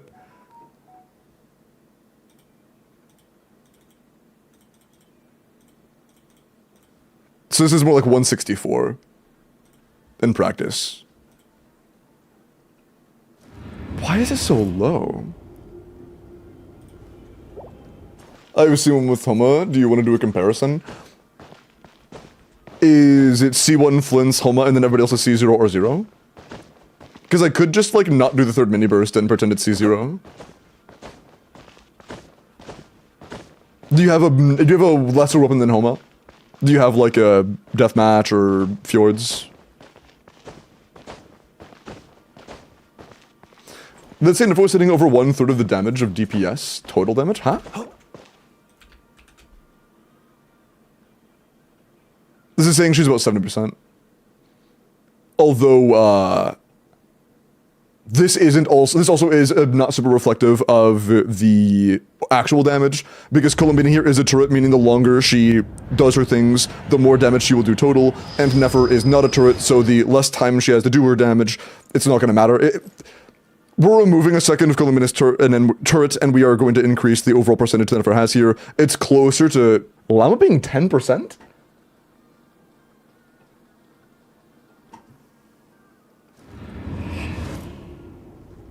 I don't know if my llama's just like dog shit, but usually my llama's like 1%. I don't know. I don't know. I have one death touch, but it's only enough.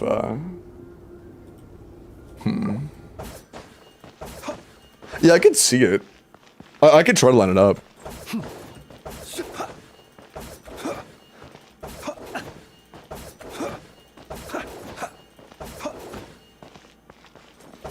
But yeah, in practice, at Kuching main standards, you could expect that to be like 70-ish%, maybe a little higher.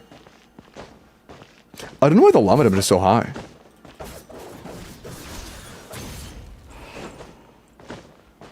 Withhold the rotations? Withhold, that makes sense. Although no, like even in... I'm going off of the numbers I get on my own, like, tests. Am I crazy? I can go test on my llama right now, but I'm pretty sure I get like 1% to 2% llama damage. I might be crazy. Should I get my account and test right now? No, let's finish this account. Sorry, I'm like, I'm so lost. I'm so fucking lost. Why is Flynn's doing so much worse than he should be? By the way, those are Vomfi calcs. And Vomfi earlier in my chat was like, hey, why the fuck is Flynn's team doing so little? Like, on his own account playing his own Flynn's is drastically underperforming damage expectations. Like, I don't know why. It's just like a thing.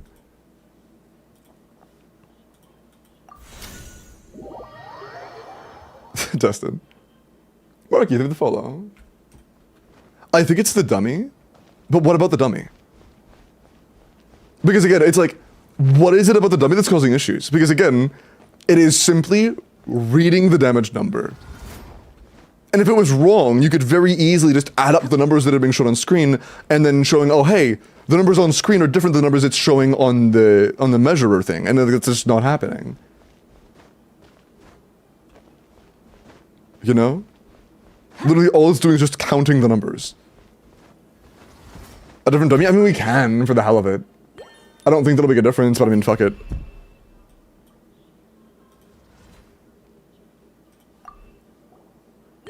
At this point, what else is there to do? Sure. Attributing LC damage to an FA? Tara, we already know as a fact it's doing that. That isn't a question. We didn't know it's doing that. Accounting for that, Flynn's damage is too low. I'm not accounting for his percentage right now. I'm talking about his raw damage. He's doing sub 60,000 DPS on R1 with a build that is better than Kichimane standards. And according to, you know, the one-to-one calcs, from, I guess, some calcs, it should be closer to like 1.8. And we're doing sub 1. Or sub 80. Or it should be 80, and we're doing sub 60. That's the issue.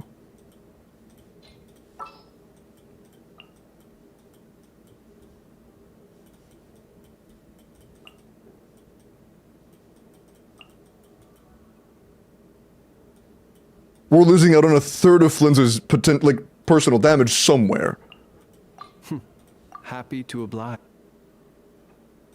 Thank you, Mamba. He's so tiny, oh my god! Sorry. Wait. Huh? Oh. What?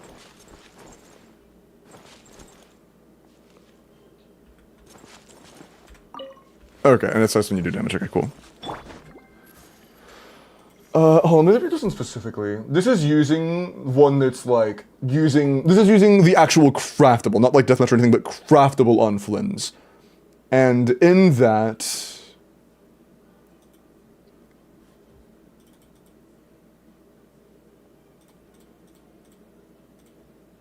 it should be 17 seconds. We're doing 17, so I'm gonna do it for 17. Like, that's before lunar charge distribution. With that included, I'd say that's like, again, like minus 6k or some shit. It should still be like, yeah, free to play build, sack frags. Personal raw damage should be somewhere around like mid to high 50s. And instead we're getting that damage on SIG.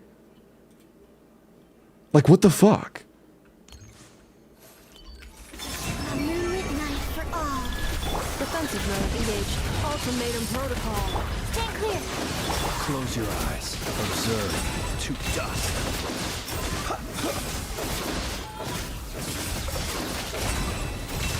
Absorption test. A new moon rises. Installation chamber deployed. Annihilation mode. Animal test 63. Be silent. To dust. Close your eyes. To dust.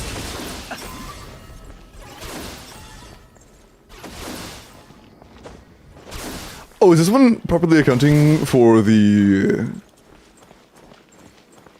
lunar charge distribution? Let me see. Oh, can I test that somehow?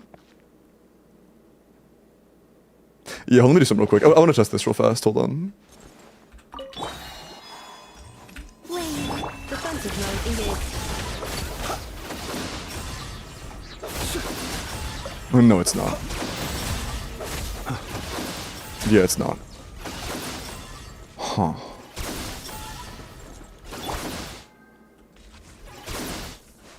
Weird. Okay, hold on, okay. It's possible, though, that maybe Flynn's actually got Lunar Charge triggers because he got the hit on a couple of the runs there, maybe? I wish there was a way to actually measure the Lunar Charge damage and separate it entirely. I hope they had functionality for that in the future, so this is easier to mess with less RNG involved. The only thing I could do here is just do a few runs and take the lowest of the bunch. Be silent. Night falls.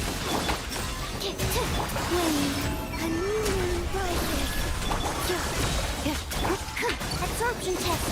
Close your eyes. Be silent. But I mean, here, either it is more properly taken into account the contributions, Fear the dark. Animal test 60. and there. That's, like, closer, I think, right? I'm gonna continue assuming he's getting no Lunar Charge triggers, which I don't think is happening, but still I'm trying to be favorable for him. That is 1.95 million across 36 seconds. Is that more in line? Nowhere fucking near it. What? Does dummy level matter? No, this guy could be level 120. This team does not take into account defense. But he was level 90, so it actually should have been... Like, the raw normal attack damage, I guess, should have been doing less. You have to do longer runs to accurately judge DPS, though? Yeah, I guess. Let's do it for a minute straight. 100's pretty standard. I'll do enough for burst every other rotation. Isolation chamber deployed. Ultimatum protocol. Be silent. To dust. Observe. Stand clear. Defensive mode engaged. Animal test 60. Close your eyes. Observe. Fear the dark. Close your eyes. Night fall. Animal hyperspace. A moonlit night for all. Cleanup sequence initiated. Annihilation mode. Absorption test. Observe. Be silent. To dust.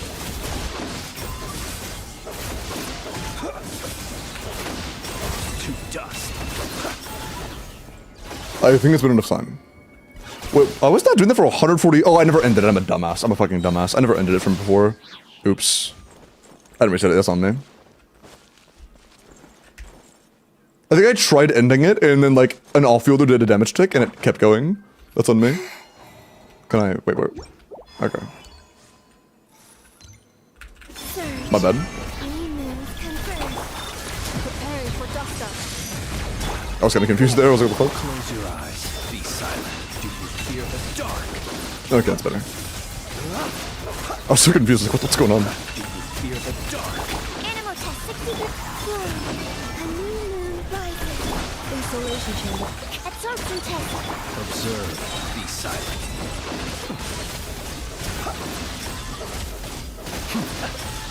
Observe. Enhanced animal module 7. Surge. A moonlit night for all. Cleanup sequence initiated. Ultimatum protocol. Animal test 60 real. Be silent. Observe.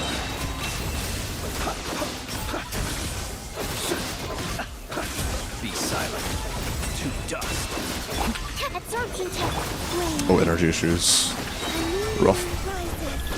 Defensive mode engaged. 1 second, kind of stinky. Oh, wait, this is... Oh, it's set to 1 minute by default. Okay. I mean, I guess at that point, we did as much as we could have done on it anyways. We probably could have even landed a mini-burst there. I wish I didn't have a preset max time. That's kind of shit. So I can change that? Oh, yeah. It has to be set to it. Whatever. That's cringe. What is this one though? That's not fair. I need to end it at the end of a rotation. This is not going to give me fair numbers. Why does this character do no damage? I have no idea.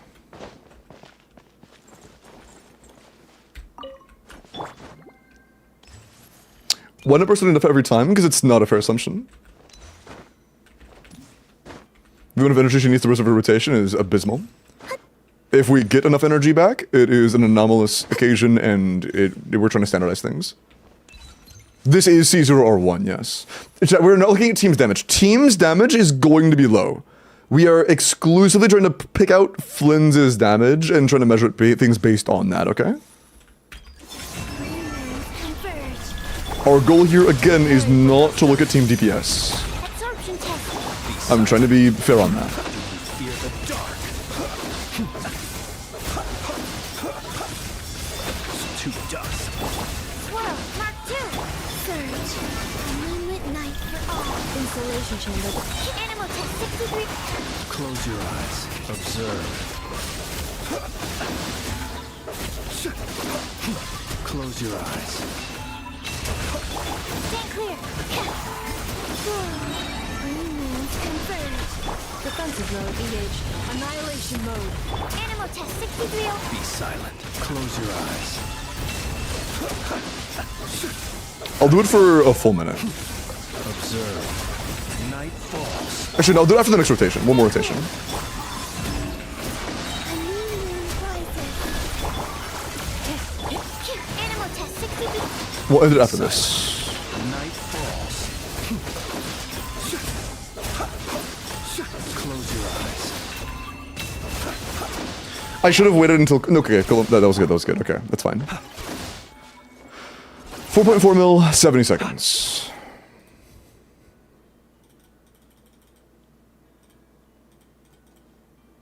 Like... Within margin of error, yeah, same shit. Still 20k lower than it should be. It's the same shit, yeah. Margin of error. It's so weird.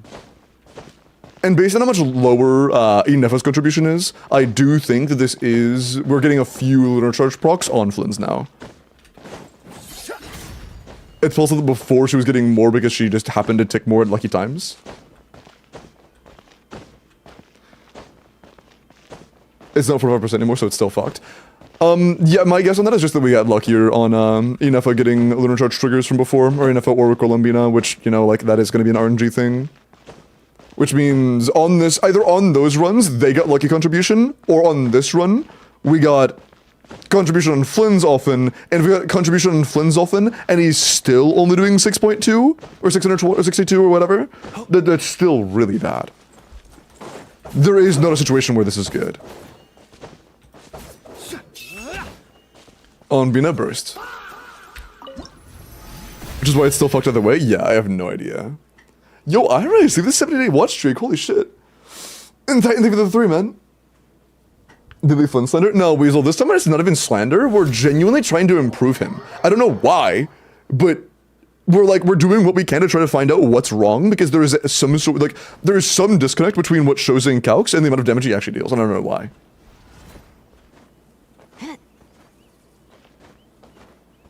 Like, genuinely, even if Flynn's had 0 contribution there and that was all his damage, it would still be low.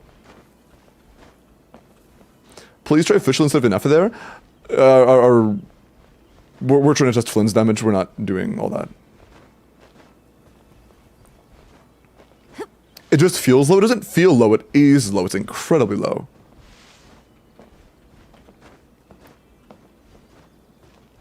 I will in a minute, Mamba. I want to finish this account review first. That was just kind of like a sidetrack from an account review that fucking stunlocked everybody, including myself. Link to Flynn's build on Enka. What we were running there was this Flynn's build, but plus 7 crit rate. So 22 crit rolls, 5 EM rolls, 2 attack rolls, 4 ER rolls. On a level 9 burst, level 9 skill, level 90 on Sig. Your Flynn's build is pretty solid, yeah, it's not bad. Mamba now he's so pushy. What? Some more cokes if you want to see. Make sure I don't leak my email.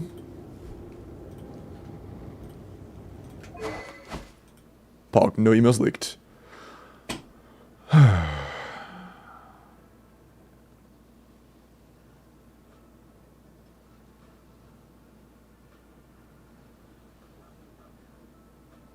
Oh. Is this doing the double E?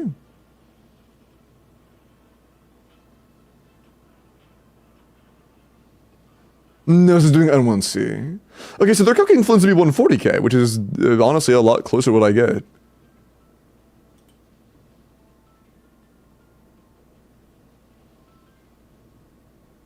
And yeah, on Even Star, doing N1C on the swap back to Sucrose, this is fair. Yeah. This does seem pretty fair.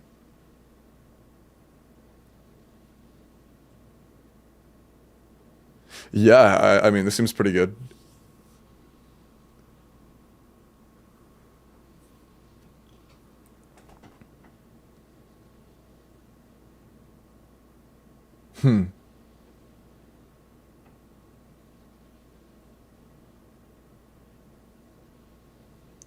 I think the gap between... I think the gap for R1 Flynn's is higher than it should be. That seems unrealistically high. But that could partially because they're on Even Star, so like that might be tilting it. Was there a refinement on Even Star? Do they say? If they don't say, I'm going to assume it's R5. Yeah, I don't think it says. Yeah, I'm not sure. Hello, Deke.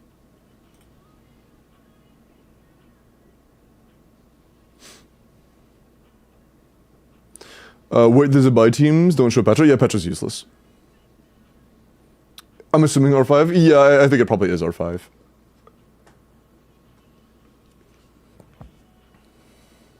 Man. Okay, let's move on from talking about Flynn's. I'm getting sad. Oh, we already did everything else. Oops. I forgot we already did everything else. Was there anything else you want us to talk about? Like, maybe? You know you want Escoffier already. You know you want Mafuika already. Was there anything we didn't get already? I forgot we did that at the very end. Skirk, yeah, we don't have Escoffier yet. So we don't really have a good team yet. It'd be like fucking Sijwin or something stupid. Which is just obviously not the greatest. But I guess we could. If you want me to, I'm down. We'll like Sijwin, Seat Lolly or some shit.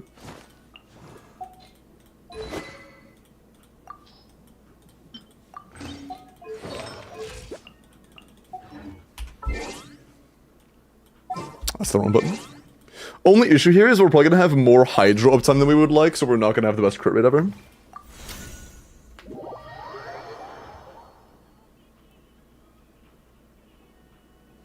Five piece? Oh, weird, I can improve our crit rate a little bit before we go in then.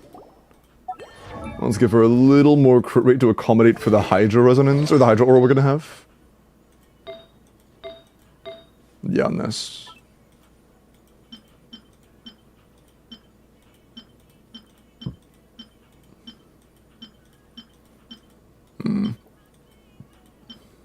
Sorry, Olekino, we're gonna borrow this.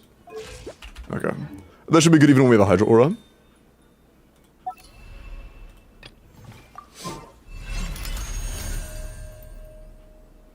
Flynn's team's on the dummy. Yeah. And then for this, I'm gonna hop on the Mama's account and I'm gonna try out their Flynn's, and I'm just gonna pretend it's C0. I don't think this C1 Flynn's does anything outside of energy refund and the third Q, right? There aren't any other buffs.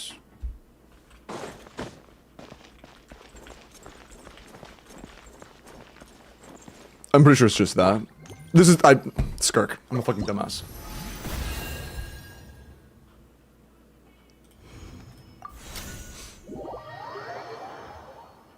What's the best up for Colombina? Generally speaking, SMS. You should run SMS like 90% of the time, honestly.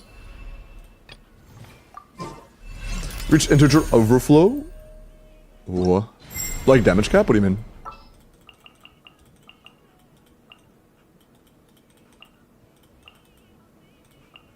I'll only demonstrate this once. Our rotation length is gonna be way too short here, honestly. I'll probably do a full holdy on Siege Wind just because of how long our... Like, we're gonna have way too little field time. Us only having one 5-star burst animation to use in this team is gonna make things very, very, very... I might use Sea Q, to be honest. Just so I have one more cryo app, and two, I'm not wasting this shit ton of time waiting on Skirky to come back. Yep. Morningstar, yes. Damage cap on the DPS tester? I don't think there is a cap, really. The best teams in the game are doing like 2.5 million DPS, which are enough for teams. And those aren't enough to cap it, so no. Showering you with praise. Let the world come. Wibbly wobbly. Fulfill our pact. You two. Surge.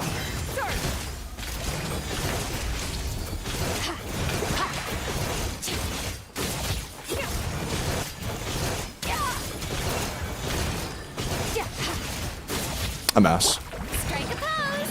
Let my name echo in. Let's flow. Get to work. Seat Laline. East Papa. Annihilate. Mine to wield.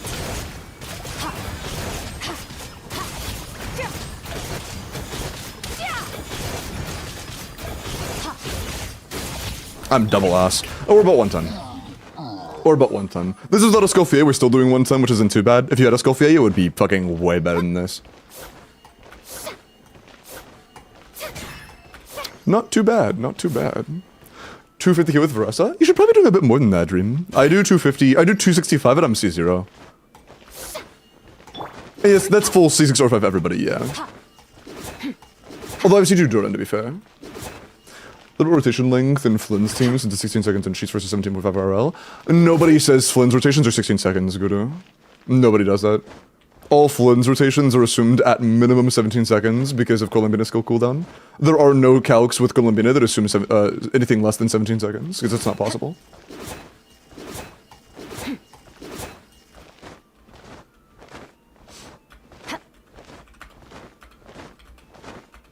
Okay. But yeah, that'd probably be like well over 140 if you had, or at least like well over 130, 140 if you had, Scoffier.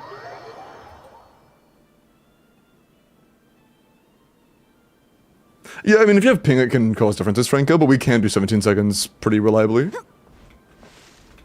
I think sometimes it's not a perfect 17 if we have to use an alpha burst, but that's just because of ping. That's a realistic limitation. And typically when I realize that, I end it the moment Flynn's Q hits last, because that'll cut off like last 2 seconds. Which is not always realistic, but it's at least favorable for him.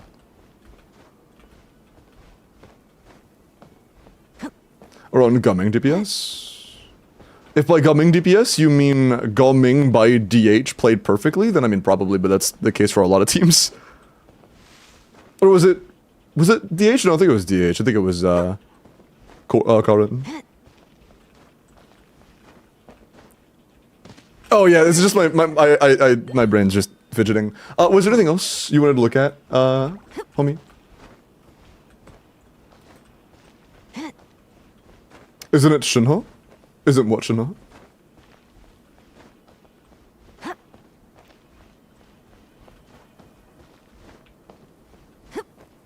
Oh, best last slot in Skirk teams? Yeah, it's generally Seat Lally if you're able to properly play Seat Lally. If you can't properly play Seat Lally and you're not getting Cinder City, then Shin has a bit better. And in practice, Yalan is the worst of the 3 in my opinion. Just because Hydro Resonance, or Hydro Aura is like problematic. It heightens energy requirements in the team, which is especially bad in things like Stygian. And the biggest sin is that it lowers your Skirk's damage, and generally that is the thing you're trying to amplify the most. So unless you have a build that is generally just like fine with you losing 30 CV on Skirk, because maybe you have like a crit rate, maybe you're like Halran on fucking Mare or something and you can't afford anything but like losing the 30 CV, then I don't know, it just seems scuffed. C6 Dahlia too? I haven't seen Dahlia combos, so I'm not sure if there are like min-maxed sweaty combos for Dahlia that could improve them.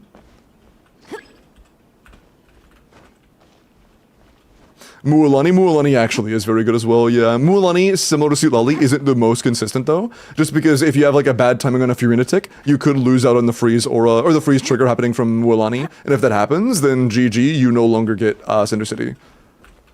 On certain enemies, it's not consistent. It's similar to Sitlali. Sitlali and Mualani are interchangeable.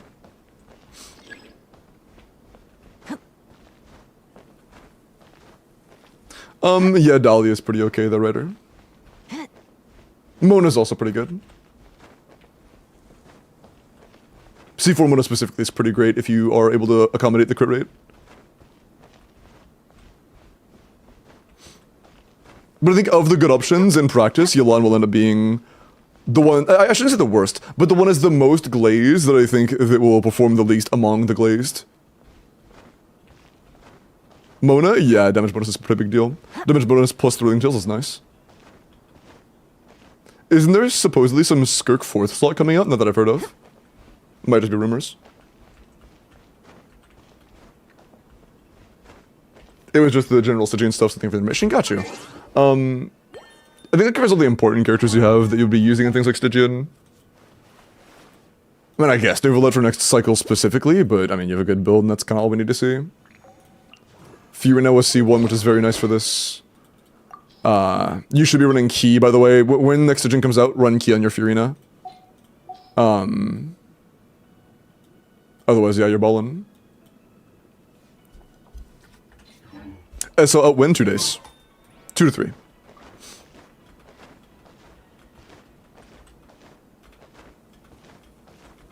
Oh, and CS, we're talking about the testing DPS dummies, not like actual dum-dums.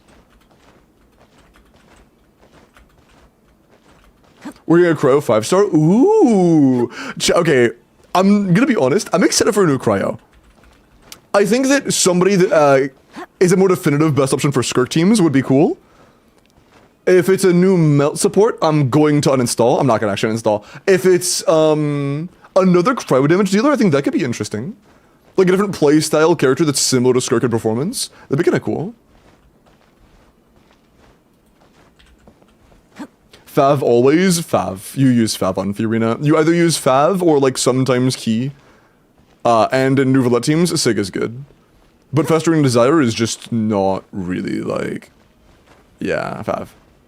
Hi, jokes.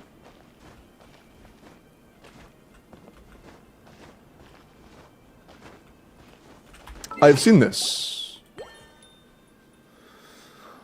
Jaystern still talks about Genshin? Oh yeah, I saw this, yeah.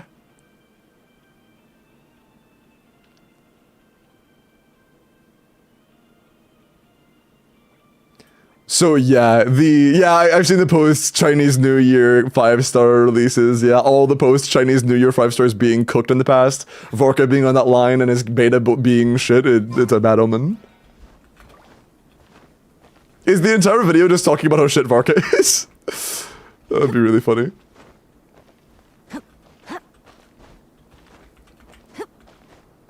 Varka equals Daya? Dude, it's so bad. I hope he gets buffed. I really like Varka. I really like Varka. I hope he ends up being better.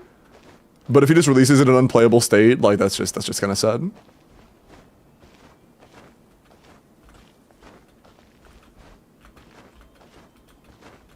Like, there's a difference. I am cool with Flynn's. I think Flynn's character is cool. I think his voice is cool. He's, like, fine. I'm, like, leaning positive, but nearly neutral on Flynn's. He's nice. I think he's cool. I, like, actually really like Varka. I am genuine, like, I am a Varka enjoyer. If he ends up being just ass, I'm very sad. Our first, like, tall, buff male, I actually like Varka. But he may just end up being shit, so. And this would be a great case of chatters being like, bro, you're just being biased, bro. If a character is shit and I like them, I'm not gonna try to make a reason to make them sound less shit. If they're shit, they're shit. Vorka is cool, man? Yeah.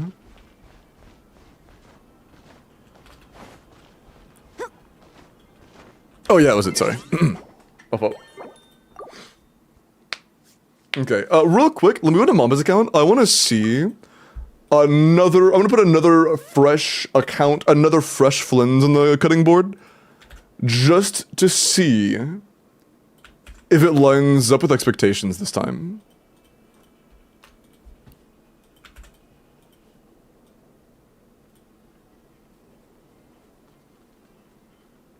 Two-Face sent Mamba.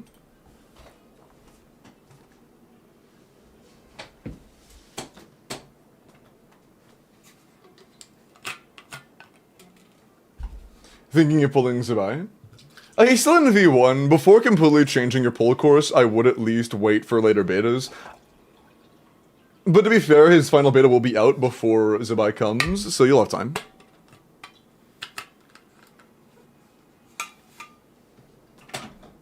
You'll have time.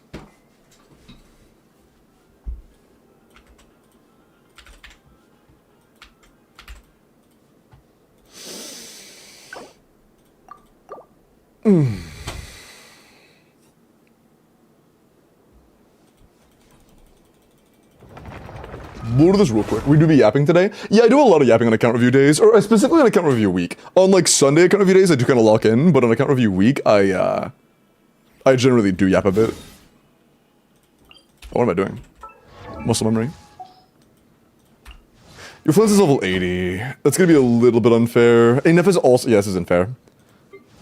With them being 90, that will be a bit of a hit to their personal damage from the lunar reaction damage.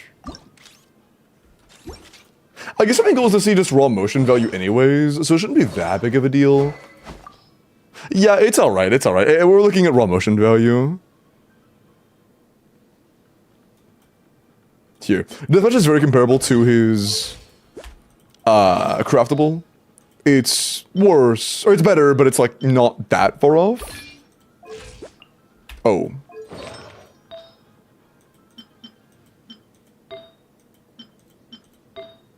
Oh.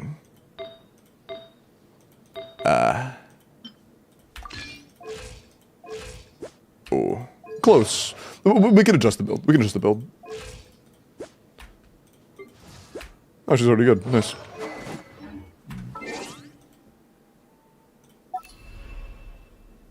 Huh? Oh. Huh? Oh. Hi, Annie. Welcome in. Well, shut up, Annie. That will be what I do.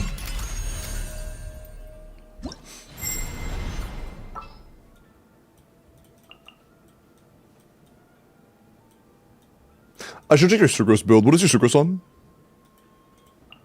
Are we on Sec Frags? Oh, sorry, Annie. Hello. Apologies. I've been so focused trying to problem solve. Sec Frags, awesome. Apologies on that.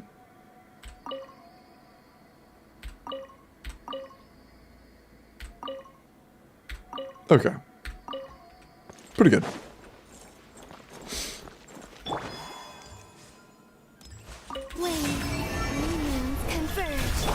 Sequence initiated. Ultimatum protocol. Stand clear. Be silent. Observe. To dust. Give me a pretending it's C0. Be silent. To dust. Animal testing. Surge. A moonlit night for all. Defensive mode engaged. Observe. Be silent. Do you fear the dark? To dust. Absorption. A new moon rises. Installation chamber deployed. Preparing for 120? Close your eyes. Be That might be because the level 80s partially. But like...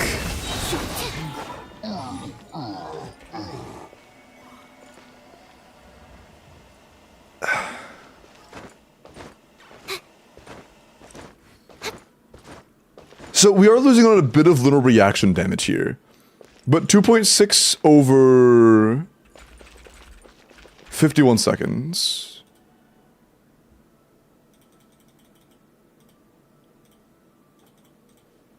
Like every time. It's every time. I don't know, man. Are you crowned? You're not crowned, are you?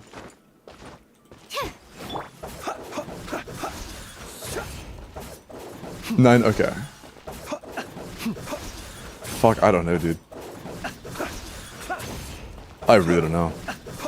It's just every single time.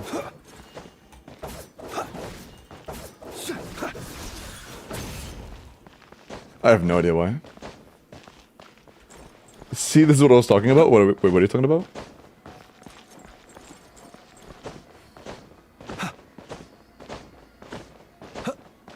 Is broken for some people? What do you mean? Okay, Jokes, are you just saying shit? Or do you have like an actual reason to believe that it has issues and you know what those issues are?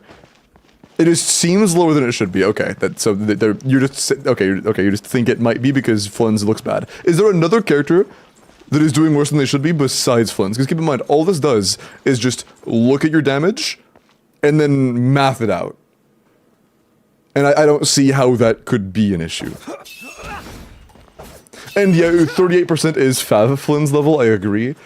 But to be fair, in Homa, we have Inefa on Homa. Although it's Inefa Homa, but she's also level 80 and she's losing a lot more from being level 80 than Flynn's is. So I don't know. It's R1 deathmatch? Got you. I'm pretty sure R1 deathmatch is actually what's used in the calcs though. Yeah, R1 deathmatch is what's used in the calcs. You assume no refines on deathmatch? If you want to do it, nah. Again, R0 or R1 is the standard. Can you try Hyper Bloom? Actually, I'm curious to see what else you have. I will say, we could do a lot fairer of a test there if your characters are level 90. I think that Flynn's in practice with great investment is much closer to like a 140 KDPS character. It's just every single time, without fail, every single time, that's where he ends up. Or like that's where he would be like projected to be.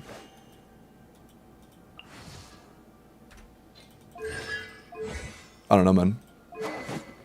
It's unfortunate we don't have any other weapons that would be good free-to-play alternatives for Inefa to like show that off. That is unfortunate. But it's fine.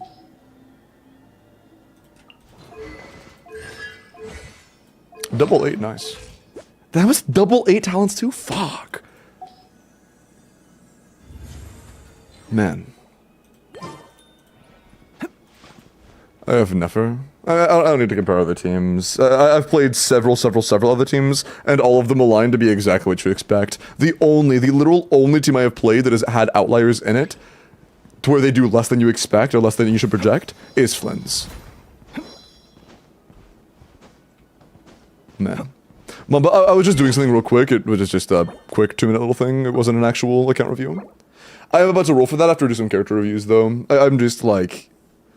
I might stop doing that at this point, because I've done it on like 8 accounts now. Every single time I look at Flynn's, every single time I test Flynn's practically with DPS test, the team damage or his personal damage or both are just lower than they should be by a long shot.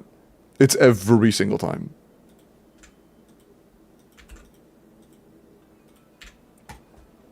I don't know. Check that out. No, my goal isn't to check out, like, more vertically invested Dolphin/Whale Flynn's Inefa teams. It's to... It's actually just mostly for, like, C0, R0 is the goal.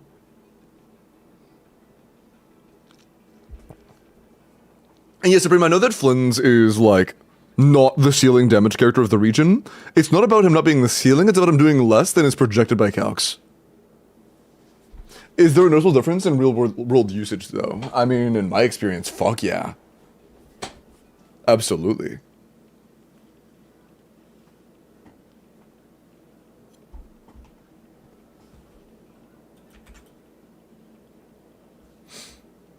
At least pre-Columbina, but Stygian's the only challenging content in the game.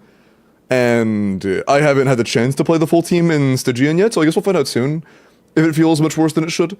But unfortunately, it does all shell bosses, so... You know, we won't be able to have a good... The only person that he can compare to, really, is Nefer, and Nefer is just better. So I don't know, man. Attributed to him, again, Jokes, it is also an issue of team DPS, not just personal DPS. And also, I don't know if you were there for that, Jokes, we did a pretty big... We did a good bit of this. If we pretended that Flynn's had literally no ownership whatsoever. The entire minute run each time, he never once got the trigger of a lunar charge the entire time, and all of it was his motion value damage. He was still doing like 20,000 damage less than he should have been, or 20,000 damage per second less than he should have been per rotation. If we pretended that every damage number that was contributed to him was his own multipliers, and that he never triggered lunar charge once, it was still 20k lower than it should have been. That's the issue.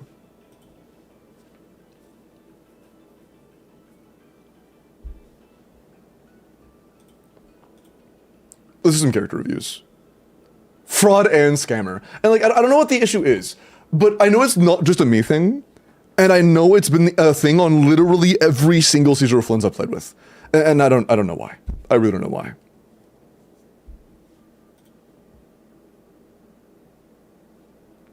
Enough. As it is said, 90ing Enough is a pretty big deal. You should definitely do that. It's just, you know, lunar reaction damage is pretty important. But C0 Jade, you probably got it recently, by the way. I'm not saying you should have had it done already, but I'm just saying you should do it. It's that crit damage, 4-piece of the new set, nice. Level 8 skill, 17 crit, 8 EM. And I thought it was 8 attack percent, that would have been crazy. 8 flat attack, I mean, it's something. But you have 25 meaningful damage stats, which is a good start. You know, it's a new domain. You know, it's a start, it's a start. Kizabai Huzzah based. Yeah, I've finished the Archon quest, but no spoilers. No spoilers for chat, please. Count if that time makes sense. I mean, if I did that, Dowell, all that would do is potentially lowers his DPS. If I were to make it to where it's based on an enemy's actual overall health, the only outcome of that would be that it makes Flynn's look worse than I made him look there. I did everything as favorable for Flynn's as possible.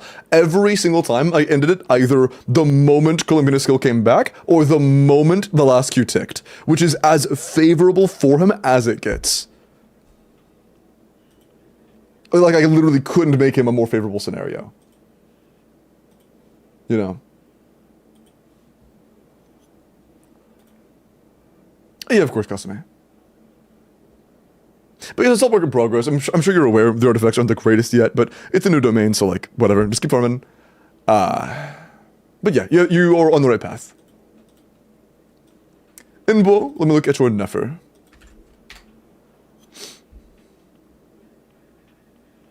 Nice. Hey, on. And Wise, and Admiral. Okay. Nefer. 80 to 90, C0 or 5 Widsith. Double Crown, EM crit damage. 96 to 270. And I want to ask something, chat. I saw a few chatters that I couldn't tell if they were kidding or not.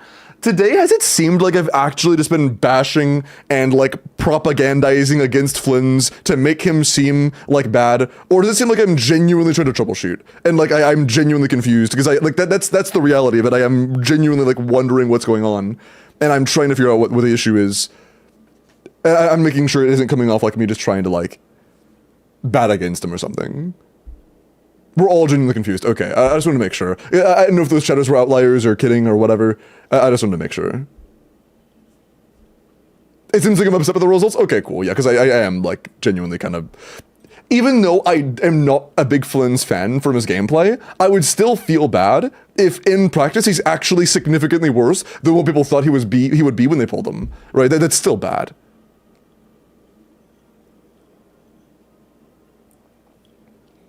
It's consuming so much of stream. I mean, this is a thing though, Quint. If the goal was just for me to talk bad about Flynn's, of course that would be a lot of time to just talk bad about Flynn's. But when it comes to genuine troubleshooting and trying to figure out like major issues or potential major issues, I think that it is a very valid amount of time to spend doing so. Trying to like actually troubleshoot to see what could potentially be going on, and just propaganding are completely different things. And we were doing the first thing, so. If there was any character that was, you know, relevant, that had that big of a difference between what they should be doing and what they're doing in practice, I would give it a lot of time, you know. Dummy maybe, but like, what would it be? Because I'm gonna keep in mind, jokes. All the dummy does is look at the damage that's dealt and record it, and then distribute it. That's it. against a staggerable dummy. What about Flynn's damage has anything to do with stagger? The distribution is wrong. The one thing, we know one thing about distribution. We know that on at least some of the testers, they will give all, whenever a lunar cloud is triggered, that entire lunar cloud will be contributed to the person that gets the cloud to spawn originally. It isn't split to where it's like, you know, 100 Flynn's, whatever it is. Like, it doesn't give you the proper distribution split, but that is not a huge chunk of the team's damage. And that can alter the way the percent in the team is distributed. But as you saw earlier, it goes deeper than that, and it also is a team DPS issue, not just a Flynn's issue. In more ways than just LC misattribution, but I don't know what else it would be, because again, whenever everything is being shown on screen and all of the damage numbers are there, and they are being, you know, recorded properly, what else could it be besides just that? What other issues could there be? The calcs don't consider? Maybe. I don't know. Like, maybe the whole attribution thing isn't as one-to-one as it seems, and because of that... Wait.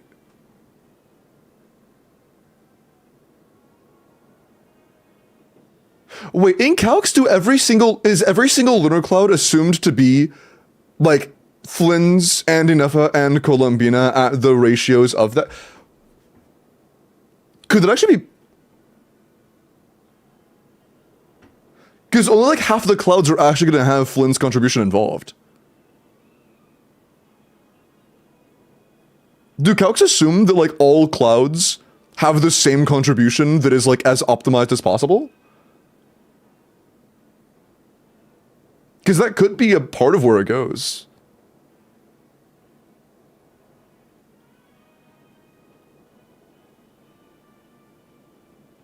LCs are attributed separately? That's not what I mean, Mamba. In calcs, yes, lunar damage is generally distributed properly between the characters based on the amount of lunar contribution they should have. Like Flynn's getting 100% of his potential damage added, and then the proper ratios of the other characters. That's not what I'm talking about. What I'm talking about is the way the lunar reaction or lunar charge works is it's not based on the entire team. It only includes characters that actually interact with the cloud. And Flynn's doesn't have 100% field time, so he's not going to interact with every cloud. That's what I'm talking about. And the way that it works is the highest contributor, it will give a 100% of their potential lunar charge damage, and then second character, it will give a portion of their lunar charge damage, third, it'll give a smaller portion of their lunar charge damage, and if the pool goes from Inefa number 1, or Flynn's number 1, Inefa number 2, and then like Columbina number 3, and then every cloud is treated that way in calcs, but in practice, like almost half the clouds are just Inefa Columbina, that could change things? To TC, I guess? I'm not sure if any that's a lot of work. I don't know if any TCs have done that.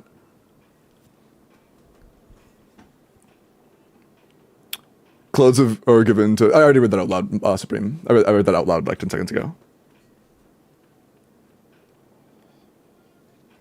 And yeah, third is a really small contribution, yeah. Did I miss anything? Most of it is troubleshooting, honestly.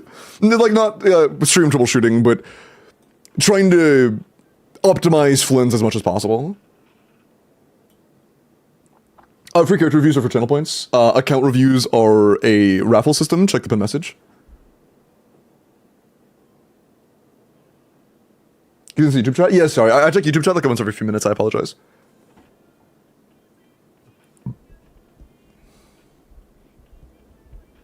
Flynn's fall compared to others on a percent basis? None. Well, my bad. Flynn's, in my experience, the full team damage, Flynn's damage is a little bit lower than expected. The full team damage is still like 15%-ish lower than you expect it to be. Every other team I've played is reflective of expectations. Flynn's is the only one that has lower than expected damage output. For third Welkin? Yeah, third Welkin now is fine. 15% exactly? No, that's just like a rough average. Based on, like, the numbers I've expected and the numbers I've seen.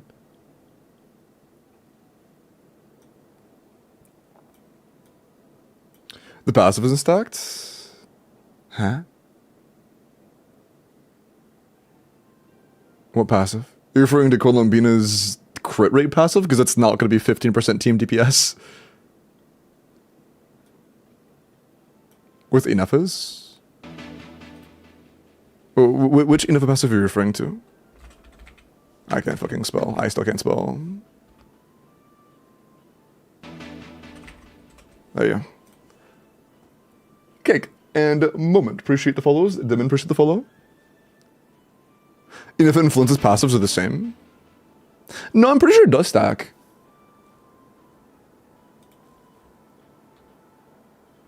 Are you referring to the, base lunar reaction damage increase? That would be really interesting. Imagine if we assumed that this stacked and it didn't. But it would say that. It would say that. There's no way. It would say that. It would say that. Surely.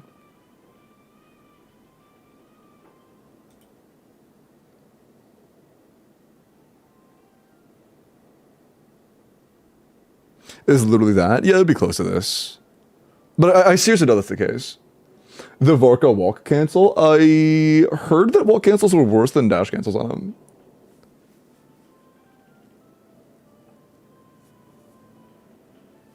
I think 6 N2C was the best thing that I've seen. Okara, appreciate the follow. And Dimon, appreciate the follow. I said that already. I'm stupid. Okay, let's continue. Never. From Inbuo.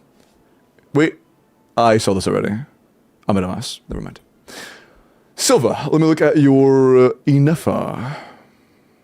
Wait, did I say this right? No, I didn't actually. Okay, I didn't go in depth on this. 27 crit roll, 3 EM roll, 30 damage sets is good, 96 to 270 is good, double crowned.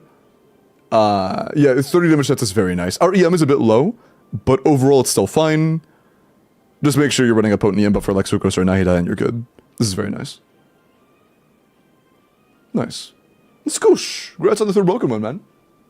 Guaranteed an FO home 2 days ago, and Flynn's at 100 KPS in Miliastra. Nice. That's just Flynn's and right? Because that would line up with, like, the same difference, yeah. I don't know what your builds are.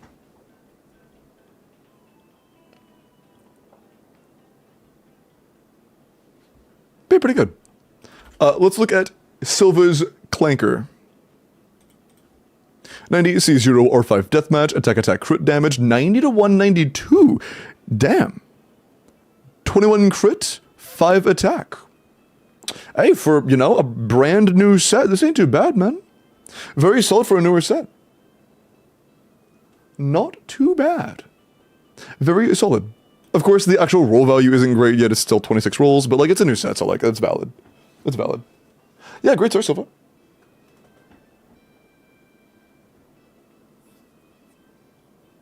Bro, I have, like, stray hairs tickling my nose.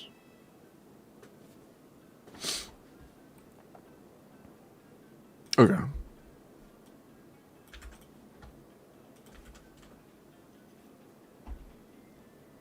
Swimming for Bina in another week? Gotcha. Pluck it out. It's not... A hair from my head was wrapping around my headphones, and then the ceiling fan was blowing it, and it tickled my nose. Not my actual nose hairs. Do you have tattoos? No. I got some news to LD. Let's go! Much better as Morningstar. I believe it's like a 10% increase, which is pretty good for a set bonus.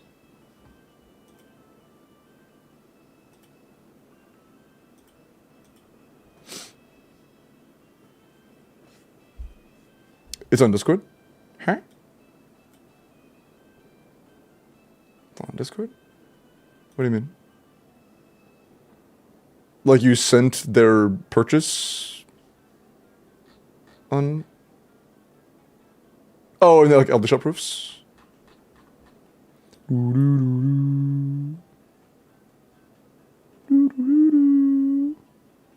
No? Oh. Oh, like you convinced them to do it through Discord? Is that what you mean? Plucking nose hairs is really bad and unhealthy. I don't do that anyways, so...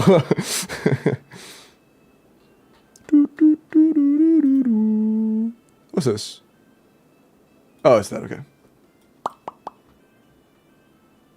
Okay, cool. Ballin'. What did Techie send? Hey, Peak! Thank you. Appreciate the Techie. Appreciate that. Okay. Anyways, thank you. Flynn's from Forgotten. 80 to 90, 0 Jade, attack, crit damage, 90 to 209. Ooh. Yeah, okay, you are aware of your energy lack. Sands. Sands is a big one. Goblet's a big one. These two pieces are very, very easily replaceable with things that allow you more energy recharge. It's these two. Flower, unfortunately, rolled a lot of attack. It's fine, it's not the best stat on Flynn's, but it's something. But the Sands and Goblet are a lot bigger of a deal here. I would go for one of these. I would also 90 Flynn's and 9 his burst, he needs it. But some ear on these would be nice. Throwing a boat for, oh wait. Morning Star and Moon for my nephew yet, summoning 2 piece attack, 2 piece EM. Is that alright? Yeah, that's a totally fine temporary option. Yummers. That is totally fine. Especially if it's like a great build. And Jokes, think of the gift sub, man. I appreciate that. Thank you, thank you, thank you. Just a synonym, and I need books. And to figure out how to kill the chess boss. Kolb and Skirk, true.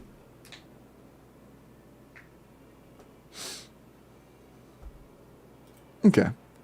Bina. Colombina!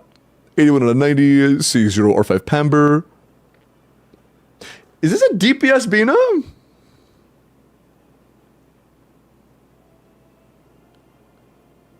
Is this an on-field DPS Bina? Damn, okay. I would not run Pamber if you're doing DPS Bina.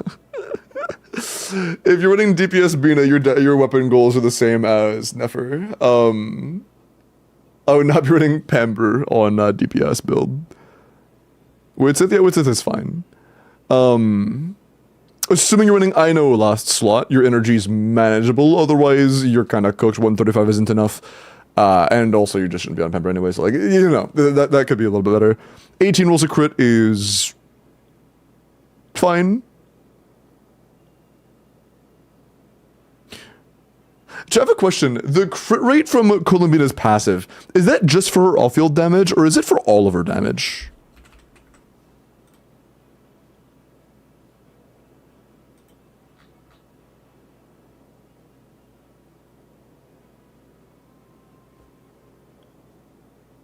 It increases her actual crit rate. Holy shit, wow, that's awesome. Okay. You're capped. You are at 99.8 crit rate. Okay, you literally just can't get any more crit rate. Noted.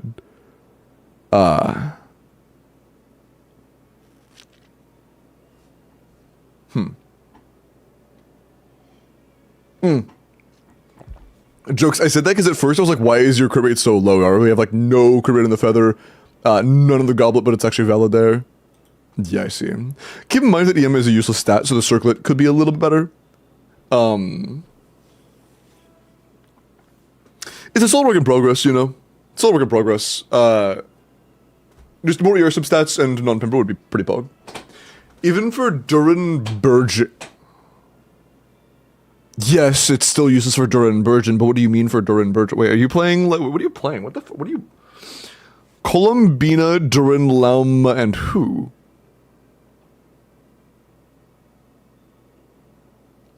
Shigan Vapor skill? You would want a Vapor... Oh, wait, that's...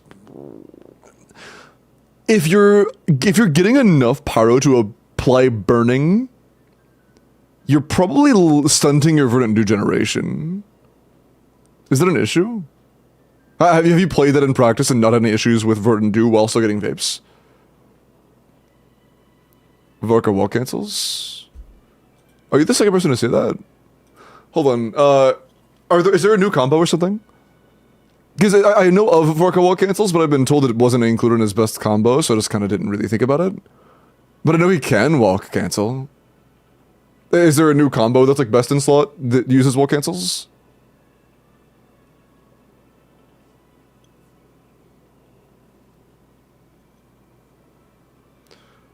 Video saw. Is it a new best combo? Or is it just him doing it? Silken. Omen. Romer. 15%? Yeah.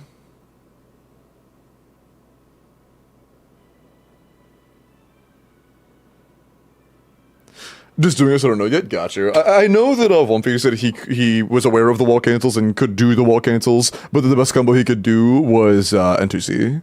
It was like 6 individual N2Cs.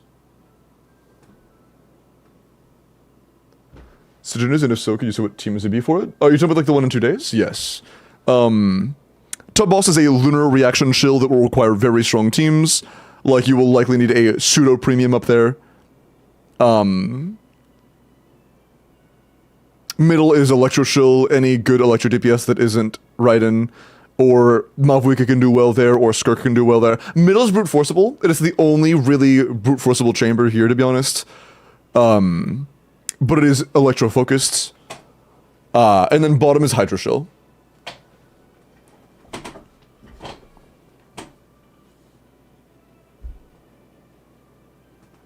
Okay. Forgotten, let me look at your flints.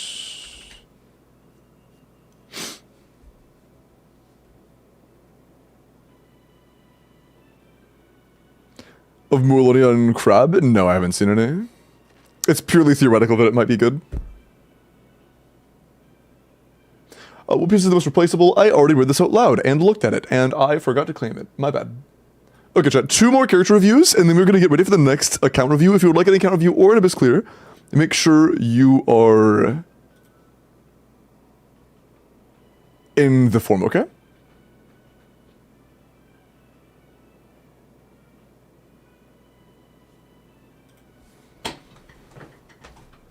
Can you clear first boss with Skirk? Unlikely.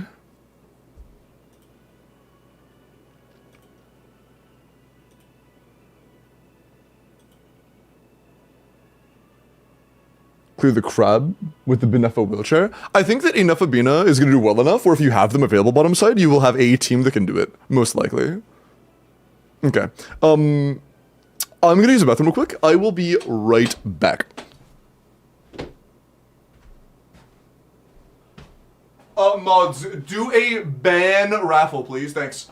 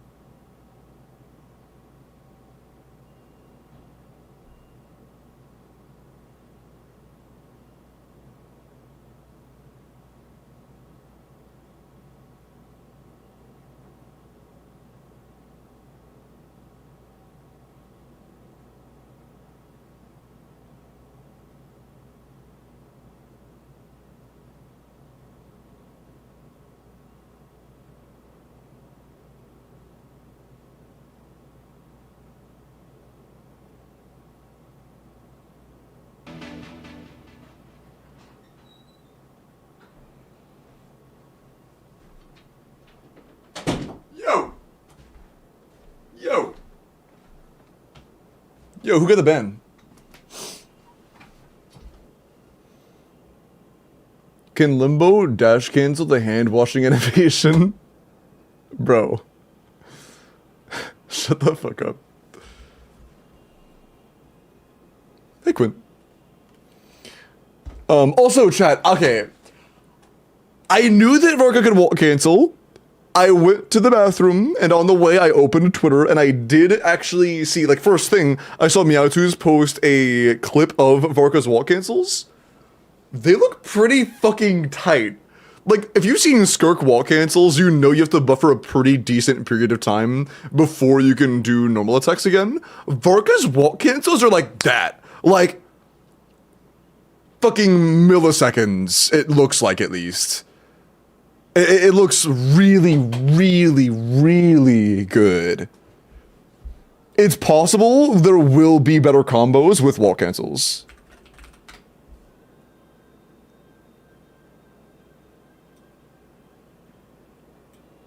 He might hit 115 KDPS. Sorry. Like, man. Here is the clip I'm referring to. Let's start from the top. This is just N1, look. Look how fucking tight the N1 wall cancel is, dude. Look at how fast it is. The VOD? Oh.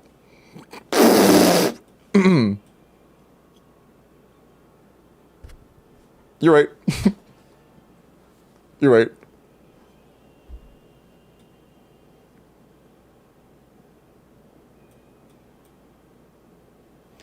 This dummy. Hey, look, I've never been struck before. If it happens once, we're alright. We're alright. VOD Butcher's L today? I'm not taking down the VOD. I'm not.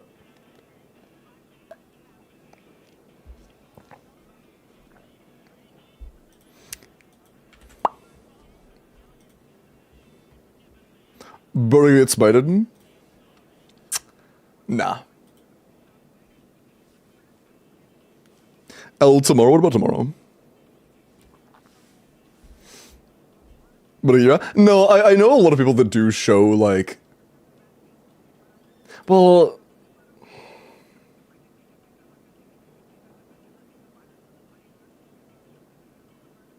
I should be fine. It should be fine.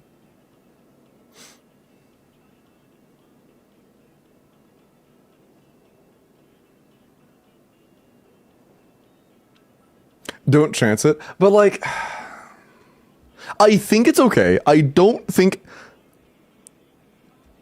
I should be in hot water for that. It was like 2 seconds. I doubt I would get in trouble for 2 seconds. Take it on to be safe. The problem is, guys, that I need to have the VOD for the sponsored stream. So... You'd be surprised? I think you'd be surprised, Mamba. I will not name drop, but I have seen other streamers in like the 50 to 100 average range stream several minutes straight of private leaked gameplay of, honestly, dozens of minutes straight of private leaked gameplay and not get into any trouble ever.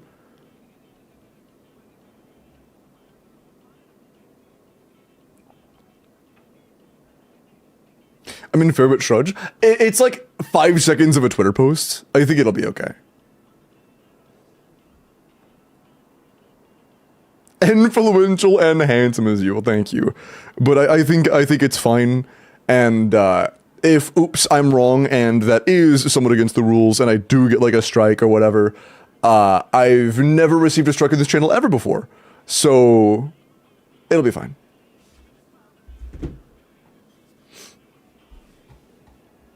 Frick this Limbo guy, bro.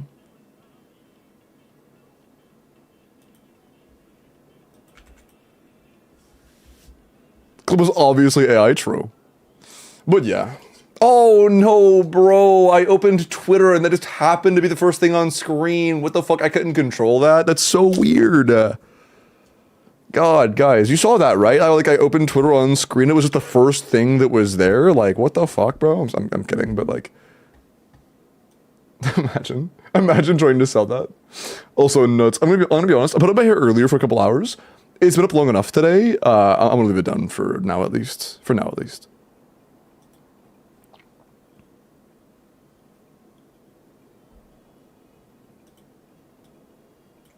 But yeah, like streaming the actual gameplay, like I'm pretty sure when Sumeru dropped, wasn't there somebody who live streamed like early access, or before Sumeru dropped, wasn't there somebody who was streaming like beta server gameplay of Sumeru for like hours? Do you guys remember that? This shit was so funny. This shit was so funny. Didn't they also get nuked? Yeah, but they were like actually like a beta tester. They were a beta tester live streaming actual gameplay and exploration and material content for several hours, like straight, like entire like long live streams of exclusively that. Not like showing gameplay, but like literally just playing Sumeru before release for dozens of hours type shit. Okay.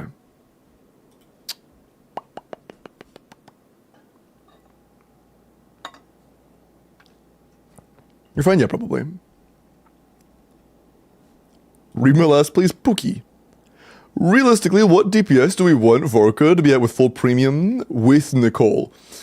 Keep in mind, Nicole being a part of Vorka teams is purely theoretical.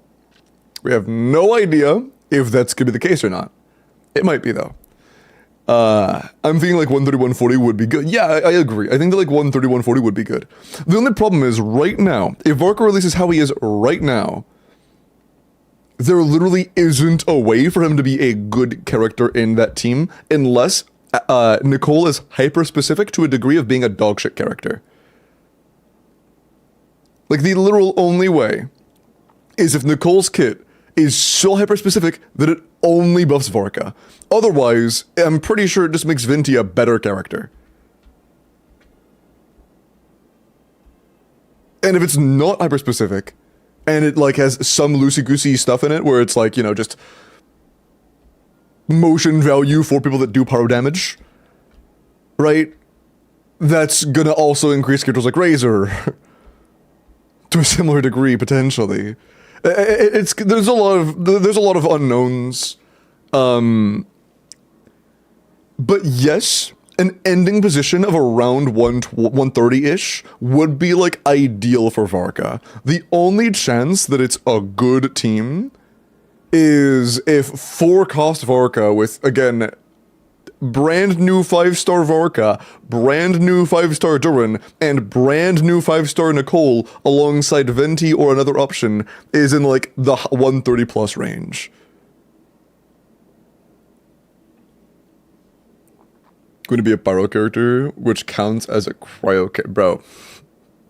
Come on, dude.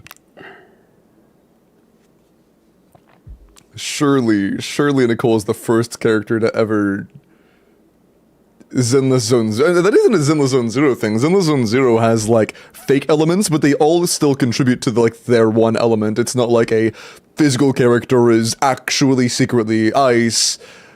It's that this new element is just technically ice. It's not the same thing. That would be the first time Hoyo's ever done that.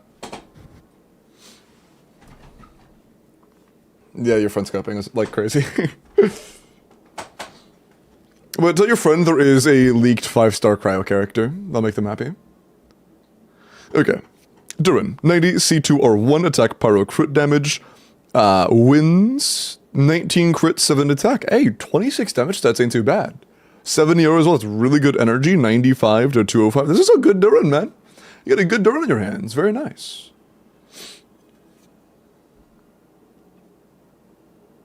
I no way, bro. Dude, if Nicole is a pyro DPS, like, is it a valid reason to crash out? If Nicole releases and she's a pyro DPS, can I crash out? Is that fair? Yeah, okay. Okay. Meow? True. Yeah, I would hope so, Pickle. But,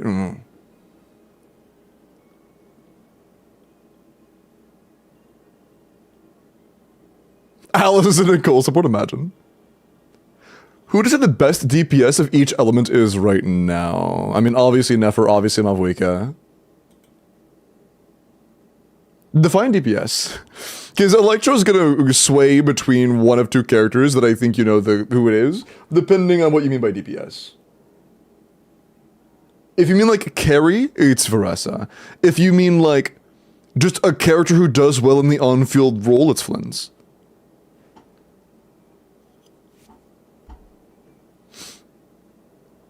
Like a character that actually does a majority of the team, like 80% plus, definitely Varessa. If you mean like actual, like a main DPS type character, it's definitely Varessa. If your goal is to have a strong damage dealer of that particular element, Flynn's is nowhere even near Varessa.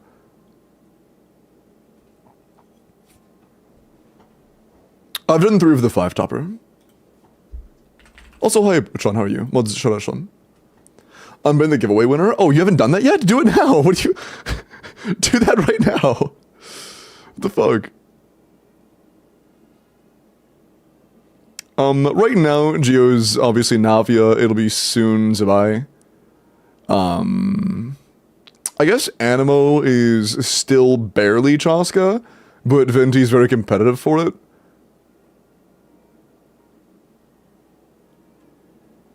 Cryoskirk, obviously.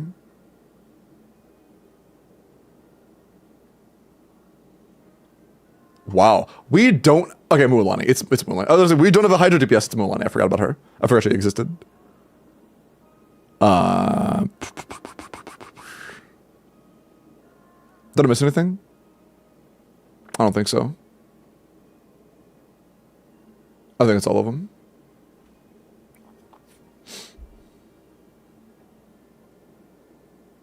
Oh, thank you, Mama.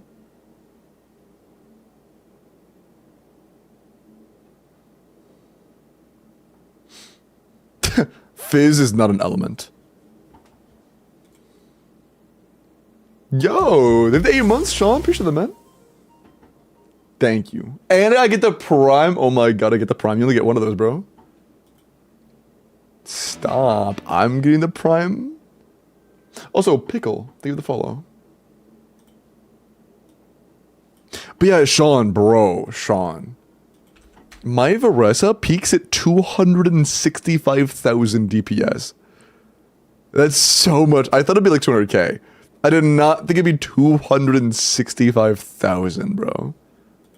It's so peak.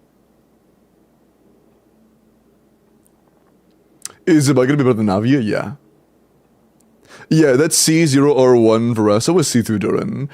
If you're going 2 costs, Chevros, Janssen, Bennett is about 170k. And dual carry with Mavwika is about 210k. I mean, a decent DPS, I'd say, is like 100k, 110k. A strong one's like between 120 and 140 in practice.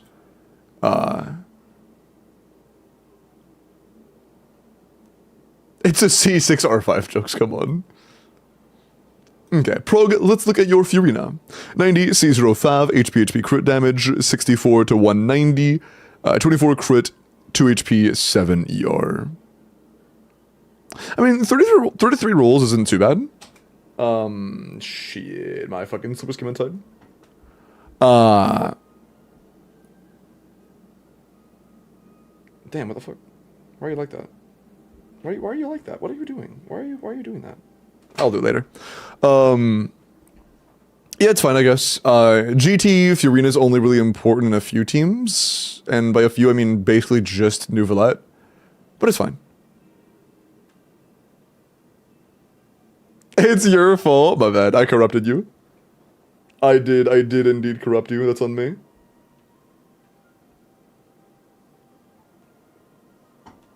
Why are you doing that? Sorry, I'll worry about this later. I legit only use it for Nouvellette anymore? Gotcha. Fair enough. From Good Universe, huh? Hu Tao Gonyu, Zhao, and Zhongli. Oh yeah, that was posted like months ago, right? Or no, that wasn't months ago. That was like a month ago. Cause I feel a little bit sus about that because I saw the account that originally leaked it, and the account that originally leaked it has a track record of like one hit ever. So I would take it with a massive grain of salt. That's like giga sus leaks.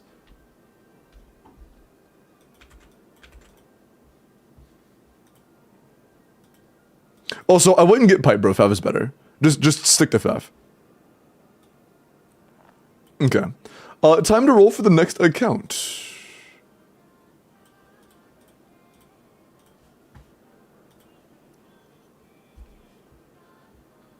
Bro, I've been spending so much time testing today. I actually spent like hours testing. I double clicked. Jesus. I was like 190. Yeah, I misclicked. Dead guess, appreciate the follow.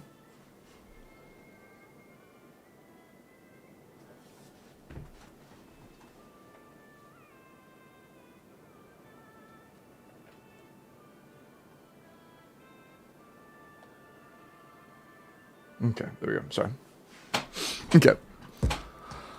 Oh, there have already been 4 more. Okay.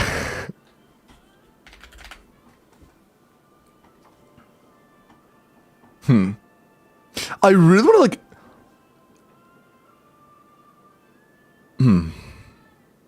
Honestly, dude, I say that I don't know why it's higher than it should be, but there was one calc somebody sent earlier that did show Flens around 140k, which is like, that was with R5 even star sucrose, and that doesn't sound super unreasonable. So maybe there's a chance he really is like a 140k unit at peak, maybe? I don't know. Maybe. It could be possible that the 150s are stretches. How it collects before? I think it's, again, a big part of my guess is improper assumptions on the lunar clouds. Because I want to keep in mind, Mamba, that lunar clouds only last for a few seconds. So any lunar cloud that spawns, it can't be all that. It's probably not all that, but that's probably like at least 5k DPS. Because if a lunar cloud just suddenly loses a second good damage source, that's going to be a pretty big hit to it.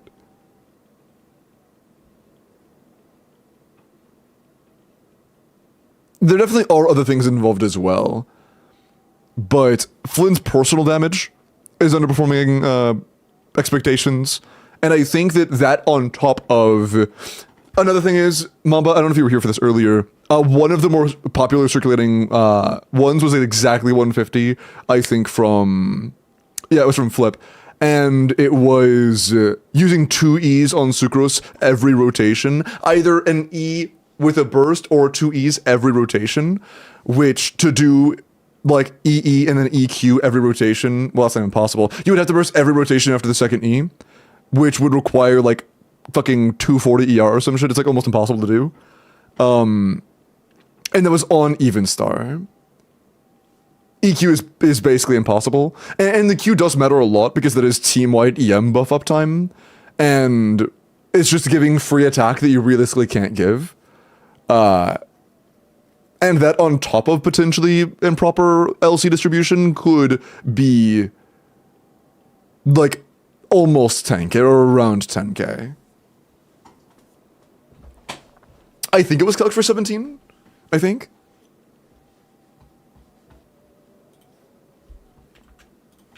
Oh, somebody added one named 5 Gifted W.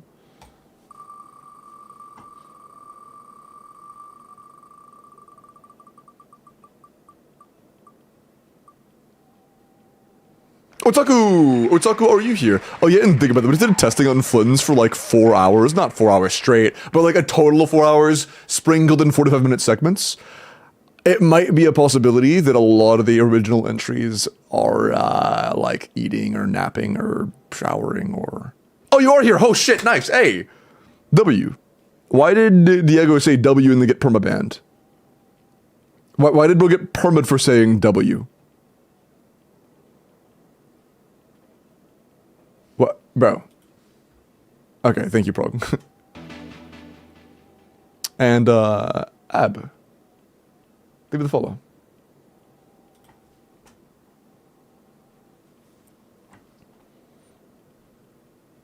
Hate to see Otaku winning, true. Hello, official, how are you?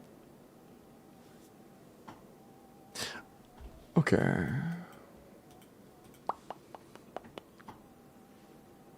Prog just a hater for real? I'm good. So you have to apologize. You're good, Diego. You're good, bro.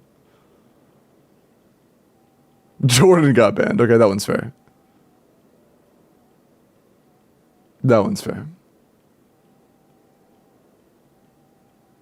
Oh, you tried banning Jordan in chat scroll when you thought you had paused scroll? I see, that's fair.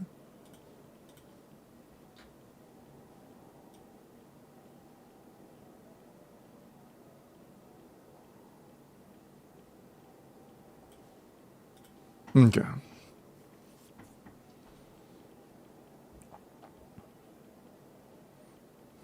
That's crazy, hidden. Although it's a lot more than that. Chevy C6 should be like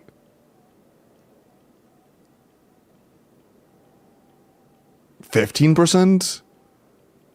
It depends on the team. If you're running like Param C or some shit, like Wid Sith on a Kaching main standard build, C0 Yansan as well, then like that makes more sense. For like C0 Chevy and C0 Yansan and like Param C on Wid Sith, that would make sense.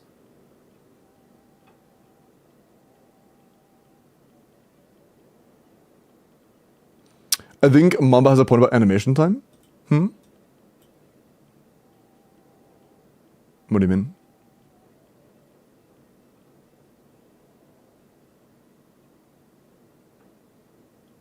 Through EQ at 17? Wait, what do you mean EQ at 17? Like on Inefa?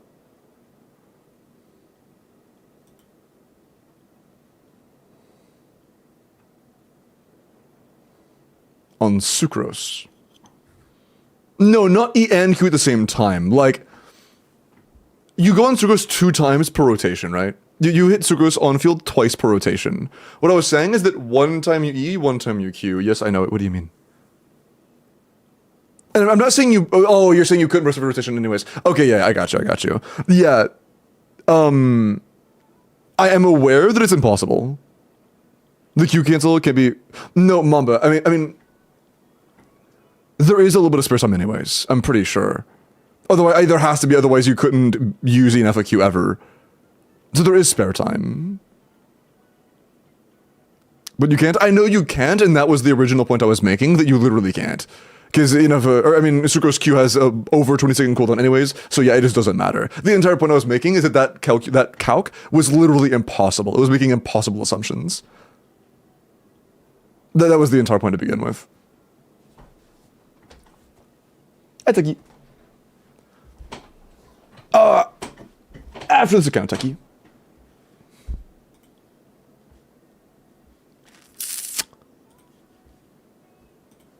Okay.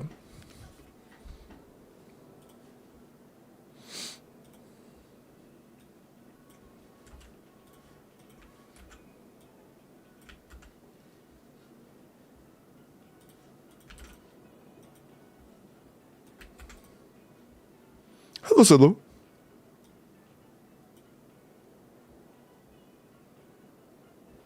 Okay, to make good sense. The calc is short for calculator? That's crazy. Oh, alcohol. Oh, I see. I was read it first.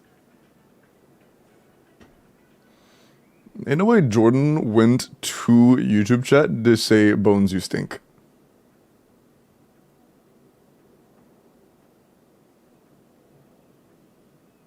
Mad face.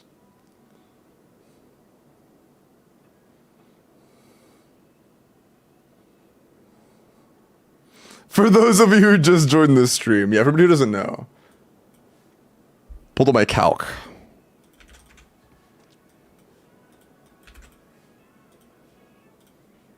Okay.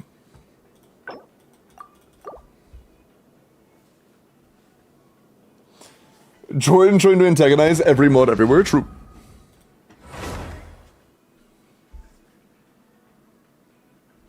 Bones, what do you mean by that?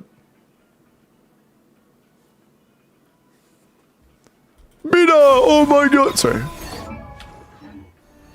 Okay, cool. What's it? Oh, I see.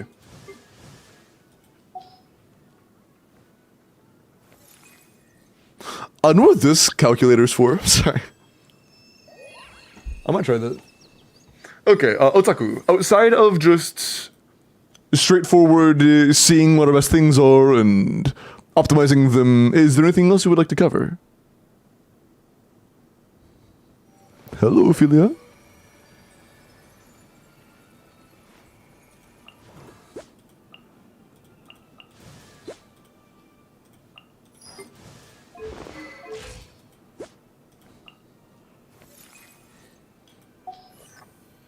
I really don't know how I feel about Cookie here. Do you have Ino C6? Okay, no, okay, we definitely don't. I feel like for solo Hydra, 135 is just, or 130 is nowhere near enough. There's no way, right?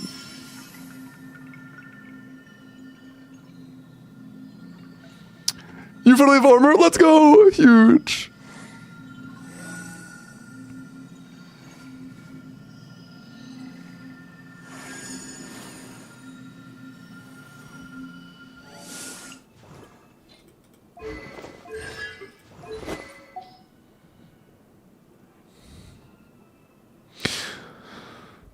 You need to burst every second rotation on Caribina? Really?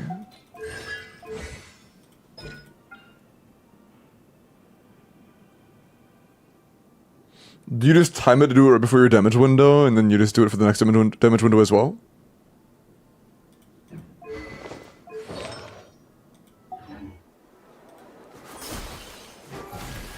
That makes sense. I know you can do similar things for Nahida in certain situations, so that makes sense. I don't see how that would be problematic.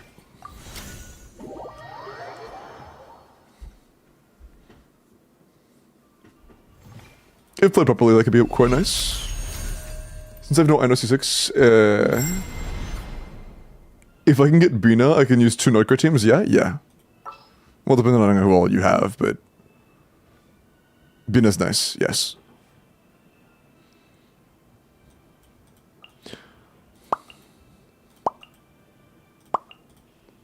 Wait for my signal.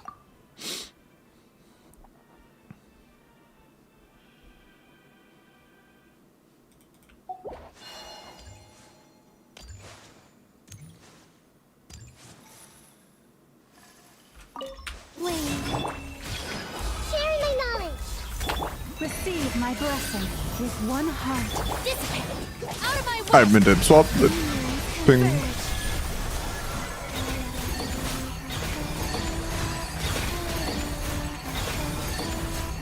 Surge. Grow, grow, grow. Make yourselves at home. Lush as the moon for the everlasting.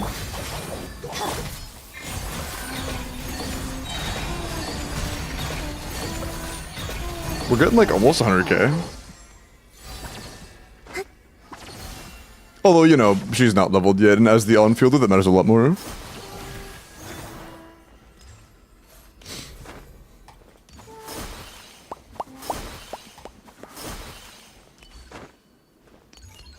Never shaking in her boots? Not quite.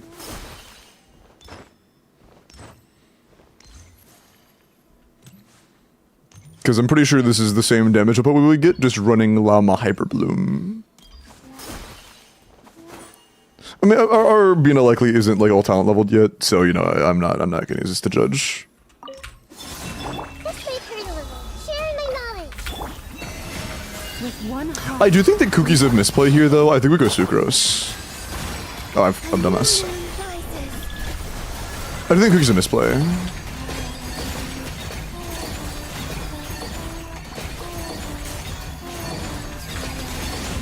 Committed to memory. The Temple of Wisdom.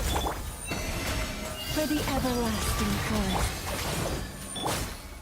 Oh, I'm dumbass.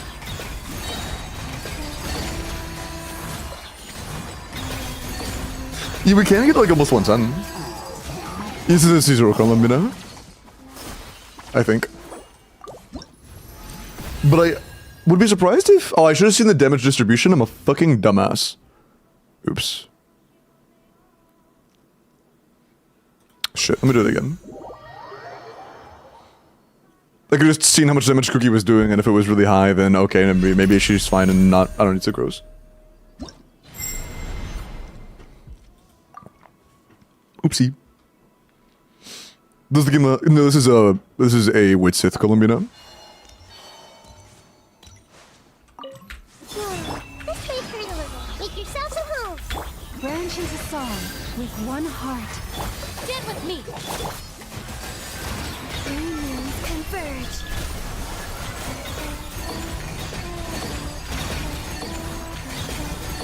Can I do it here? Committed to memory. Sharing my knowledge. By the frost moon of old. Dissipate. Can I do this yet, bro? I'm not used to her timings yet. Bro, can I please? Yeah, I'm not used to her timings at all. I feel so bad. I had to learn her a little bit. Yeah, Cookie here is 25% of the team's damage. I think it is worth keeping Cookie. It would have been closer to like 20 if I had played Columbina properly there, though. I'll try both. I'll just try it in a minute. Grow. Make yourselves at I home. didn't play great there. I missed a lot of timings. With one heart. What's Cookie on? Don't know, but we're doing a lot of hyperlimb damage, so I assume it's the right one. Can I, dude? Can I please?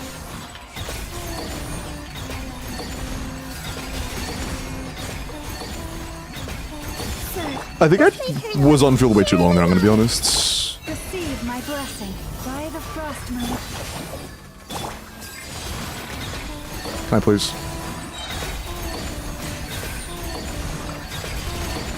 Yeah, it's like 105, 110. Probably being on with RNG.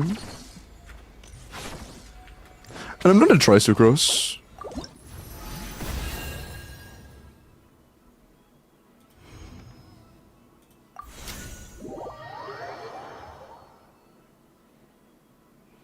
I'm not a big fan of Pembro for Bina, I'm gonna be honest. I'm a big fab advocate for her. I think for Stygian Onslaught specifically, Pamber is gonna be kind of scuffed.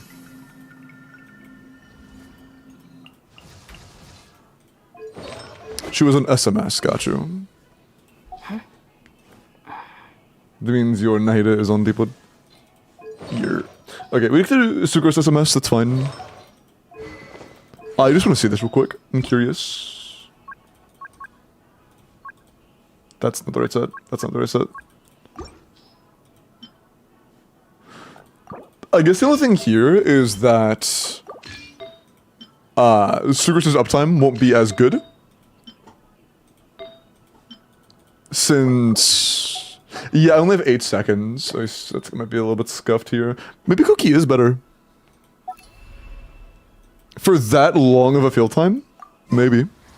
I'll try to count time.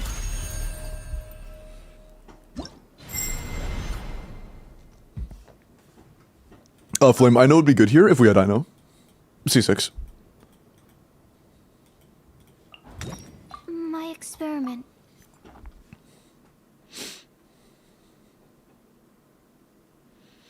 What is it, Jeff, on about never CA cancels not having proper feedback? I don't know.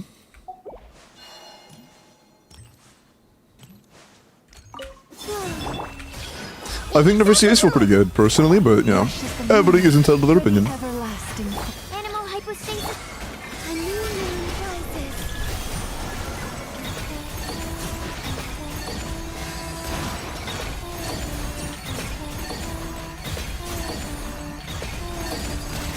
Wayne. Committed to memory. Sharing my knowledge. Receive my blessing with one heart. Oh, dumbass. Can I please, dude? I think it's gonna be way too long, to be honest. Converge. Surge.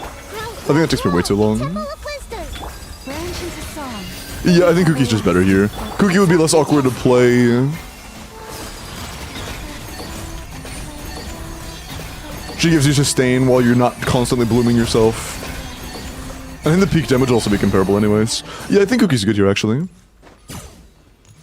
I think Ineffa's Cookie's the way, for sure. Usually Ineffa's better than Nahida here, but, like, you don't have Ineffa, so. Without Ineffa, I do agree with running that. Whoever heard the song, 8 down, true. My chat has very nice music tastes. I am blessed. And welcome in, by the way, Newt.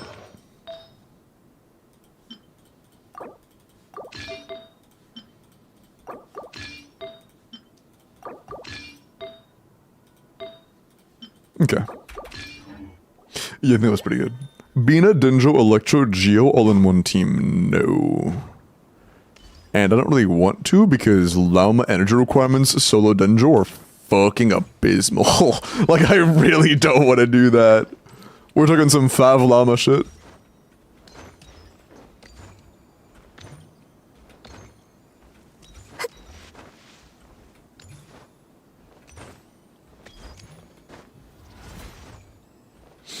Okay. Why is mine so long? Huh? What do you mean by that? Yeah, I get reviews for any server, man. I can do any server. That's what the options there on the form. Okay. What else? Mavwika, that looks like Serpent Spine? Yeah. Dude, it's crazy that I can just see the stat line of a character and know what weapon they're on. That's crazy. That's crazy, bro. C0 Crown Burst Mavwika, little overcapped, 227. Good EM, nice. Solid Mavwika from Melt, I like that. Sheelin, I saw you had PPS. Why aren't you on PPS? You own it. You probably just got, you probably got this, like, very, okay, well, recently is in very rough quotes here because it's not a new, like, it hasn't ran recently, but, you know, I would get that leveled, at least a little bit, right? Just got it? Okay, yeah. Relatively recently. That's alright. And then see, Lali is on TTDS, very valid. Scroll, good energy. Bennett, 250 is good as long as you're not on Skyward. That's very good, Bennett. What else? Durin build, I guess? Very good, actually. What else matters here? Anything? Varesa build, of course. Not bad. Yeah, 220 CV solid. Not bad. You're gonna be like a smidge low, but it's fine. Ooh, Sands is a weak link, yeah. Flower, peak as hell. Feather, kind of a weak link as well. Goblet's great. Circlet is good, yeah. I see. Yeah, I see. Okay, you actually are very close to having an amazing build already. You have a good build as of right now, but you're pretty close to having a phenomenal one. If you had a different feather and different sands, your build would be crazy. You are 2 pieces off of having like a ridiculously good build. Good look at that. Why don't you like see Lily and Tenacity? Because of energy requirements. Both in the beginning of Stygian and in repeated runs when you already have full energy, the energy you need to get to anything but Cinder City to work on Seat Lily just generally isn't worth running, or isn't beneficial to enough to be better than just running Sheila and non-instructor or Petra.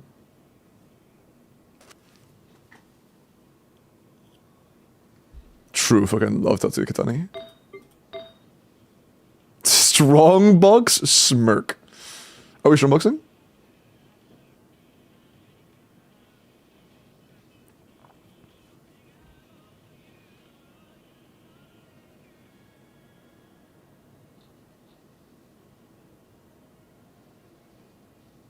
Hold on, let me pull up Otaku's chat thing so I can always see Otaku's messages. Waiting for the Strongbox, gotcha. Fair enough, fair enough. What else is there to look at in terms of individual? Okay, I'm going to go playtest a couple of your other characters just to make sure everything's good and I didn't miss anything. Besides that, are there any other things you want special attention to? Anything you want to know how to play properly, or anything like that? I'm all warm. Oh, what are the 4-star cons? I didn't check that. Me, I want special attention. Me.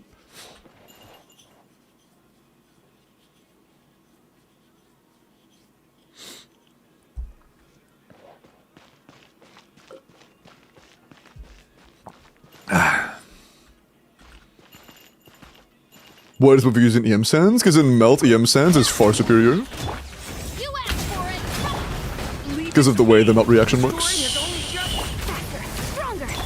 Charge. Headbutt. Charge. Yeah. Look out below. Charge. Yeah.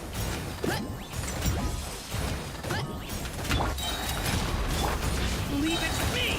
The turning point. Quick as a flash. It's justice o'clock. Yeah. It's justice o'clock. Yeah. Hero incoming. Oh, enough energy. I am less stupid. That was slow as hell. Oops. Stay back. Okay. Faster, stronger. Volcano kablam! Yeah! Oof! It's justice o'clock. Yeah! Headbutt! My mistake. Yeah, it was a little slower than it should have been. We could like that around 150. Okay. Yeah, not too bad. Not too bad. How many cons? Oh, this is C0. Oh, Yansun C2. Really? We're getting 158 without a Yansun C6? Oh, shit. Okay. Word.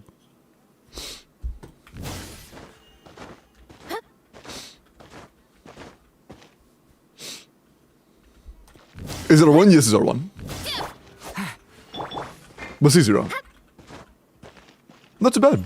For not having Yansun C6, this is better than I expected, honestly. Heads up! Final warning! I did make a slight hiccup in gameplay, but I don't think it'd make a big difference. On mark!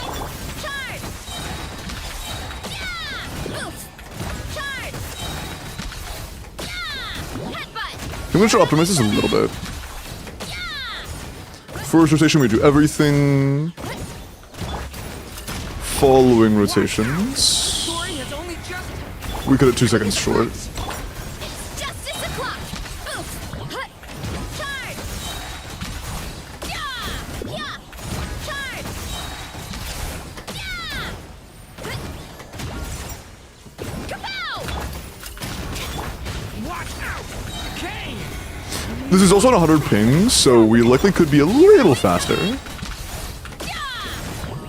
That's alright. Headbutt! Hero incoming! Yeah, we're basically the same. Just about 150.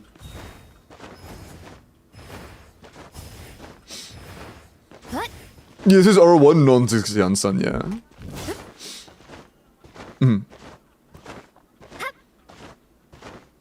Motherfuckers combo for Veresa team, the easier one? I don't know the easy ones. I'm sorry, I don't know the easy ones. I could not tell you. I'm not the one to ask for easy combos.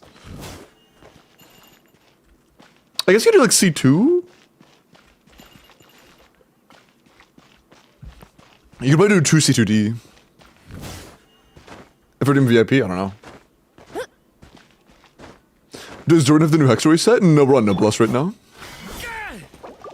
I could check support builds just to make sure there isn't any room for min-maxing, like make sure Yansun's crowned and all that good business. Make sure Chevy has the proper 40k.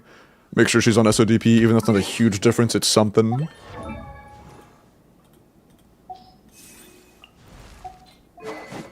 Nice. Peak Chevy. Yansun.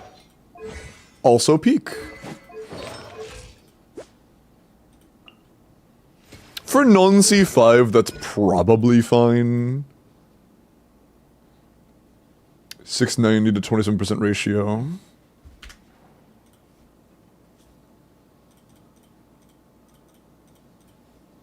Yeah, you're good. You're good for that. You'll need more attack once you get C6.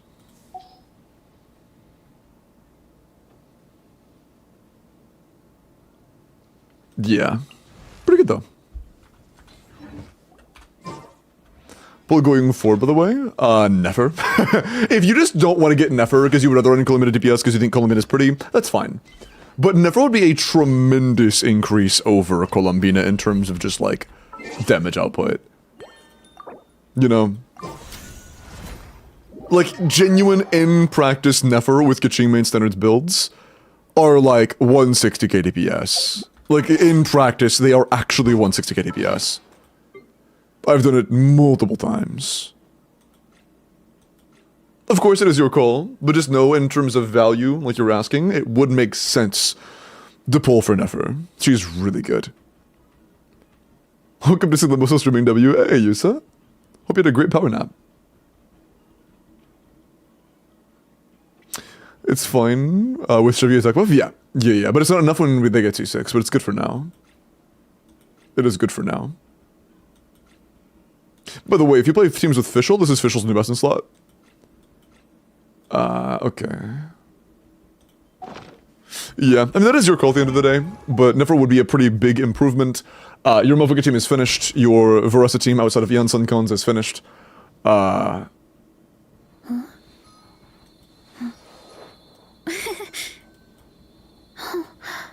Columbina team is good for now, but obviously not at premium yet. If, you know, unless that is your end goal. And then those are three really strong teams. Nouvelette, let's see where you're at. Yeah, okay, Pamper, you're fucking cooked. Sorry. Nouvelette's character. Yeah, I'm not gonna lie, I don't know how much I expect from C0 or 0 Nouvelette in the upcoming Stygian. I'm a little concerned for non-vertical investors of Nouvelette. The good news is, though, that you have a billion ways to wipe middle chamber, so hopefully you can just dedicate all your resources to bottom chamber. I don't know if you can beat top chamber, to be honest. I don't know if your Columbina DPS is going to be able to beat top. We'll find out, I guess. Fearless should be free? I don't know, man. I've seen C0 or 1 Nouvelette teams clearing it like 100 seconds on Nouvelette. Like the entire team being R1. Fearless is usually free. This upcoming Fearless looks particularly challenging. I'm hoping I can clear Fearless. We'll see. We'll see. I would be a little concerned about your top side.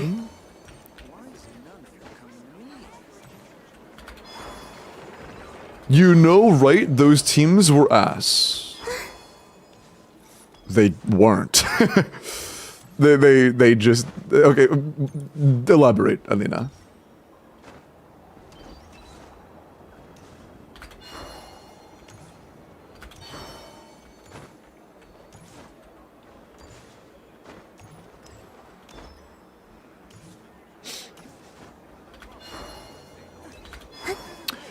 Can you quickly summarize why Silken on Columbina, but not Abad? So, Abad is a damage-oriented, personal damage exclusive set. It only buffs the damage of the wielder and nobody else.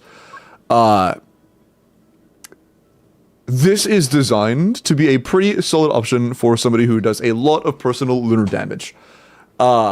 Somebody in the team needs to run Silken. This will be on one character all the time. It'll be on somebody.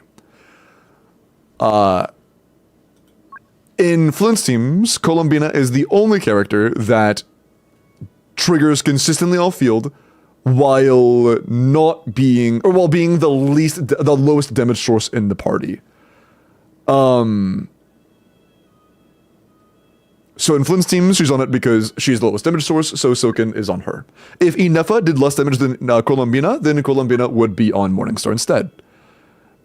In Nefer teams, Columbina damage is pretty okay, but Morningstar does not buff Llama Quill damage, and Llama Quill damage is literally all of her damage. It's like 80% of Columbina's damage in Nefer teams is just llama quills, which means this set doesn't do anything for that. It's about the same as 2-piece, if not worse than 2-piece for C0 Columbina in Nefer teams. So it's generally just better to min-max EM as much as possible on llama while running SMS on Bina. I think it's more about this team. This team isn't on SMS. It's on field. Check last. Hyperbloom is danger damage and takes 85% less damage, anything other than Hydro. Yeah, I've seen both Hyper Carry and the, like, Lunar Charge teams. I've seen both. And both of them performed very poorly. Both of them were over 100-second clears.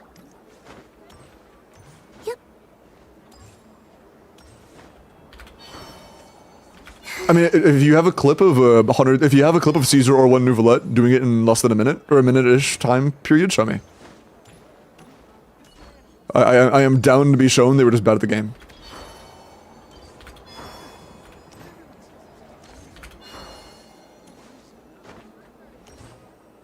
What do you think I should do for Crab? Honestly, I'm not really looking forward to Crab. Crab looks like a motherfucker to fight. Nouvelette, obviously. Furina, obviously. Sheilin will be kind of required. Get her up and built, like, ASAP. In order to trigger Scroll, you will need to hit the small crabs right after the shield pops, otherwise you are not going to have get up on Scroll. Be cautious of that. And last slot, Kazuha, I don't think will be able to work fully there. You could do, like, Instructor Seat Lolly or some shit, but I don't really expect it to be great. But it might be okay. Like, Sekfrag's Instructor Seat Lolly might be fine, because you are still going to be able to get that Hydro Rush Shred just by triggering Melt. The way this works, triggering Melt will give you Hydro Rush Shred as well, so it should be okay. You would probably end up going for that, yeah.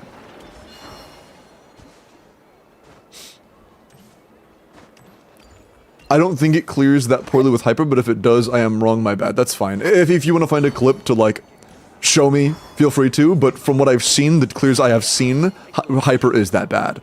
But again, if you have a clear of somebody that doesn't clear that bad, then feel free to show me. Arlna, appreciate the follow. Welcome in.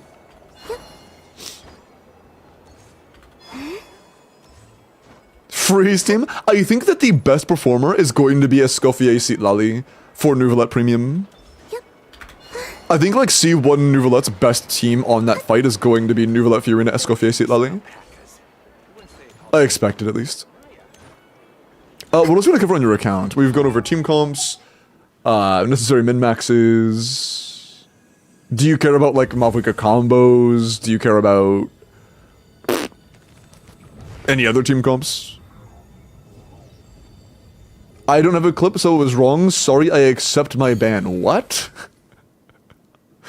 I'm not ban- I was about to make a joke I cannot make. I am not a kind of streamer, not referring to anybody in particular. I'm not the kind of streamer that will ban you for being wrong once.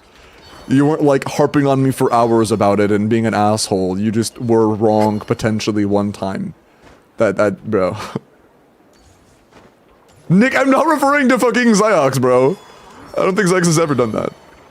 At least from what I've seen. Oh, mentioning that, oh my god, you guys don't know yet. I added a new alert today. And I didn't tell anybody. I was gonna see if you guys just happened to get it. I'm still not gonna tell you how to trigger it. It'll be a surprise. There is a new alert that you guys have yet to see. It is a unique alert that I made myself last night. Mojok, thank you for the follow. Welcome in. When are we doing the bank giveaway? Dude, I did a bank giveaway already today. Punishment is death, bro. Learn some Mavwika combos. Word. I think that the easiest mechanical input one that does the most damage is just CDF spam. It's pretty easy to do in terms of timings. And it is really good, even when not done perfectly. I'll do 2 teams for you just to show you like the 2 different options and how they perform. Ba-boom.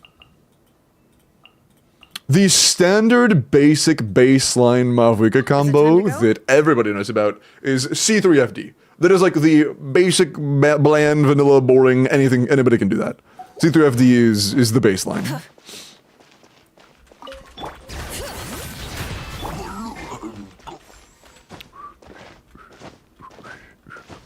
Give us a hint.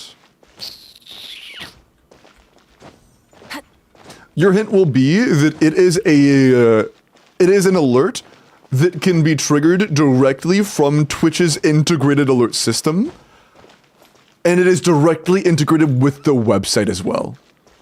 Like your page. It would be an alert that happens both on OBS and on your browser, every viewer's browser. That's your only hint. Although that might not help people unless they know how Twitch works, and like they know things about Twitch.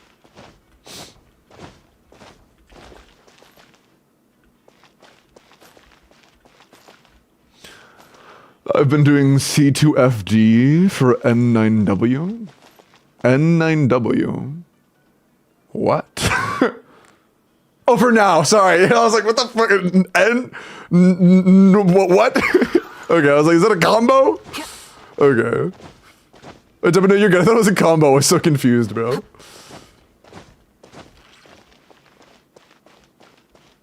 C2 finisher dash?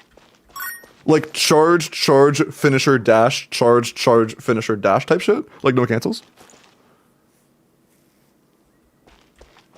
Big C, 300 bits. Appreciate that. Merch? No, it's not merch. I'll tell you that much. It's not merch. Nope, mods will not be able to see.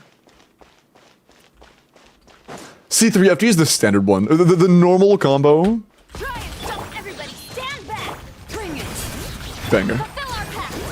You two. Pyroclastic surge. Is you wait for cryo? Why? Bro, a fucking... That is one thing that happens to me sometimes and almost always when I'm unhyping. I don't know why. Mavuika will just like... Pyro will tick in the middle of her burst animation. Like her all-field skill will tick way later than it should. Okay. Going in. Show no mercy. Lolling. Eat wrath from the sky. There we go.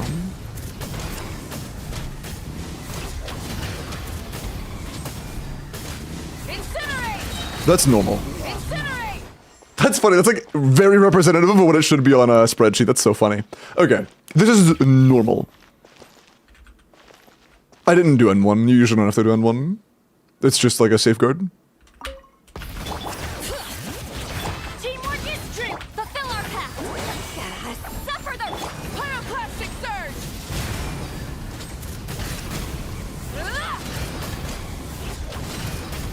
Incinerate. A little better. Although you missed 1 melt. I also didn't end it at the same optimal time. I could have ended it a little sooner, like on the last melts. And it would have looked like 150. Well then in C3FD, when did I end it? Did I end it at the last hit? Going in. Get to work. You two. Tight. Light of the blazing sun. Incinerate. Incinerate. Yeah, and then I ended that like last moment. Yeah, let's do it the same. Let's do the same grace for this one. 138. Bring it. Everybody stand. Didn't mean to yawn Bennett, but it's fine. Lolling. Eat Papa. Wrath from the sky. Incinerate. I fucked up. Yeah, I fucked up. That was I missed on multiple melts that time. I am silly and bad. If you try to rush it a little bit too much and you... The fact is, I fucked it up and it was still almost the same. That's so funny. I messed up really bad and it was still almost the same damage. Going in. That's so funny. You two. Tight. Light Oh, dude, I was already in E state. Yeah, I missed on the melt because of that. That's so fucking cringe, man. I saw the fucking off-field pyro stick happen when I was already, like, I swapped in, pressed E, and pyro hit when I was on my bike. Like, God, man. Is it a ping thing? Oh, no, but that's annoying as hell. Everybody stand back! Keep lolling! Eat Papa! Wrath from the sky! Incinerate! Ugh! Yeah, that is 150 if we need it at the same time, almost. Nice. So it can be a good bit better. Overload Malva is the answer, methinks. They don't have Jans on C6. It's definitely not.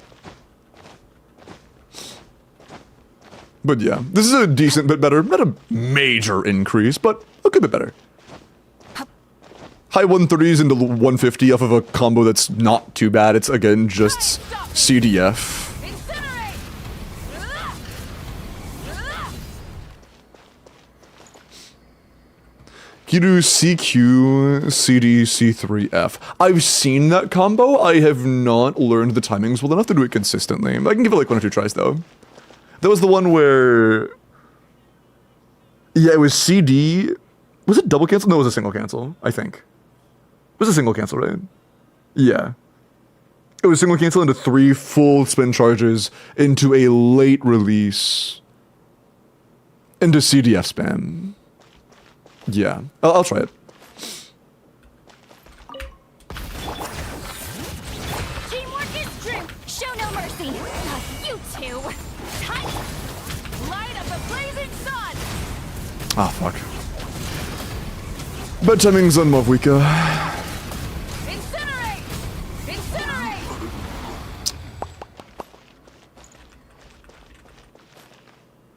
Yeah, you can do combos under control. You can do it on mobile as well. Going in! Get to work! Oh, please burst. Holy slow. Papa! Get... Wrath from the sky! I don't think my C landed. Incinerate! Yeah, it definitely didn't. Oops. This is a combo I'm not used to yet. I started attempting this yesterday, so the timings are still very foreign to me. Try it! Everybody stand back! Fulfill our pact! Not you two! Also, being on higher ping will make it Stop me! a little... Did I just fucking apply pyro? Yes. Yeah. It's gonna be a little scuffed. Especially on this ping, the timing's a little bit harder to pull off. Not impossible, of course, but harder. Teamwork is dreamwork! Bring it! Show no mercy! Eat lolling! Eat Papa! Full throttle! Light That was of power the application. blazing sun! Yeah. It's just really awkward to pull off on the timings we get from this ping. Incinerate! Incinerate! Makes it to where Mavwika E consistently takes at the worst time imaginable, and that just makes it to where we miss reactions. Oh, this one later, yeah. On high ping, it's very hard to time on high ping, yeah. I'll give it one more. Try it! Going in! It's not impossible on high ping, but it's a lot harder. Time to hit! Pyroclastic surge! Yeah, it's already pyro upped. Cooked. Incinerate! Incinerate! Yeah, it's possible for sure. It's just a lot more, I won't say clunky to time on high ping.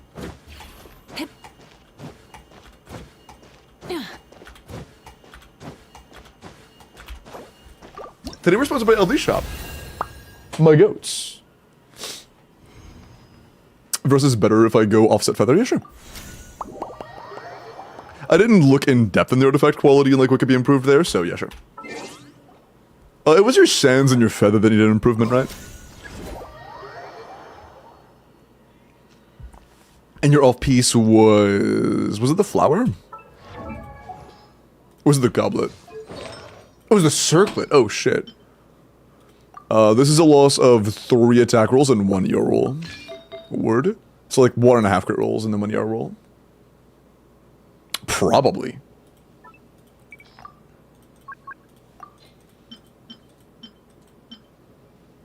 That's a high contender. Auron's feather is a high contender. Did our current feather have no ER? Yeah, I think that's an upgrade. I would be surprised if that's not an upgrade. Yeah, I'd be very surprised if that's not an upgrade. Turning out 3 attack rolls for 2 2 crit rolls and an ER roll. Actually, that's not an ER roll trade-off. Yeah, it's 3 attack rolls for 2 ER rolls. That's pretty much it. That's definitely an improvement. It's also a higher to cap crit rate. I'll do it in practice, and I'll also submit for you. Or not submit, but oh, hey, it's already in your name. Actually, let's just do it now. Hello, Miles. You're glorping? You are glorping. Hi, Miles. Miles, I got a new person, a top 1% Mavuiga today. I don't know if you were still there at the point I rolled it or not. Or I checked it or not. I knew you were there for the artifacts, though. Okay. Yep. Veressa was... let's look at Overload, because we're playing Overload, and that's what we're going to compare. Overload before was top 3.38. And now... 1.8. Pretty decent improvement. Nice. Yeah, 3 attack rolls getting cut out for 2 crit rolls is very worth it. Very worth it. Welcome back, Mamba. Nice. Decent improvement. Yeah, that's one thing that's not often talked about on Veressa. She does not get attack rolls. Like, you can genuinely have a phenomenal Veressa with 0 attack rolls. It'll be hard, but it's very doable. There is never a point in time in which attack is more important than crit. You always prioritize crit as much as possible on Veressa. Outside of energy recharge, you need energy recharge. But otherwise, you prioritize crit. And Crossfade, appreciate the follow. And also, I noticed that every single time we did a test, we did miss at least 1 crit on Veressa. And now that we're at a 99 crit rate, maybe that won't happen. So we'll see if it actually shows as better in practice. Not that your 2 attack roll per feather is a break eases. Just that there is never a point in time in which an attack roll is better than a crit roll. There's never a point in time that happens on Veressa.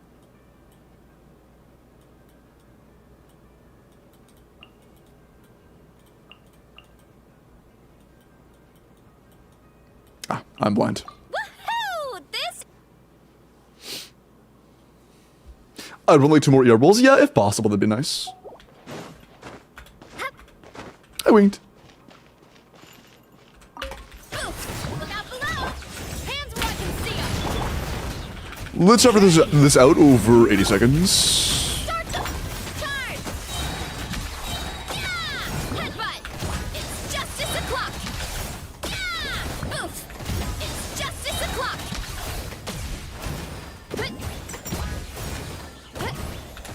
Final warning! Watch out! The story has only just... Quick as a flash! It's justice o'clock! Headbutt! Hero incoming! Yeah! Bro, calm the fuck on. Really?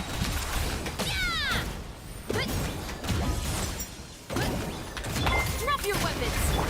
Leave it to me! Okay! Control breathing! On! It's been like 4 times ever on this guy total. So unfortunate. Headbutt! Charge! Yeah! Oof! It's justice o'clock! Yeah! We're almost at 150 now, yeah. I think I should over 1 more if we don't... Yeah, we would have been at 150 if we hadn't fucking Stronger! Volcano! gotten boned there by a full plunge.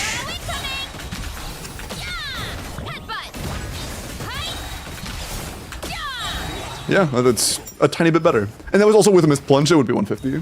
What? What happened? I think it was a sub YouTube. I think it was a YouTube sub. For 4th? Yeah, I'll run it on YouTube. Ba-boom.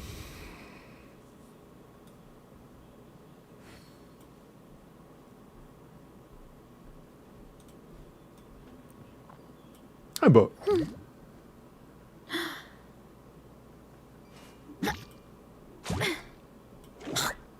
That's LD shop, not the giveaway.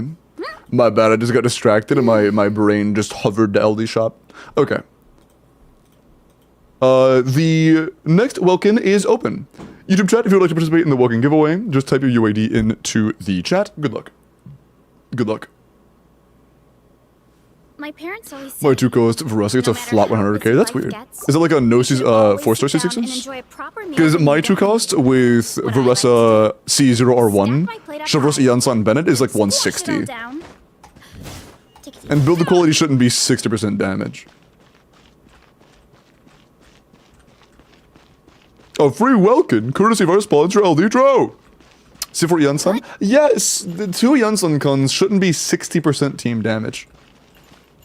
That's a little silly. One more. Down below. Drop your weapons. Leave it to me. Decay. Let's. Hero incoming. Or we hopefully don't get boned for a plunge. Headbutt. Charge. Yeah. Oof. Hey. Yeah. Final warning. The story has only just. Control breathing. It's justice o'clock. Headbutt. Hi. Yeah. Oof. Charge. Yeah. We're passing 150. Heads up. Watch out. Decay. You. On mark. Hi. Headbutt. Hero incoming. Yeah. Oof. Hi. Yeah. Yeah, we are above 150 now. Nice. Nice, nice. What? We are over 150. Huge. What? In YouTube chat, Chips, not in Twitch chat. What? Minikyu does 163k with Widsith attack buff. Percent damage is the best one, generally speaking. Especially if you're running Chevrolet Yansan Bennett. Oh, they might be running Durin if you're running Widsith. Is it a Durin team? I just been vibing it so far. In a Durin team, the best way I found to do it is... I'll talk about the energy in a moment, but the framework is you start with the Versa E plunge, you do Chivalrous QE into Durin EEQ, and then you do Yansan EQ, then you do your plunge into a burst, first plunge, second plunge, burst, third plunge, fourth plunge, burst, and you do 2 manual charge attacks, and you reset. This time just Chevy E into Durin EEQ, into Yansan EQ, into Veresa single plunge no burst, plunge, plunge, burst, plunge, bro, get fuck off, plunge, burst, and then you do the double CA again. Often, if you have good enough energy, you can, at this point, do another 3 burst rotation, especially if you're running favs. So you can do another burst into plunge, plunge, burst, into plunge, plunge, burst. Got kind of scammed for a plunge there, but it was still about the same. How much is Durin doing? 19%. Chevy's on Song of Days Past. And there's a crown to Durin, I believe. Is bursting Vitamin Veresa? I mean, you can do that. There's nothing wrong with doing that. One thing you could be doing wrong is doing Veresa burst on the first plunge instead of the third, or on the first set of E's instead of the third, or second and a half, or whatever. When you can only do 2 mini Qs. What? How do I put that? Some rotations you can do 3 mini bursts. Most rotations you can only do 2. If you're doing a rotation where you can only do 2 mini bursts, I want to keep in mind that your damage ramps pretty heavily here. Long Knight's Oath ramps, Chevy C6 ramps.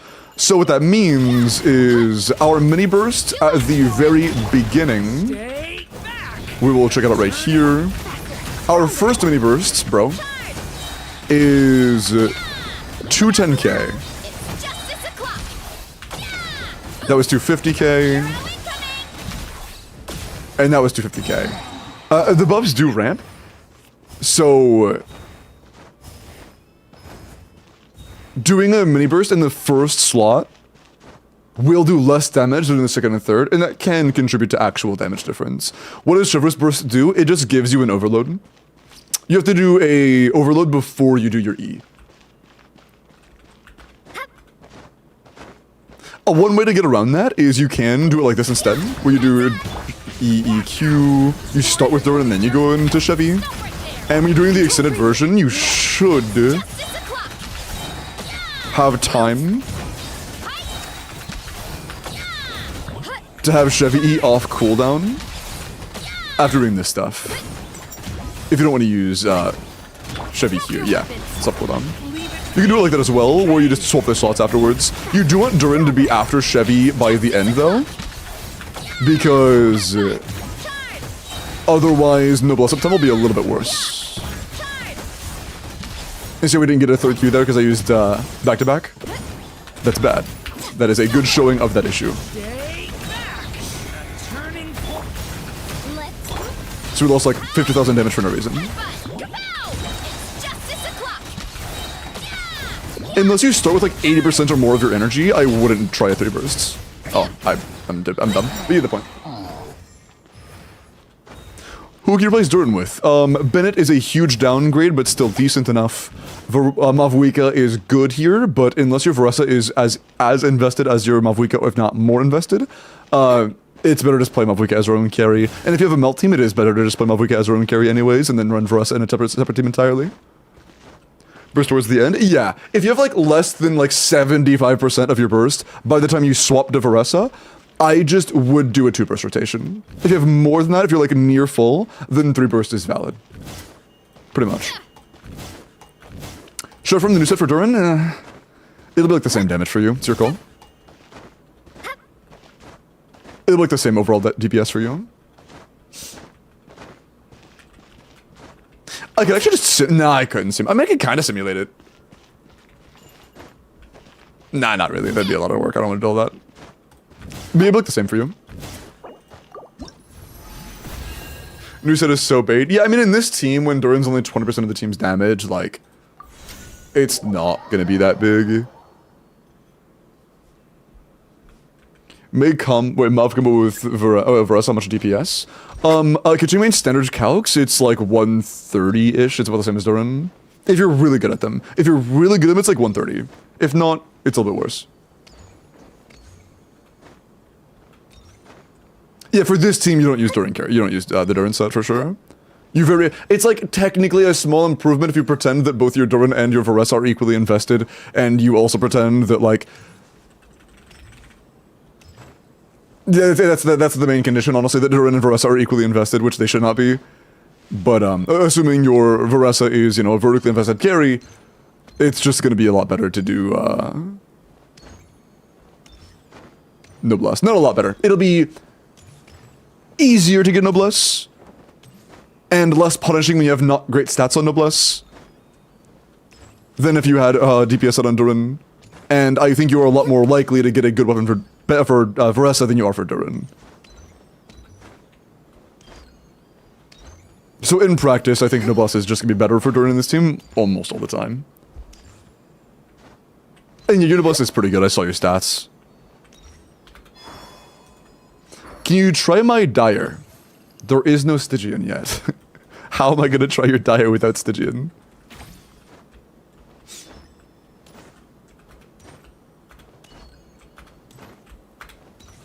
Oh, you mean like the Dire setup? Yeah, sure. One good thing about this team is... Actually, I think one of my favorite parts about this team is how quickly it ramps. You know how many teams take like a long-ass time to ramp? We're likely to build our Durin for a little more energy, but assuming our Durin's energy is really high, which it's not, but assuming we had a like 170 ER Durin build, what you can do here... Oops. What you can do here... Shit, I don't know how to set this up for Stygian. How do you set up to be Stygian instead? Is it this guy?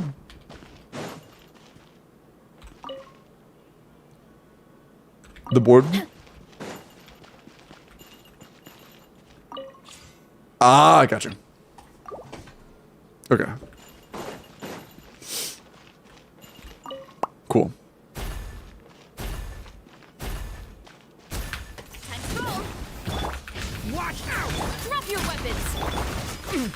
The start on this team is super, super quick. We're doing full DPS now.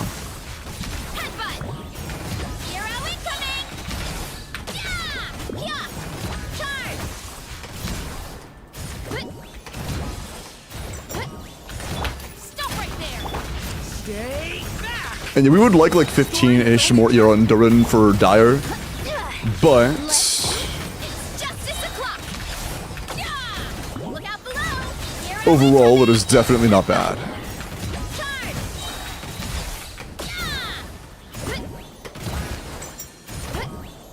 Drop your weapons. Watch out! Yeah, we would like a little more energy on Durin if possible, but you know, Quick as a flash. it is what it is. Heads up! It's justice o'clock. Yeah. Hi. Oh, now I get it. Whatever, kind of late. And you can kind of tell now that in practice our energy is a little bit low on Varessa as well. You can start to feel the issues. Control breathing. Charge. Yeah. Heads up. Between her and Durin.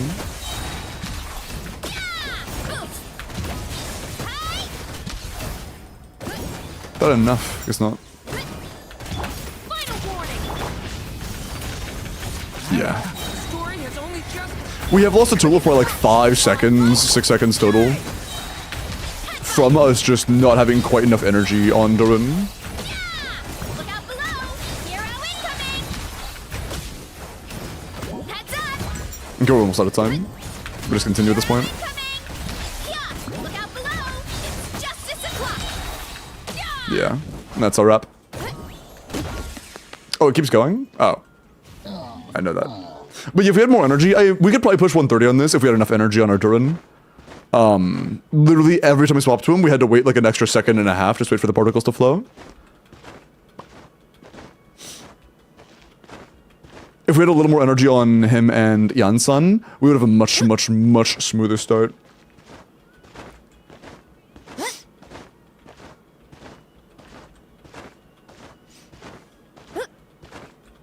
Sit down for just 2 minutes? I don't need to do that.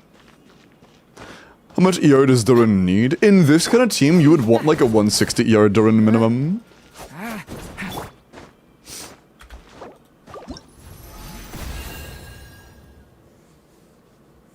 It just kind of depends, but generally that's what I would aim for.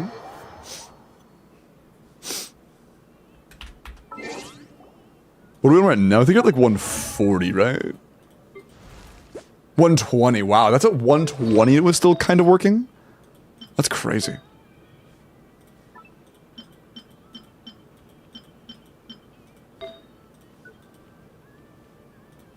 Yeah, I guess for it to flow smoothly you need a lot more, but for it to function you don't need quite as much. We get stuff from Bennett. If we steal this from Bennett, our energy is just kind of good. That's better. But let's make it like an actually good energy though. There's no reason not to. Just -1 crit roll. Okay, that's much better. And what's Yansan at? 205, that's pretty good. Yeah. Oh. Unfortunate. None of our circles have any ER. Sad. Well, they have 1, I guess. Yeah, let's take the 1 ER roll. Feathers also have no energy recharge. Damn. We are really not swimming in energy, huh? No, whatever.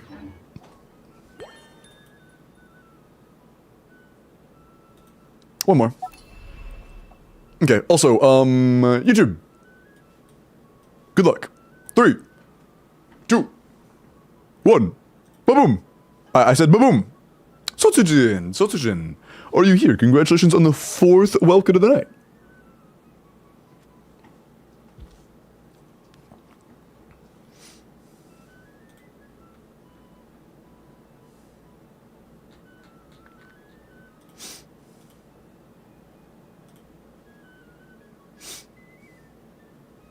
Great, man.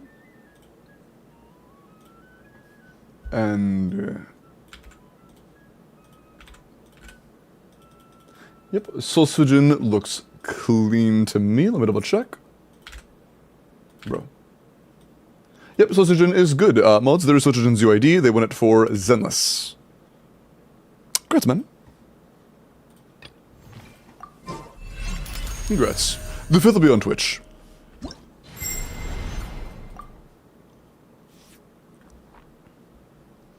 Be more realistic with higher ER or on instructor, yeah. Although the new domain, I'm gonna be honest, isn't that great. Dan, thank you for the follow.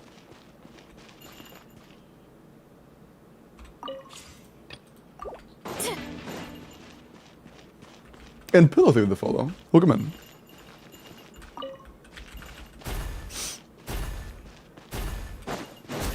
Time to roll. Watch out! Stop right there. Okay! You control breathing.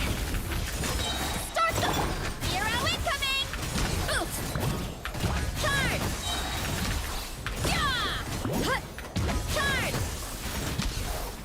Hut. Hut. Final warning. Stay back! That's so much nicer. Quick as a flash. And Yonson's still a tad low. Okay, we should be good now, though. Incoming. I think Yonson's good from now on. It's justice o'clock. I shouldn't have bursted the first time. I thought we had more energy than we did. Charge. Yeah. Hut. Hut. Stop right there. The story has only just... There we go. And we're now full speed. Yeah. Look out below. It's justice o'clock. Yeah. Look out below. Charge. Unlucky, like a particle short. You can tell reverse energy is indeed an actual issue. Leave it to me! The story has only just... But everybody else is flowing quite nicely now. Headbutt. Hey. Yeah. Yeah. Charge. Hut. Yeah, just fixing the energy alone, we gained like 15 kDPS. Weapons. Stay back! I'm turning... Control Not even Varessa's energy, just the support's energy. Boost. Kapow. It's justice o'clock. Yeah. Headbutt. Hi. Yeah. Good enough. 135-ish.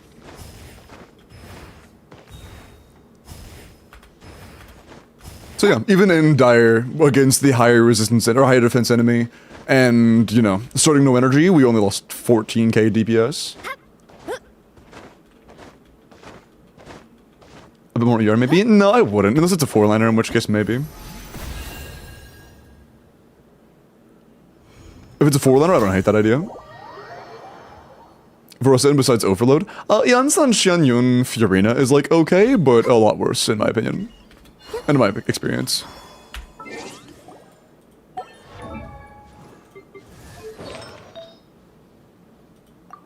Nah, not as a 3-liner. I would not. I would not.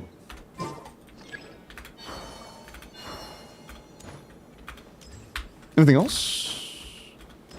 Where did it go? What the fuck? Oh shit. You can fling those. Holy balls, dude. Damn. But yeah.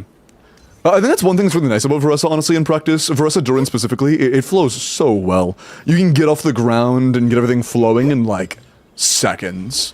I mean, you saw there, it literally took us, like, 3 seconds to do a full setup to be, like, fully ramped. More than 3, but you get the point. It's very, very, very quick.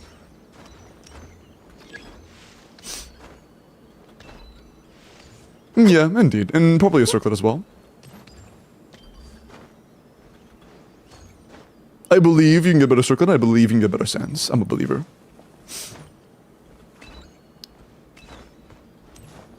And yeah, Mavi, I hope I hope you feel better. I'm so sorry you have a headache. And I hope you heal quick.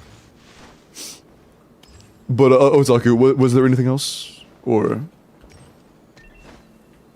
I don't think there's anything else that I saw that was necessary to cover. But I may have missed something.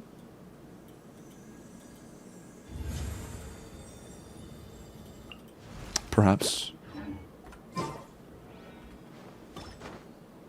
Prime mistake damage, I need Durin. Durin is really nice. You're using Varessa, right? Is your Varessa C... Or, I mean, you're using Mavwika, right? Isn't your Mavwika C0? Yep. Do you think... Wait, do you believe in Keqing Hutao 22 team abyssically with 36 stars? Do I think that Keqing and Hutao teams can clear? This one, probably. If really, really well built.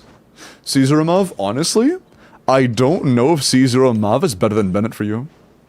Like, deadass, I think Bennett might be better for you. If you ever want some time when I have time, I am down to, like, check it out and see what you can do. Mavwika is likely worse than Bennett for you.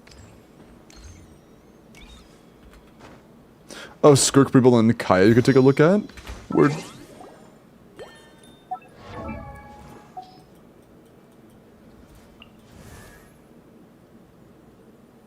And you wouldn't eat coffee.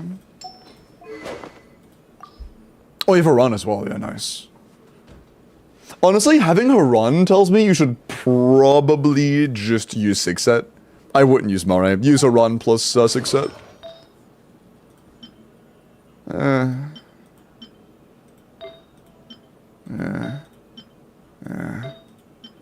Ooh.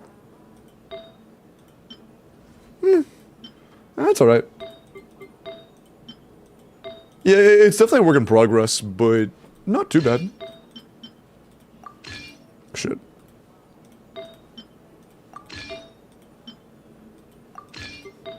Not too bad at all. Jesus.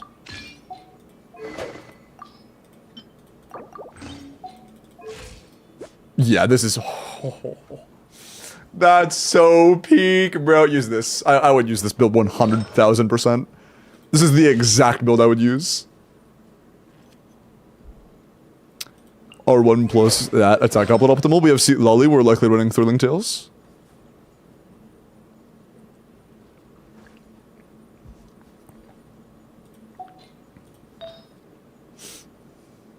In general, not in this case. It's like the same. The thing is, Mamba, there are so many different fourth slots that give you so many different variable stats that there is no general rule. It's gonna fluctuate a lot, but they can be competitive. Shinha, I think Shinha, it's still attack because Shinha gives you quills. I mean, it's still cryo because attack doesn't increase Shinha's quills at all. I guess Shinha's quills aren't that deep though, so it's probably not that big of a deal for that. I don't know. Just run it in sim, I guess.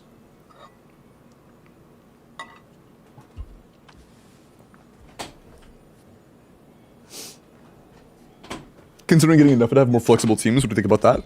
What teams are you trying to make flexible by using Inefa? The one thing that'd be pretty big for Inefa is your gold run DPS Colombina. DPS Colombina would become a lot better with Inefa. Replacing Cookie with Inefa would be a fucking massive jump. You said you weren't sure if you wanted to pull Nefa or not? If you pull Inefa, that is going to be a big, big spike for your, not this one. For her. But overall flexibility, I don't really think so, because you don't have a lot of teams that would utilize her. You would just be using it as a 2-character core, for the most part. Amazing rendition of myself, it's in the art channel. Like, Drew, you?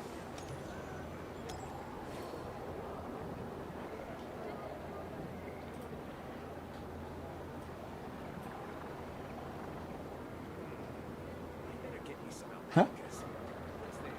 Where?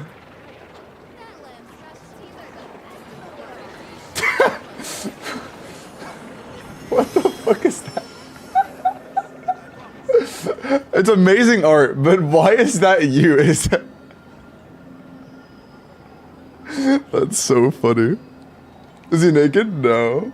What is the source of that? Like, what is the reference for that? That's so funny. Also, Kaya, your gumming doodle is fucking awesome, by the way. This looks so good. That actually looks so good. That's crazy. Hey, speak, yeah, this is such a good gumming doodle.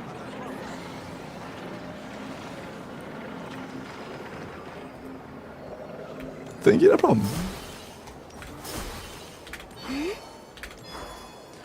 140 gumming. I heard it, but I haven't, like, watched it myself.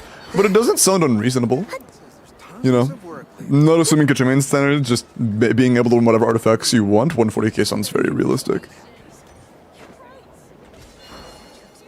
I joined mid-conversation and Techie said he looks like Jesus, so I took creative liberty. I was wondering where the, like, reference for that came from of Techie looking like that. I was like, what the hell? Is there some techie lore I missed out on?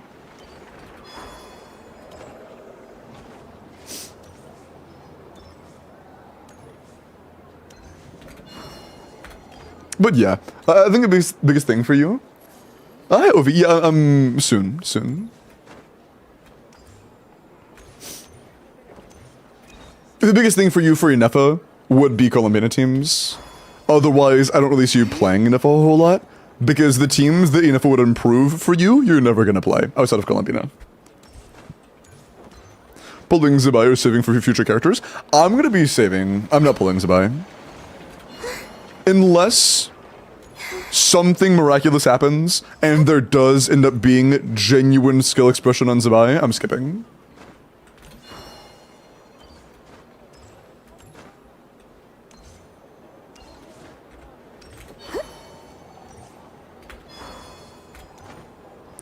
Should she be on SMS or Morningstar and not being a carry? I mean, I think for you, you should go SMS on Llama. Like, two-piece Llama is only really worth it if there isn't a great set you could use for everybody. But you would, I think that Morningstar or a good two-piece in Efa is worth it. I think you should actually go for, like, a good Efa build. And put SMS on your Llama. DMs? Get me some alpacas. Once they've hauled Can I fucking scroll? Thank you. Sorry. Make a little extra by selling their wool. This wouldn't let me. Oh, nice. Just like OP's rendition. Yeah, wow, it's uncanny, honestly. Uncanny. Bot on both Inefa and Bina is optimal. Llama on SMS? No Deepwood, Mamba? I doubt it. Wait, we're unfielding Mamba. A bod does not work on field. We cannot on-field. And also, even if we could trigger a bod from on-field, we still wouldn't want to. It's worse than Night Sky. For on-field Bina, it is worth. This is on-field Bina.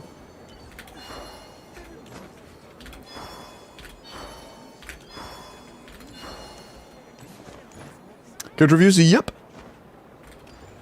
I'll be doing the ones in line in just a sec. Bina Sig or Inefa for definitely Bina Sig. Inefa Sig is only a good team DPS increase in teams that have a lot of team-wide lunar charge damage. So outside of Flint's teams, Inefa Sig is not that great. Bina Sig would be a lot better. A lot better. Though I would make sure you really know you don't want Nefer before pulling Bina Sig.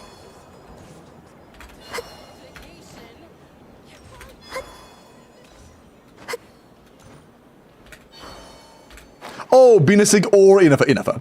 I am almost... I seriously doubt there is a situation where you would rather have Bina Sig than Inefa on your account. Any LC uptime in that team?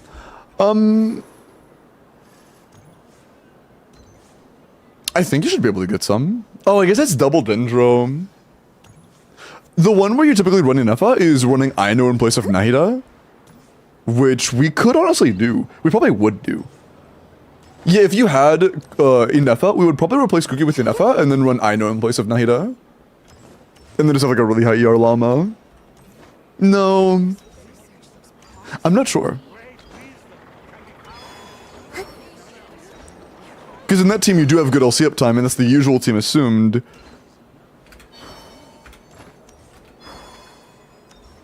I'm not sure. Aino's only C1, I'm aware. But for team DPS at your level, I think it would still be worth it. C1 is enough to get you the EM, which is a big part of it. This is single Hydra, I'm aware.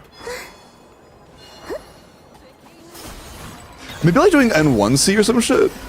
That might be enough? Let's go test this. We can still trigger a lunar charge. Let me give this like one run.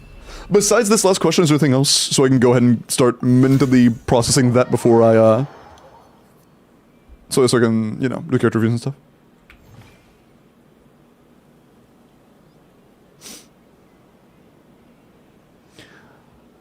But said that if you spend 500 bits, you'll get a character review. Yeah. If you do that, you will get a character review.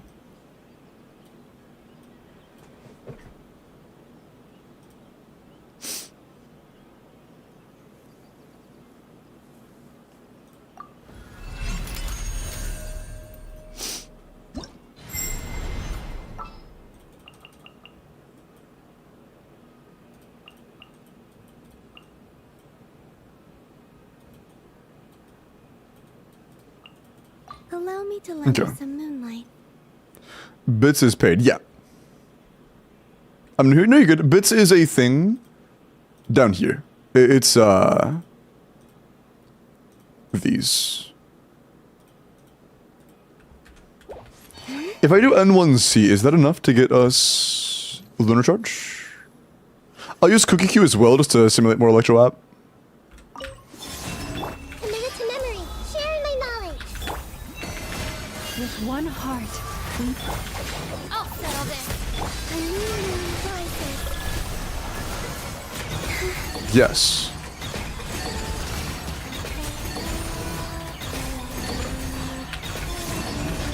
This may turn a little. At least Wisdom. once. for the everlasting. Although it might be more than that because our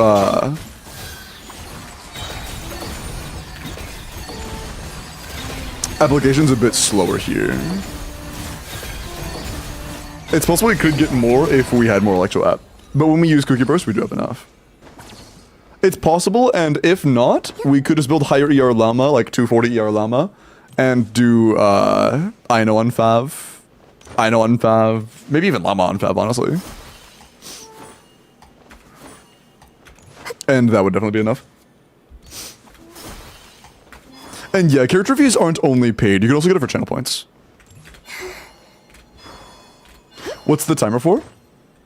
The timer? Oh, the one at top? That counts up how long the run's been.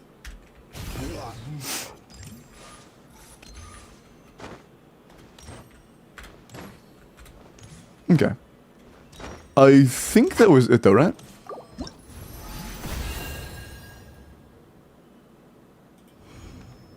I have a approval for info on Candace, if you want to take a look at that. Should be fun on other fjords. Definitely fjords. In this team where she's triggering hyperblooms, it's 100,000% fjords. Every day. I would still like a question. Is it the NFO one?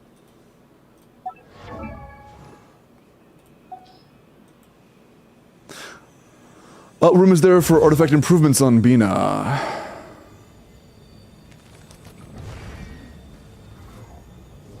Her crit rate's capped.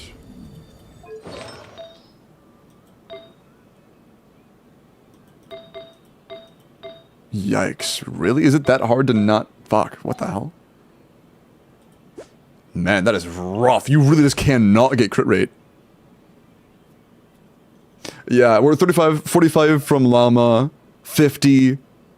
No, I lied. 45 for Llama, 60 from Bina Passive, 100 from SMS. She caps so easily. That's cooked. ER too low, willing to burst every other rotation. I mean, not a ton. No, not a ton of room for improvement. No. You're working on it. It is a work in progress. Silken Moon Serenade, death.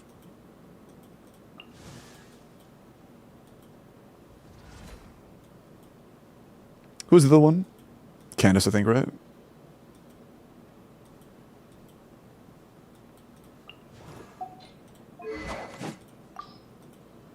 But yeah, the answer is definitely Fjords. R3, yeah, R3 Fjords takes the cake every day. Every day. Also, in a team like this, EM subs are a bit more valuable than attack subs.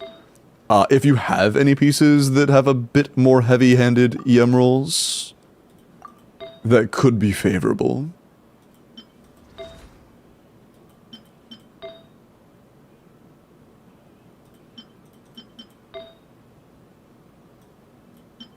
But yours is solid. Yeah, that'll be solid. After great ascension of both the character and weapon, that'll be pretty good.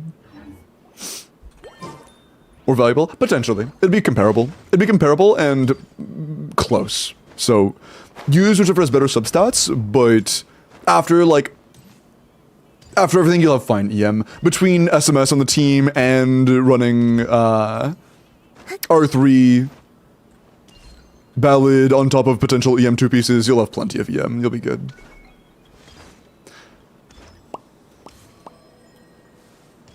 I think it just capped out a minute ago, Arlecchino, so it is on pause again. Yep. Yeah. Once it lines up to 6 full character reviews, after 6, it gets paused until I finish the account, and then I do them. But not a problem. We can go ahead and catch up on those now, though.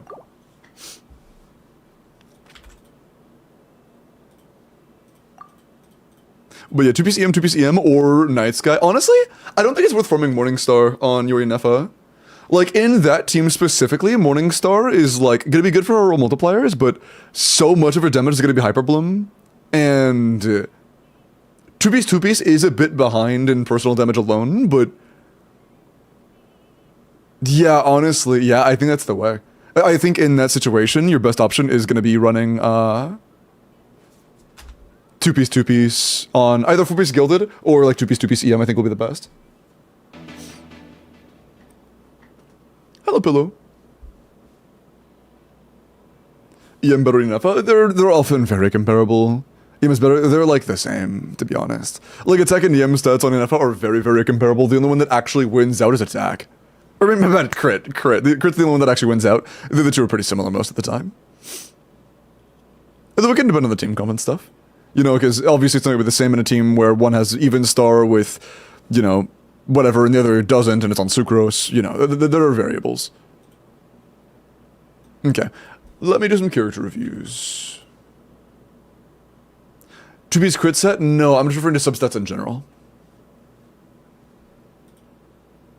W by the way in Jingle, that's my goat. Veressa minus better goblet, what else? I mean, level her. I mean, obviously, level her, level the weapon, level the talents. I would go to at least 969 with, like, at least level 80 out of 90 with level 90 lowest prayer, so... you're also going to be very overcapped, which means... Yeah, the goblet definitely needs to change. We're going to have way too much crit rate. The air is very high, which does really diminish the value of the flower. The feather could be better. The sands is okay. And the circlet's solid. Overall roll value has a lot of room for growth, but besides artifacts, character level, talent level, weapon level are all really needing improvement. It's attack goblet though. Yeah, they said already, besides better goblet, what else? They know they need a different goblet. But, yeah, I would definitely keep farming for Long Night's Oath. Or at least save up to Strongbox Long Night's Oath when it drops. Because right now, there isn't really anything finished. Just make sure you level her, level the weapon, level the talents. That is easily the next priority. Illuga and SMS. It's worth mentioning though, Mamba, the only way you get all-field damage from Illua is from C2. So if you don't get C2 Illua, you can't run SMS. AKA cooked. Skadoosh, let me look at your info.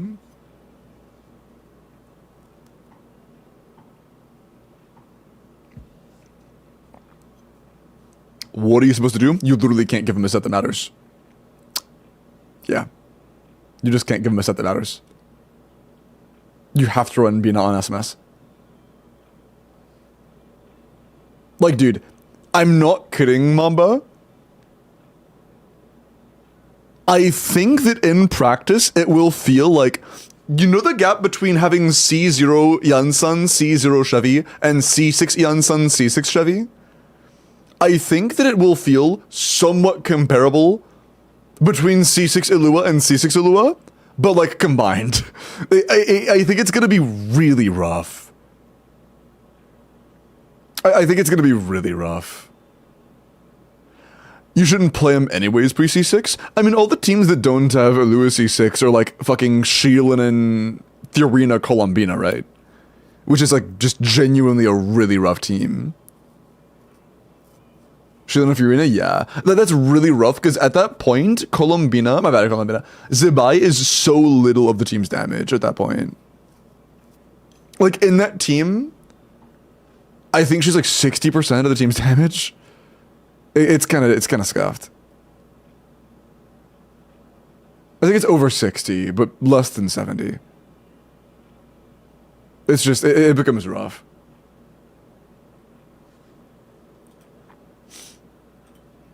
And yeah, potentially taking Shieldin from Mavwika and or Fiorina from Skirk is rough. Sounds better than a guy I know. Okay, bro.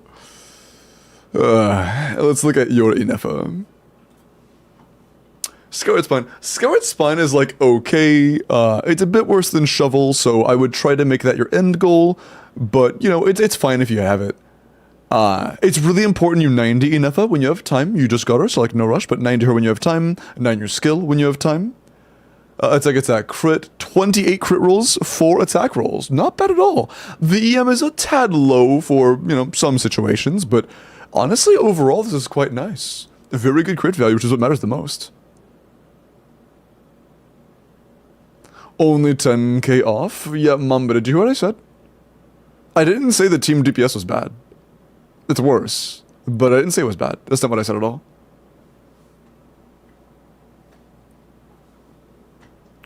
Hey, Candy. Take care, super. What's the problem? I said that at that point, Zebai is only like 2/3 of the team's damage.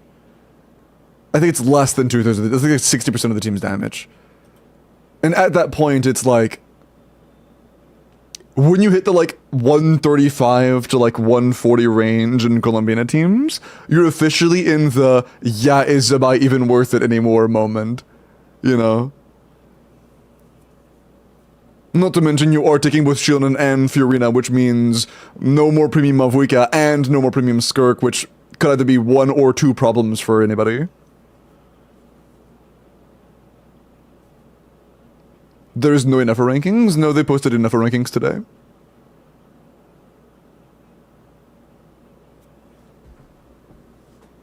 I think it's very likely we will get a more premium Zebai team in the future. I think it's very likely. Like maybe Sandron. No spoilers. Okay. Romu, thank you for the follow, welcome in. Another account? Probably not, it's 1:30 in the morning. I've been live for almost 8 hours. I'm probably just gonna do this last Welkin and then wrap up.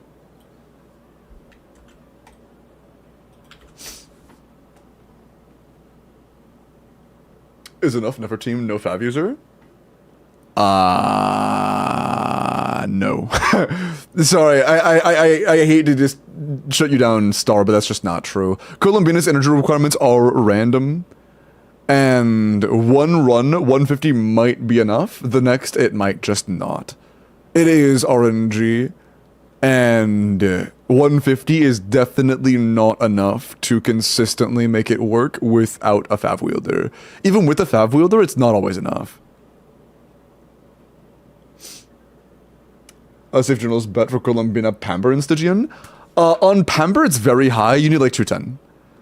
Because of Pamber doesn't give you energy until after you already burst. So to get your first burst, you are playing without a passive, which means you're basically running a DPS weapon at that point.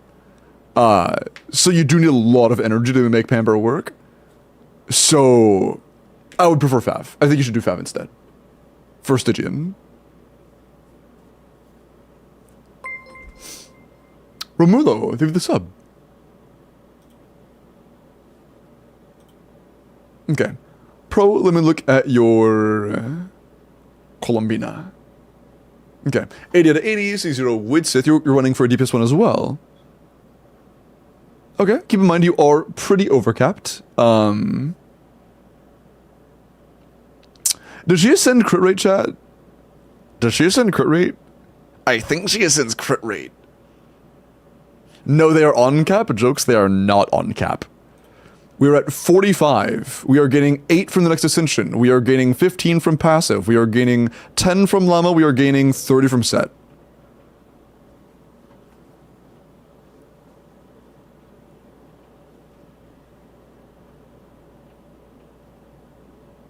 Yeah, they're not fully ascended. I thought she was 19 now. Is it 4.8? I could be mistaken. I thought Lost Ascension was 8. Oh, no, it's 8 crit damage, my bad. No, it's 4.8, you're right. It's 8 crit damage, my fault. They'll work it by 5.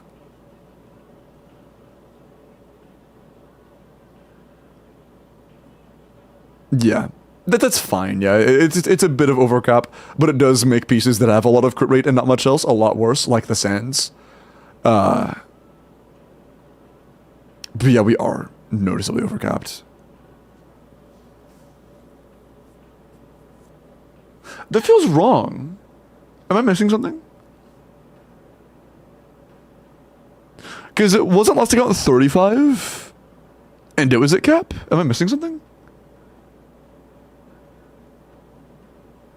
Am I missing something? It wasn't a cap? Oh. Oops. It was 90. Oh, then I guess in that case, Otaku could have a bit more crit rate. My mistake. I thought they were a cap. Okay. Then yeah, in that case, it's not bad. Maybe a little bit less crit rate. Talents are a work in progress, obviously. Keep in mind that EM is a completely dead stat, so 8 EM rolls are just not doing anything here. So we have 23 damage stats. Yeah, 23 damage stats is quite low. As long as you know how to burst every other rotation to make the timings work, the 130 ER is fine enough. But, yeah, 23 damage stats is quite low.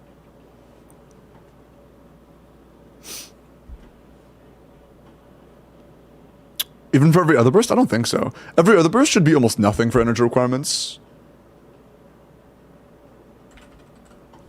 Like, almost 0.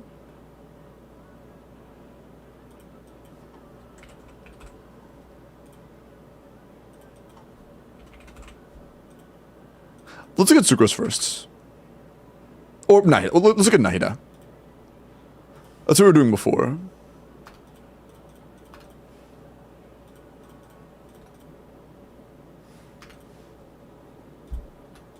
It's 0, yeah. Like, literally no energy refund, nothing. This is 0. That's 1 Fav proc. Oh. Yeah, still 0. And without Fav proc, it's 5. Bursting every other rotation. That's on safe, by the way. That's on safe. Oh, is it on EM sense? Oh, dude, you concerned me. Was EM dead? Because EM does nothing for Luna Bloom damage on a Bina. No, it's not because her own motion values are shit, chat. She doesn't consider EM. It's all HP scaling. It's not that the EM-based motion value is bad. It's that there is no EM motion value. It's all HP.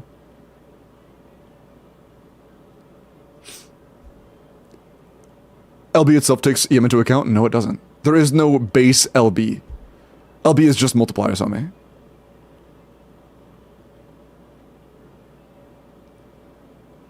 LB is not a reaction that does anything.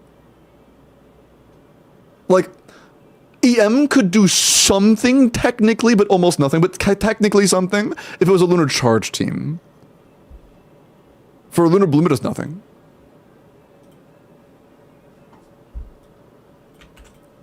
Okay. Moving on. YouTube stream, I'm gonna wrap it up. We are about to do a Welkin on Twitch in a few minutes. But yeah, have a good night, YouTube chat.